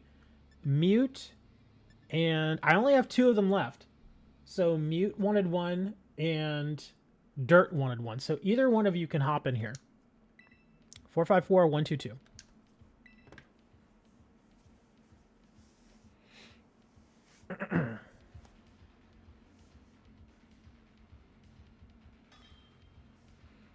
Okay, I'm going to take a guess and say this is Dirt.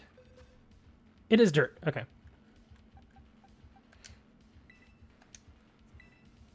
Oh, I just realized he's an electric type. He's rocking electric. That's interesting.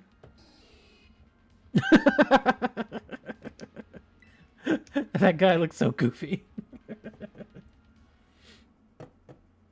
Oh, Ellie's still here. I didn't realize you... Oh, man. I have to get some more eggs then.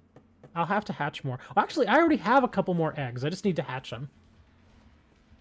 Yeah, because this last one that I have here, we promised it to Mute, so I want to make sure we get Mute one. Well, wait, somebody else just traded me one too. I have to make sure it's the right level though, because if it's not at least level 25, then it won't evolve when it gets to you. Thank you for the shiny eye palm. He's goofy looking.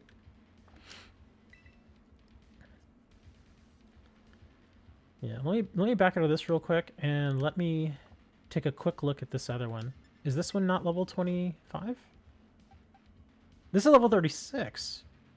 So why didn't that one evolve when it got to me though? Oh, this one's from Pokemon Go. Interesting. Let me check something here. Magnet. Oh, it's got an Everstone on it. That's why it didn't evolve. Okay, well, I just got to take the Everstone off of this. He's saying he lost his Switch. Oh, that sucks.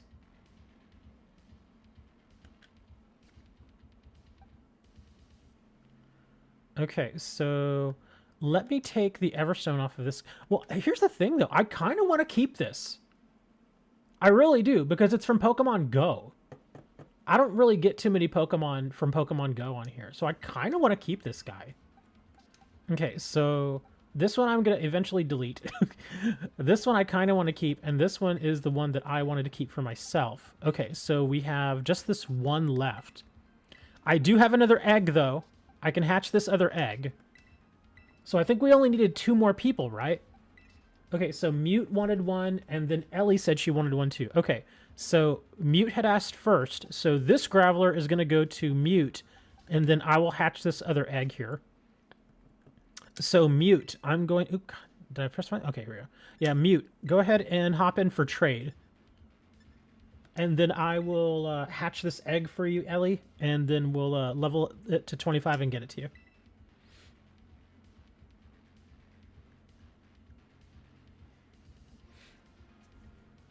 You like how one surprise trade triggered all this? I'm telling you, man, surprise trades, they're surprisingly beneficial. And just like this, we all now have an Alolan, you know, or most of us have a Alolan Golem. Oh my god, is that a shiny? It's a... What is that one again? What is it called? It's... I forget his name. Oh my god, what's that little guy's name? He's the one before the ferret.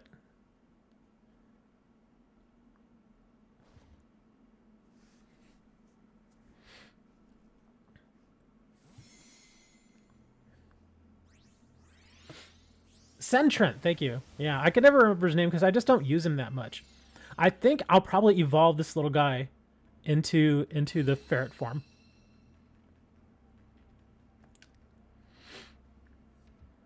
All right, so now I gotta, yeah. Let me go go ahead and quit. There we go. Okay, let me hatch this egg for you, Ellie, and then I'll trade it away. Or I'll level it, and then I'll trade it to you. Because I have to get it to level 25. Okay, so where am I? I'm trying to... Okay, so I can actually go down here. Okay.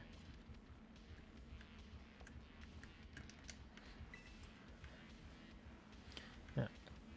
I will say this, if you all don't know, if you are looking to just level Pokemon, like quickly level them, stick your lucky egg on it, and then just come to this area. And if you come to this area, and you want to maximize how much experience you get, eat a sandwich that attracts psychic types. And Hatterines will start showing up. And Hatterines, when you kill a Hatterene, they give a ton of experience.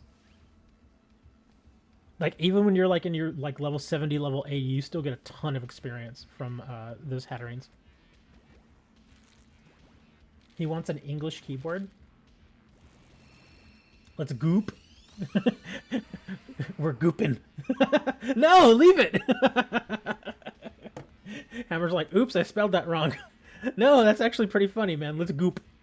I'm going to say that now from now on. I'm going to get a shirt that says, let's goop. Actually, wait, I don't want that shirt. Because there's a company out there named Goop. And I don't want to promote some random store. Oh, look, there's a Hatterene. In fact, what I'll probably do is... Well, wait. I hatched it, so I actually can attack this. Yeah, let's kill this thing. Let's Goop. More than likely to find a shiny Hatterene.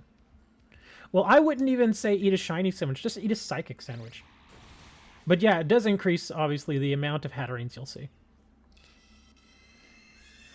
But yeah, this one Hatterene battle should get this Geodude all the way up well past 25. I'd say probably closer to 30. Because these things give a ton of experience. What is the best Kanto Pokemon?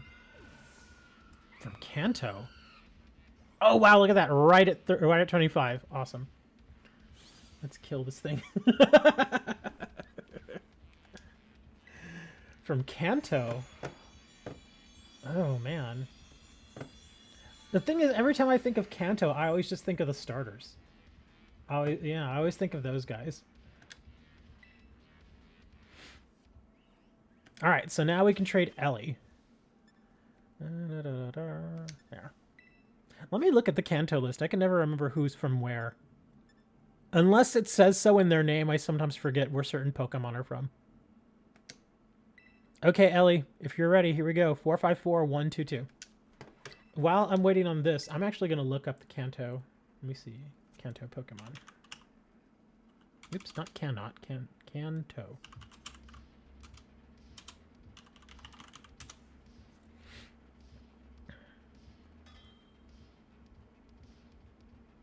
Alright, here we go.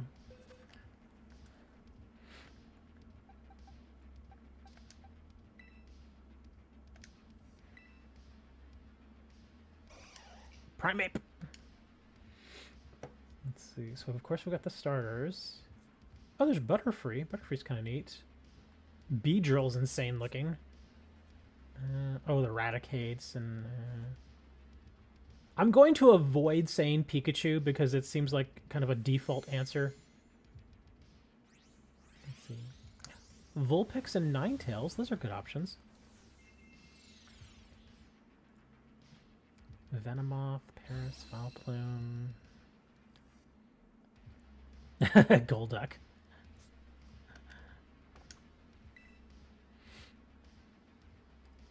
I know lots of people like Machamp.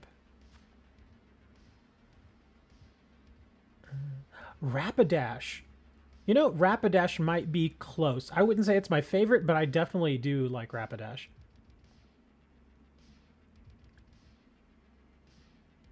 Let's see. Oh! Hitmonchan. Seriously, Hitmonchan. I think I might go with Hitmonchan. Hitmonchan or Rhydon. Simply because I remember in Sword and Shield, I had a Hitmonchan, and I was beating the living crap out of everybody with that thing. Because it learns all the various punches. It doesn't not have good defense, but it hits really hard. So I'd probably go with either Hitmonchan. I also remember Raiden, because again, it was one of those Pokemon that I got really early in Sword and Shield, and it basically carried me for a good 2 months or so, just getting through the game. So yeah, I would say probably one of those two. Let me see. As far as the favorite legendary, let me see. We have Articuno, Zapdos, Moltres. Maybe Moltres? I don't really have a favorite legendary from that era. Well, there's also Mewtwo, but everybody likes Mewtwo. Yeah. I would have to say either Hitmonchan or Rapidash. All right, so I think we're finally done with that whole thing now. Yeah, that whole thing from trade to breeding to trading again, just yeah, that took forever, but it was actually kind of fun.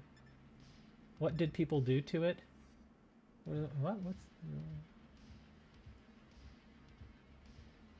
I have a $5,000 Mew card hanging up. By the way, it's PSA. Oh, you got it graded from PSA.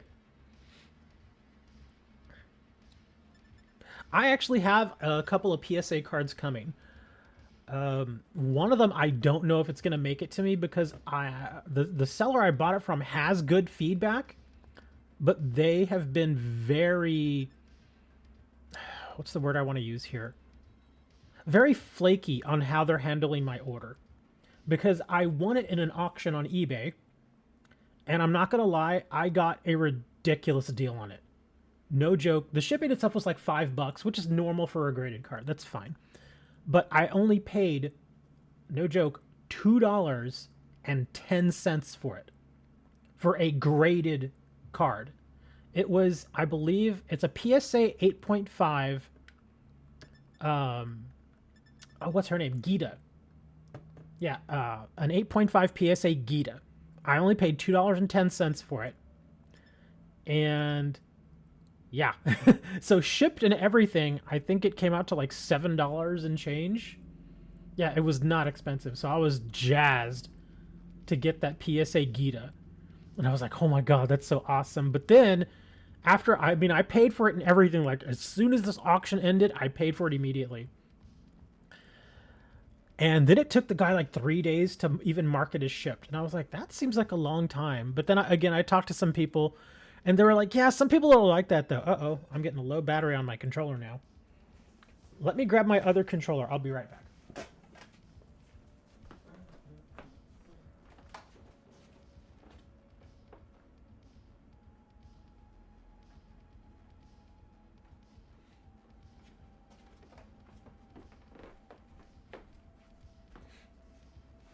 Okay. So actually what I'll do is I'll just use this controller until the battery dies, but I have my Pro controller here just in case. So when it dies, I'll be okay. There we go. Okay, so what was I saying? Oh yeah.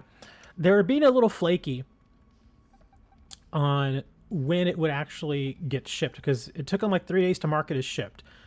And it has a tracking number, but what is kind of throwing me off here are two different things. The tracking number basically says that the tracking has been created, but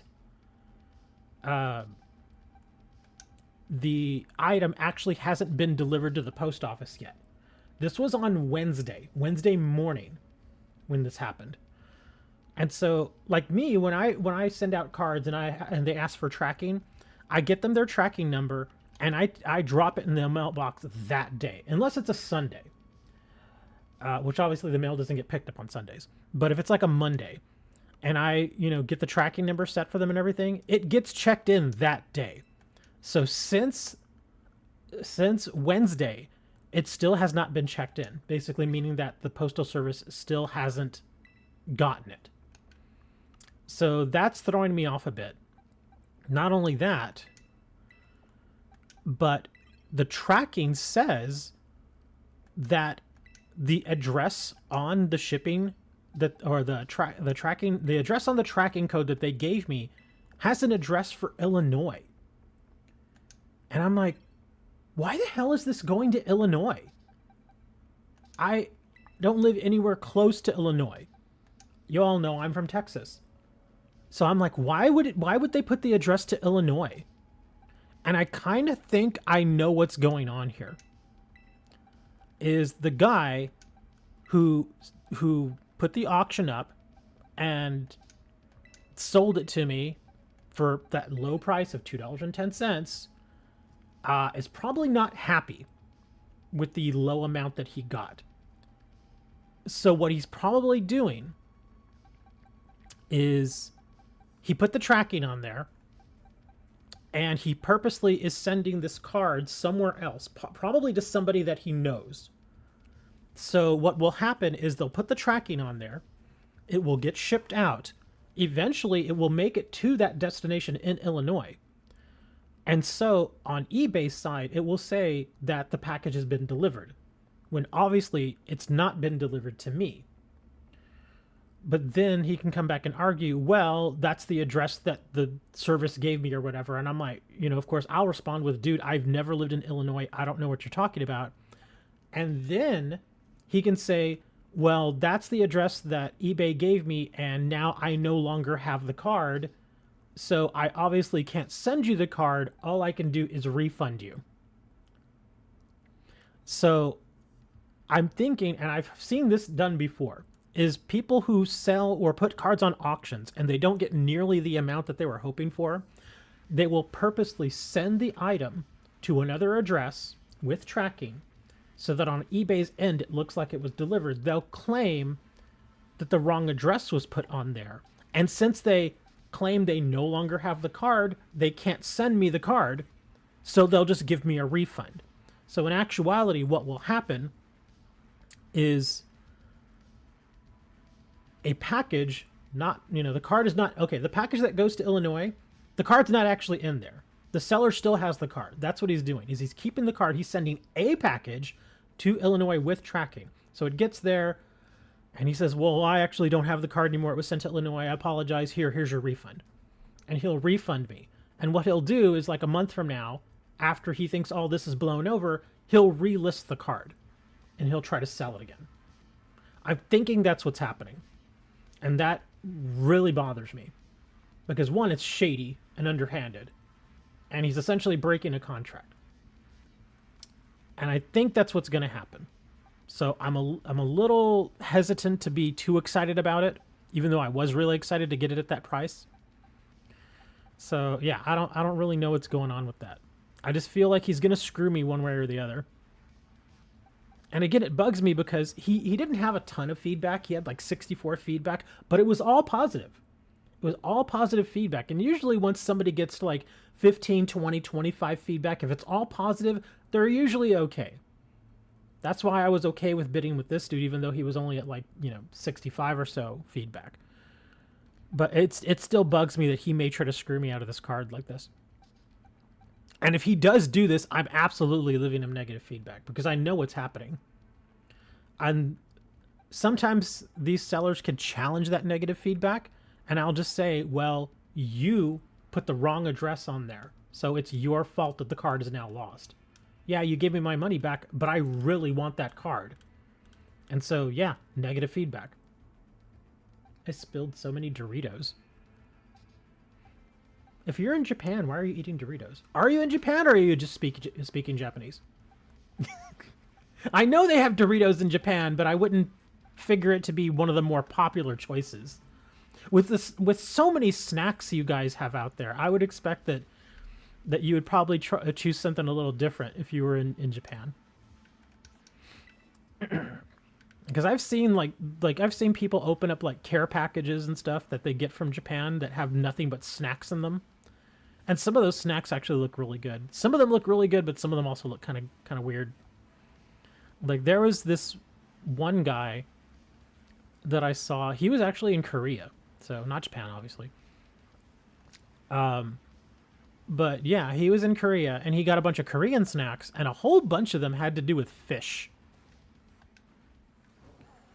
Like, there was one that he got. It was octopus chips or something like that, like octopus flavored chips. And I'm like, really? I'm like, I don't like octopus, period. Why would somebody want that in a chip? Well, apparently they're really popular over there. Oh, crap, I didn't want to touch that. Oh, you recently moved to the U.S. Oh, okay. Well, I'm going to take a chance here and try to attack, even though I have no health. Why would you move from Japan to the U.S.? That's such a huge mistake. I'm only half joking when I say that, too. Like, if I had the chance to move to Japan, I would absolutely do it. Like, if somebody said, hey, come to Japan, we'll pay for you to move here, and you can live here, and we'll get you a nice place, and, you know, it won't even be, like, in the heart of Tokyo. We'll get you, like, someplace up north, so it's not that busy. I would be like, I'm on it. I'm so there.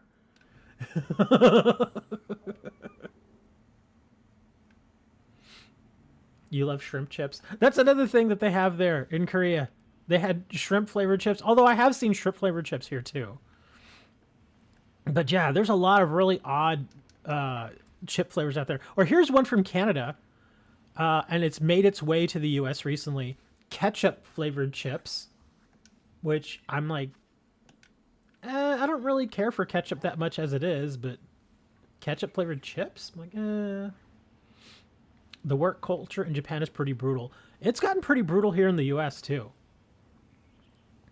Like I've actually been employed at places where my boss and their boss, basically their superior, or like my boss, the supervisor, and then their boss, the manager, got angry with me because I took my days off.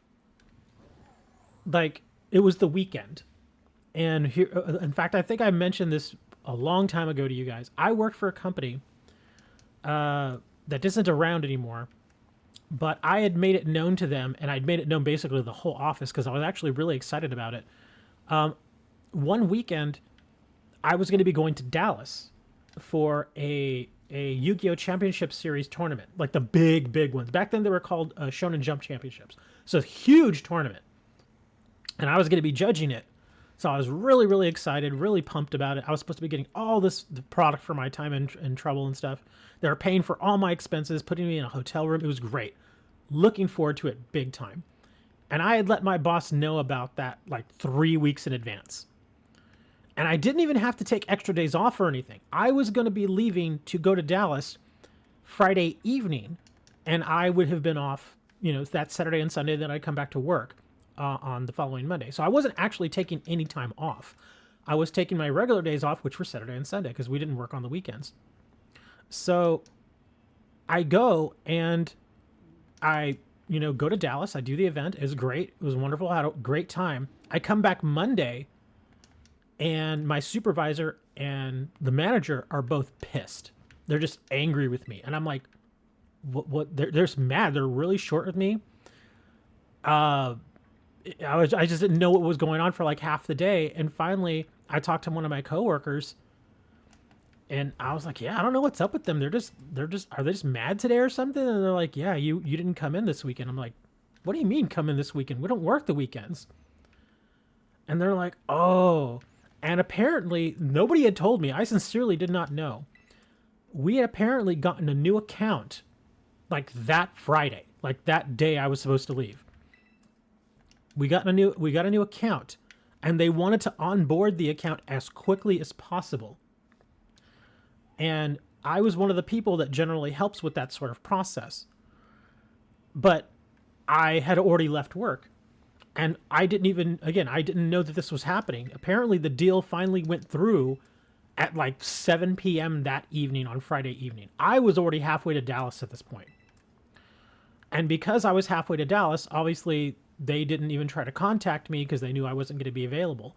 But they got mad at me anyway because I wasn't available to just like come in the next day and help with the onboarding process. And so they were pissed at me. And I'm like, what do you want me to do, man? You all knew I was going to this place. You never said anything about a new company coming on.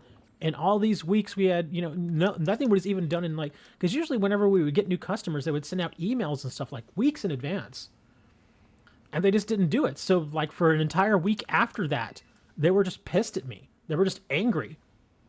And again, the whole time I'm like, dude, I did nothing wrong. It's not my fault that they were just terrible management. But they did have their revenge on me because a couple of months later, they laid me off. Yeah. And of course, it was that supervisor and that boss or that manager that did it. Those are my packages. I'll be right back.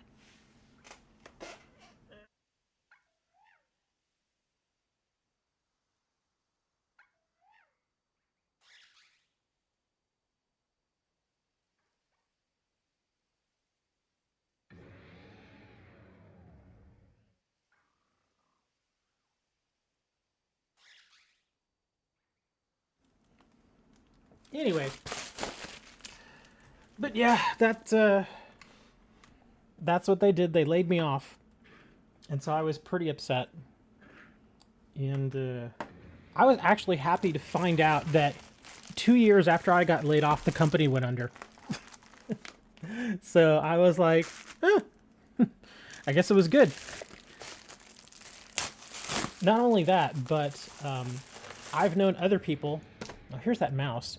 I've known other people that were in similar, not really the same situation, but a somewhat similar situation, where they, because here in the United States, you earn your vacation days. They don't just give you vacation days when you first get hired or anything. You have to earn them. And so for like every like month or so, it depends on the company. It varies, but for some companies, like every like 3 weeks or something that you work, you are granted like a certain amount of vacation time. And usually if you don't use that vacation time by a certain period, you lose it, which is BS. But yeah, if you don't use it by a certain time, then you just lose it, which is very unfortunate. So that sort of thing incentivizes you to use your vacation days. And I've known several people that have worked for companies where their vacation days are getting ready to expire. Like they only have like a couple months left and then they lose them. You don't even get paid out for them or anything. They're just gone. And so they will put in a request to take their vacation days, and they'll usually give a good amount of time, in advance, be like, hey, I'll give you like a month's notice that I'm going to take, a week off or whatever. And even then, if they do that, the supervisors and the managers will get upset with them for taking vacation. Yes, I know it's a low battery, but you won't let me switch. Let me just turn this thing off here. No, not sleep mode. Okay, I just wanted to turn the controller off. Okay, put you over there. Let me turn on this one.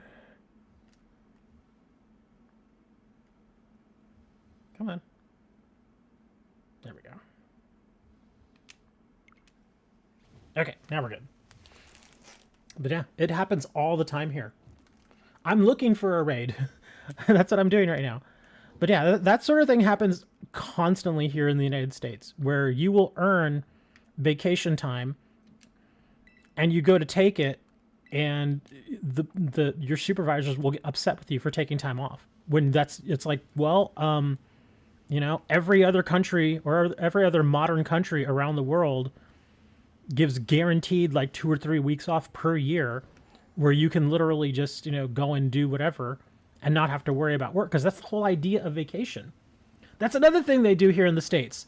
If you take like a week vacation, I've had employers ask me if I'm taking like, 4 or 5 days off. I've had them ask me, okay, well, while you're off, what number can I reach you at? And I'm like, why would you need to reach me if I'm on vacation?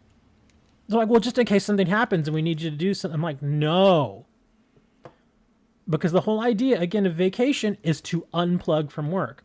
But a lot of employers here in the States, if you're on vacation, you're not really on vacation.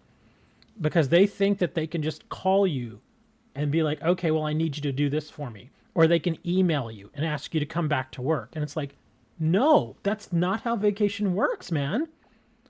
If I'm on vacation, I'm on vacation. I'm not answering calls from you.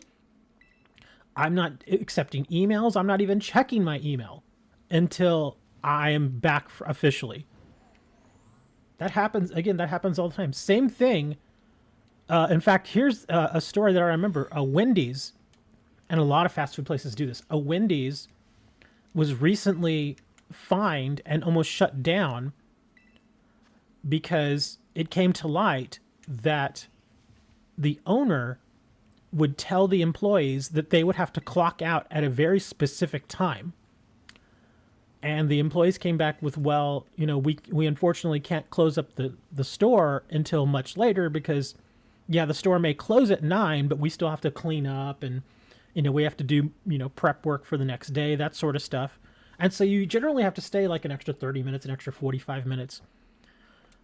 And so he was like, well, just clock out at 9 and just, you know, keep, you know, prepping for the next day. And they were like, well, we're not going to clock out if we're not getting paid.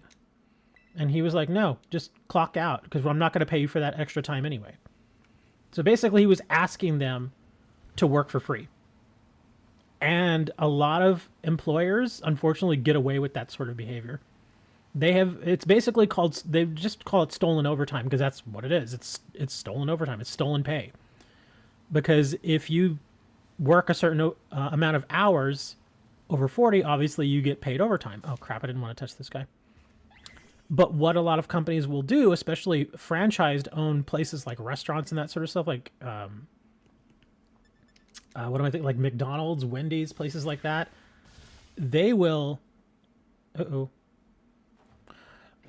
they will have you clock out even though you're still working, which is absolute BS. They're not supposed to ask you to do that. If you're at work and you're working, you're supposed to be clocked in.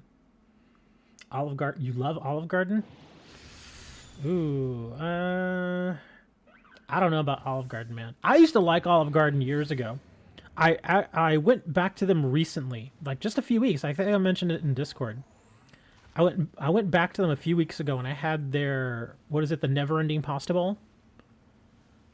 And yeah, that food was not good. It was not good at all. I ordered fettuccine with Alfredo sauce and breadsticks, and that was okay. It was fine. I'll just say that. It was edible. But then I ordered spaghetti with tomato sauce, and that was absolutely atrocious. Absolutely atrocious. It was horrible. It was the most flavorless sauce I have ever eaten on spaghetti. It was just absolute. It was really an insult, if I'm being honest. That's how bad it was. And I'm like, you know, of course, you know, as you should, I paid for my meal and everything, but I absolutely will not be going back. That food was just so bad. Like I said, the Alfredo was okay. It was just okay. It wasn't nearly as good as I remember it being. But that spaghetti was awful. Even the breadsticks weren't good. They just tasted like toast. Like they didn't even put like garlic on them or anything. It was just like, dude, this is awful. 6-star water Tera earthworm. Yeah, that's the thing. Is the whole idea, or at least for a while, the whole big thing with them is that their breadsticks were really, really good. Well, not anymore. At least not the local one here. They're awful. They're terrible.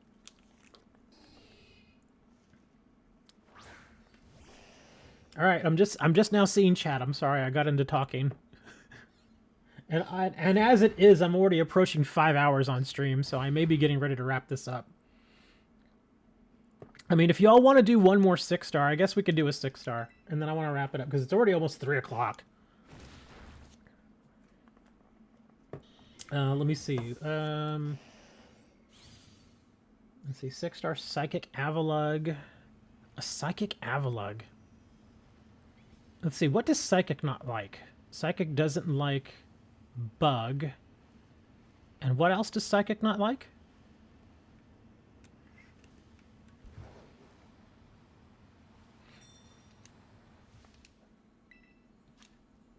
Bug and Dark. The Avalug. Psychic Avalug. Do you all want to try the Avalug? I mean, let me think. I have to think. What would I want to take in there, though? So it doesn't like Bug, Ghost, and Dark. I wonder If I could just take my Umbrian in there. It's a support Umbrian, but it's an Umbrian. Let me check what I have on him right now. Snarl, Taunt, Screech, Helping Hand. Special attack. Do you all want to take something like Annihilapes in there? Because I can Screech. I can start with... Well, let me see. I don't even know if it does anything that we would need to taunt. Oh, I think it might do... Let me check the calculator. I'll just look. Because I'm thinking it might do Yawn. Let me see. Avalug, 6-star, Psychic type. It does Icicle Crash, Heavy Slam, Snowscape, Ice Spinner, and Iron Defense. So I bet the Iron Defense will be a huge pain in the butt. So the Taunt will actually be helpful. So I can Taunt, I can Screech, and then I can Helping Hand. So do y'all want to try that? You can Acid Spray and Chilling Water. Yeah, it does have the Iron Defense, so the Taunt will be helpful. Vasily! I saw you earlier, Vasily. I'm sorry if I didn't say hi. I think you came in right when we were doing all the stuff with the Golem, the Alolan Golem.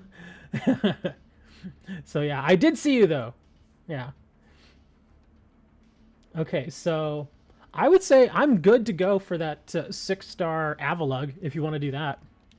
Yeah, I'll bring an Umbrian. In fact, I'll hop into the Pokemon portal right now.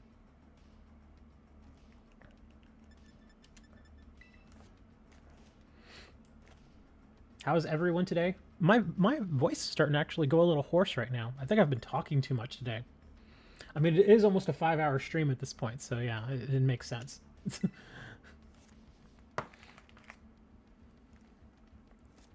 Oh, and as far as the items that just came in today, yeah, I got a mouse. I got... What is this?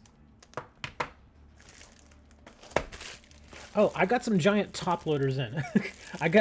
I'll take pictures of these giant top loaders. They're ridiculously huge. Oh, that's right, the magnifying glass. Okay, so yeah, mouse, magnifying glass, and giant 8x10 top loaders. Yep, there's 10 of them here. Okay, good. So yeah, I got some pretty neat stuff. I gotta review that in a little bit.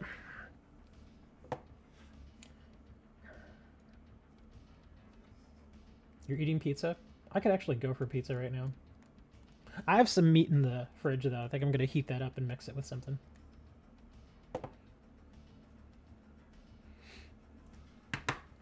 I think we need to give... Who was it that was talking about that Avalug?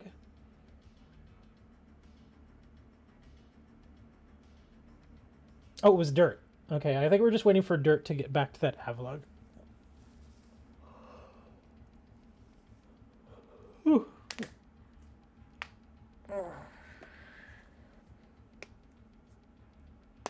What's your Spanksgiving?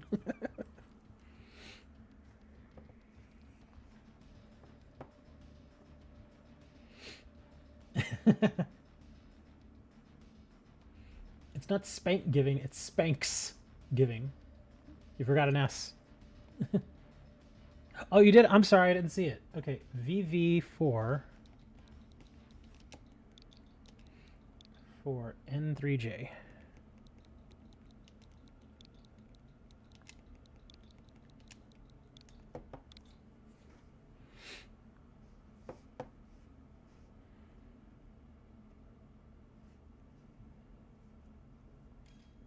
Uh-oh, gotta change real quick.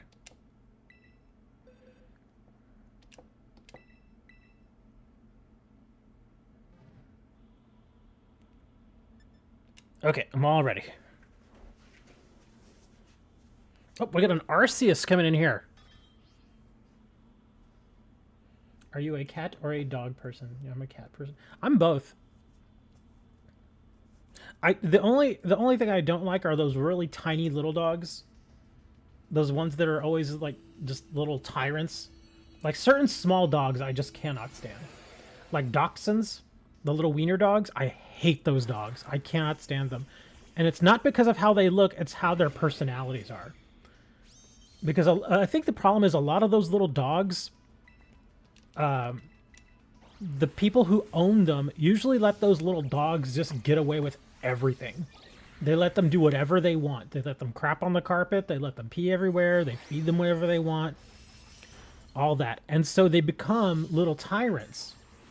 And so when you don't give them what they want, what do? They start barking. They start getting angry.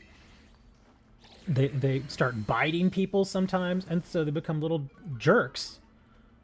And I've met so many people that have animals like that, and I hate them. Absolutely hate them so much. The only time that I've ever seen a smaller dog that was actually really awesome, a friend of mine named Roger, he had a Chihuahua. It wasn't a teacup Chihuahua, but it was still a Chihuahua. Most awesome dog I have ever been around.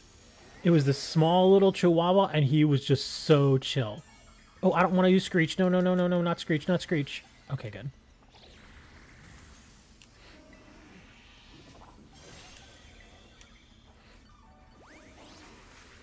Okay, there we go.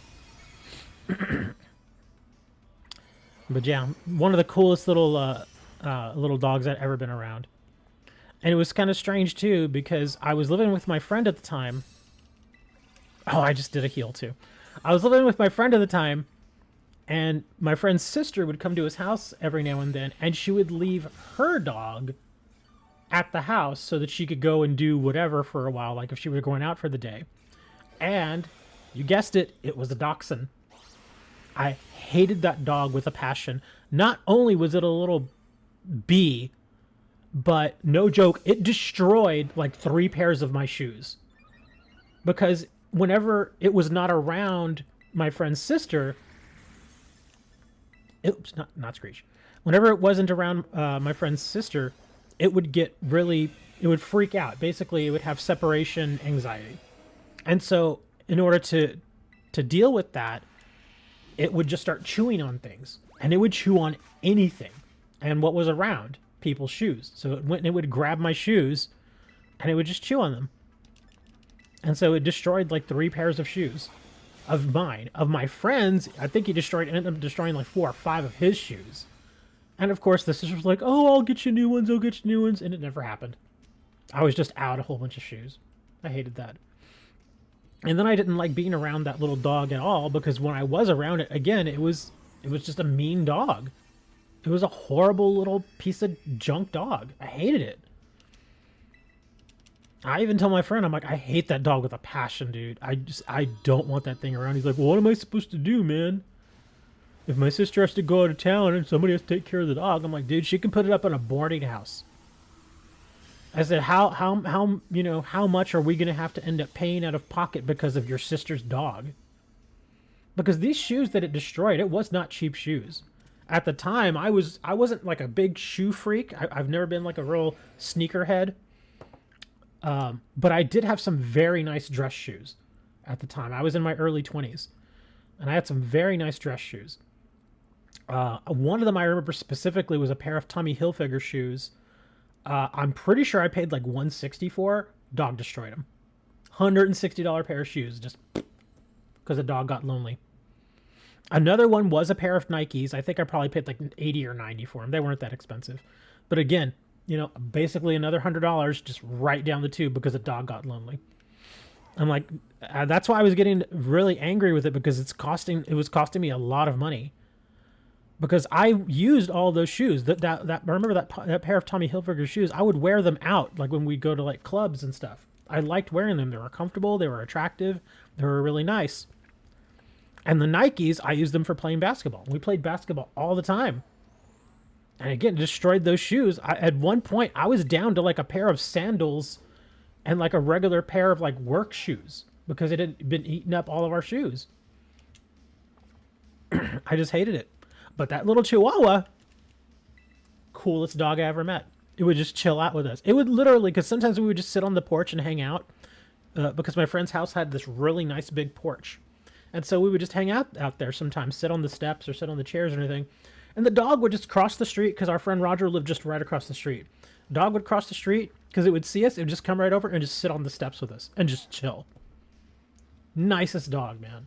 Nicest freaking dog. Loved having that little guy around.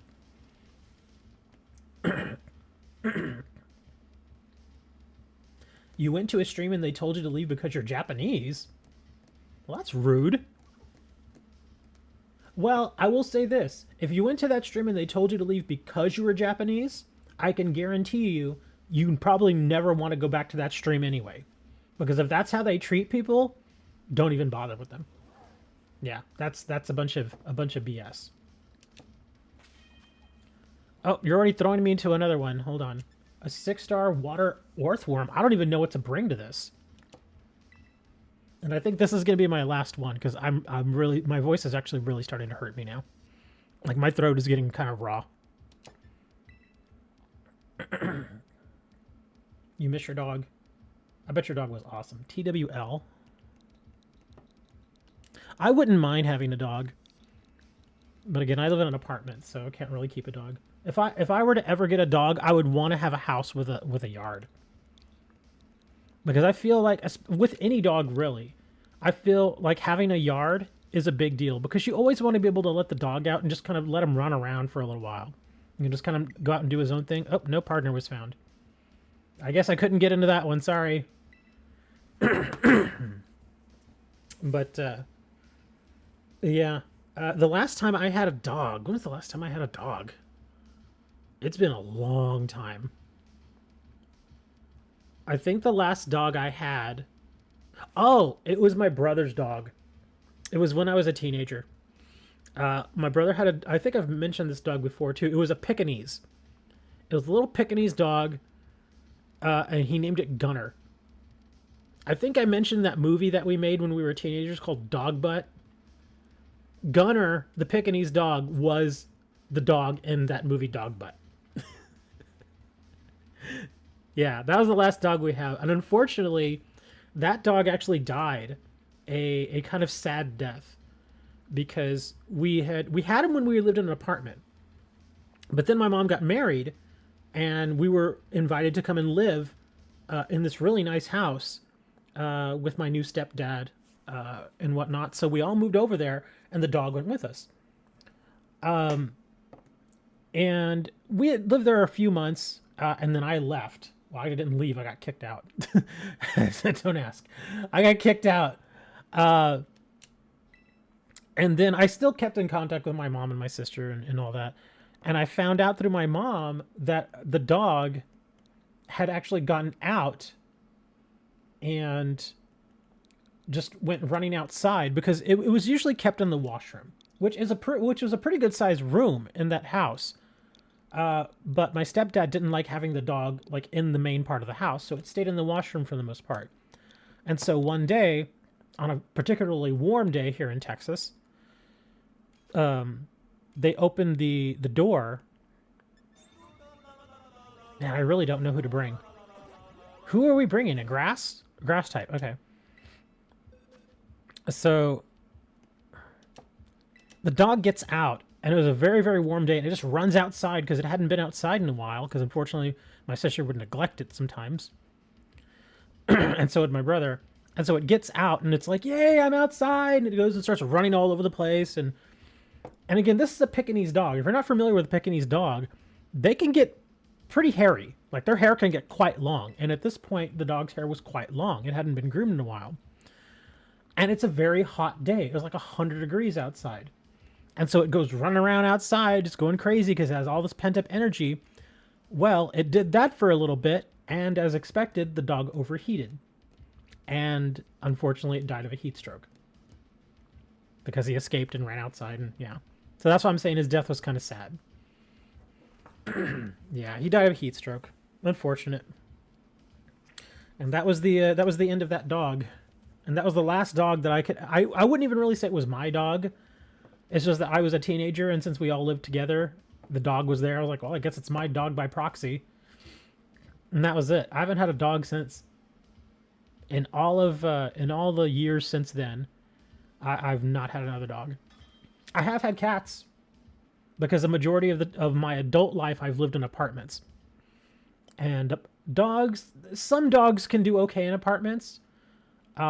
But I tend to be, again, as I've mentioned earlier, I don't really like little dogs. And little dogs generally work better in apartments just because they're smaller. So I wouldn't really want a little dog. If I were to get a dog, I'd want at least a medium-sized dog. You know, like maybe like some sort of like medium-sized terrier or something like that. Or if I were to get a bigger dog, I'd want something like a German Shepherd.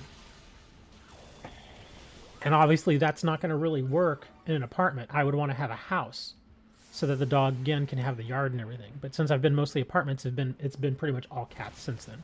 Because cats are small. You know, even if they're big, they're not that big.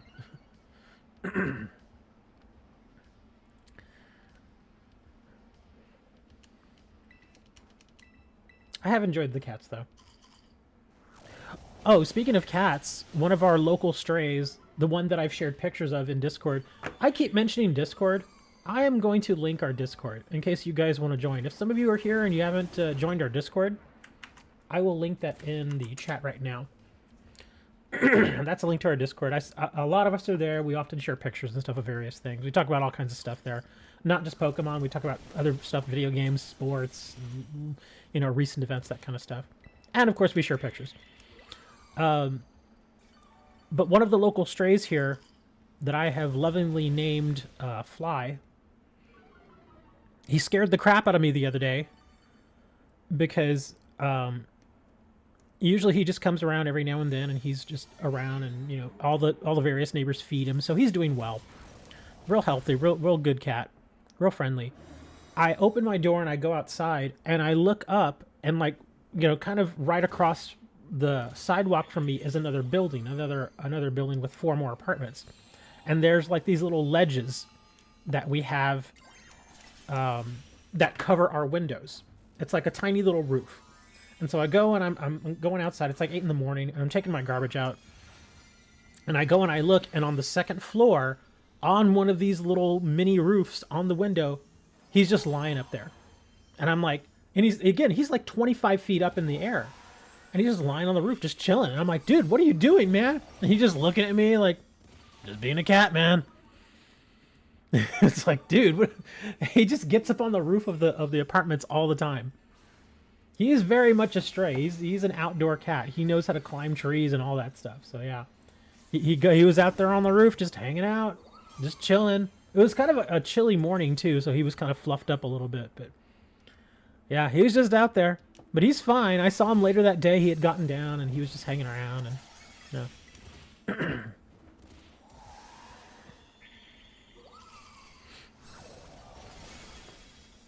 Bam! Super effective. Speaking of which, I need to go find his brother again. Because they're brothers. They're well, they're not twins, but I guess, well, they were born at the same time, so I guess they could be called twins. How to tame a cat. Oh, well, I have admittedly fed them before when they were kittens, because this stray cat and its brother, the other one, they're both black and white tuxedo cats. I've mentioned it before. I've known them since they were born, since birth. I had actually was familiar with their mother, this little black cat that had been hanging around here for a while, and I noticed that she was pregnant. This was like a year and a half, almost, well, yeah, about a year and a half ago. I'd noticed that she was pregnant and she was hanging around here again because the neighbors tend to feed some of the strays that they like. And so it was like mid to late July or so, about a year and a half ago. The mother gave birth, and I saw some of them being born, and there they were, the 2 little black and white cats. And they've lived here since then. They have not left, because again, there's really no reason to. Because everybody takes care of them, they feed them. They're basically like community cats. You know, if they don't get food at one neighbor, they'll go to the next neighbor, and the next neighbor will feed them, and you know. So even though they're technically strays, they're really well taken care of. They're not, you know, grossly thin or anything. They're healthy, and you know, you can tell they've eaten. Their fur is nice and clean, and it's not matted or anything. They're in good shape. So yeah, I gotta go find the brother now, because the brother hangs out on the other side of the apartment complex. I gotta go find him again. I saw him like 2 or 3 weeks ago. I was so happy because I thought he was dead, but I found him over there, and I know he's still over there. So like, I gotta go visit him, see what he's doing. You gotta go. Well, you know what? I actually have to go too. It was nice meeting everybody. For the first timers, for those of you who came back, thank you for hanging out. Um, I really don't know what's going to happen next weekend as far as a stream because you all know I'm a big football fan. And next weekend is championship weekend for college football. There will be a lot of championship games next weekend. So, and I don't know the schedule yet. So I don't know exactly when I'll be streaming. If I do, if I do stream on Saturday, I don't know how long I will for. So we'll have to kind of, figure that out.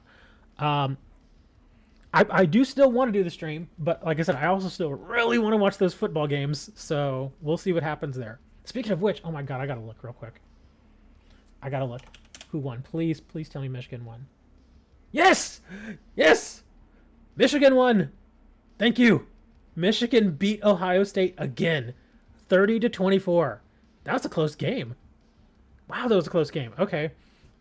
Sorry, just had to check. I really wanted Ohio State to lose. Not so much that Michigan to win, I just wanted Ohio State to lose. But, yeah. Anyway, I'm going to head out. Thank you all for hanging out, guys. Mute actually wants to do a raid. If y'all want to jump into Mute's raid, it's right there. I don't know. Let me see. Oh. Wait. Oh, a 4-star gold duck. Oh, it's only a 4-star, though, Mute. We generally only do like 5, 6, and 7 stars. Because 4 stars, you just, kind of face roll them. Anyways, yeah, just keep an eye out on Discord. I'll let you all know if I'm definitely going to stream or not. Or remind me throughout the week, and I'll see what the deal is there. But thanks for hanging out, guys. It was really fun. This is actually the longest stream we've done in about a month and a half. Yeah, this one's hitting right at 5 hours. So I'm going to go get some food. You guys go get some food, too. Make sure y'all subscribe, please. If you have not subscribed yet, please subscribe. I'm kind of, like, plateauing here. I'd really like to build up a few more subs. But yeah, thanks for hanging out, guys. Hopefully we'll see you next week. Be safe, be careful. Don't get lost out there on Black Saturday, extension of Black Friday. And we'll see you next week. If you have questions or anything, I'll actually still be on Discord though. But until then, goodbye.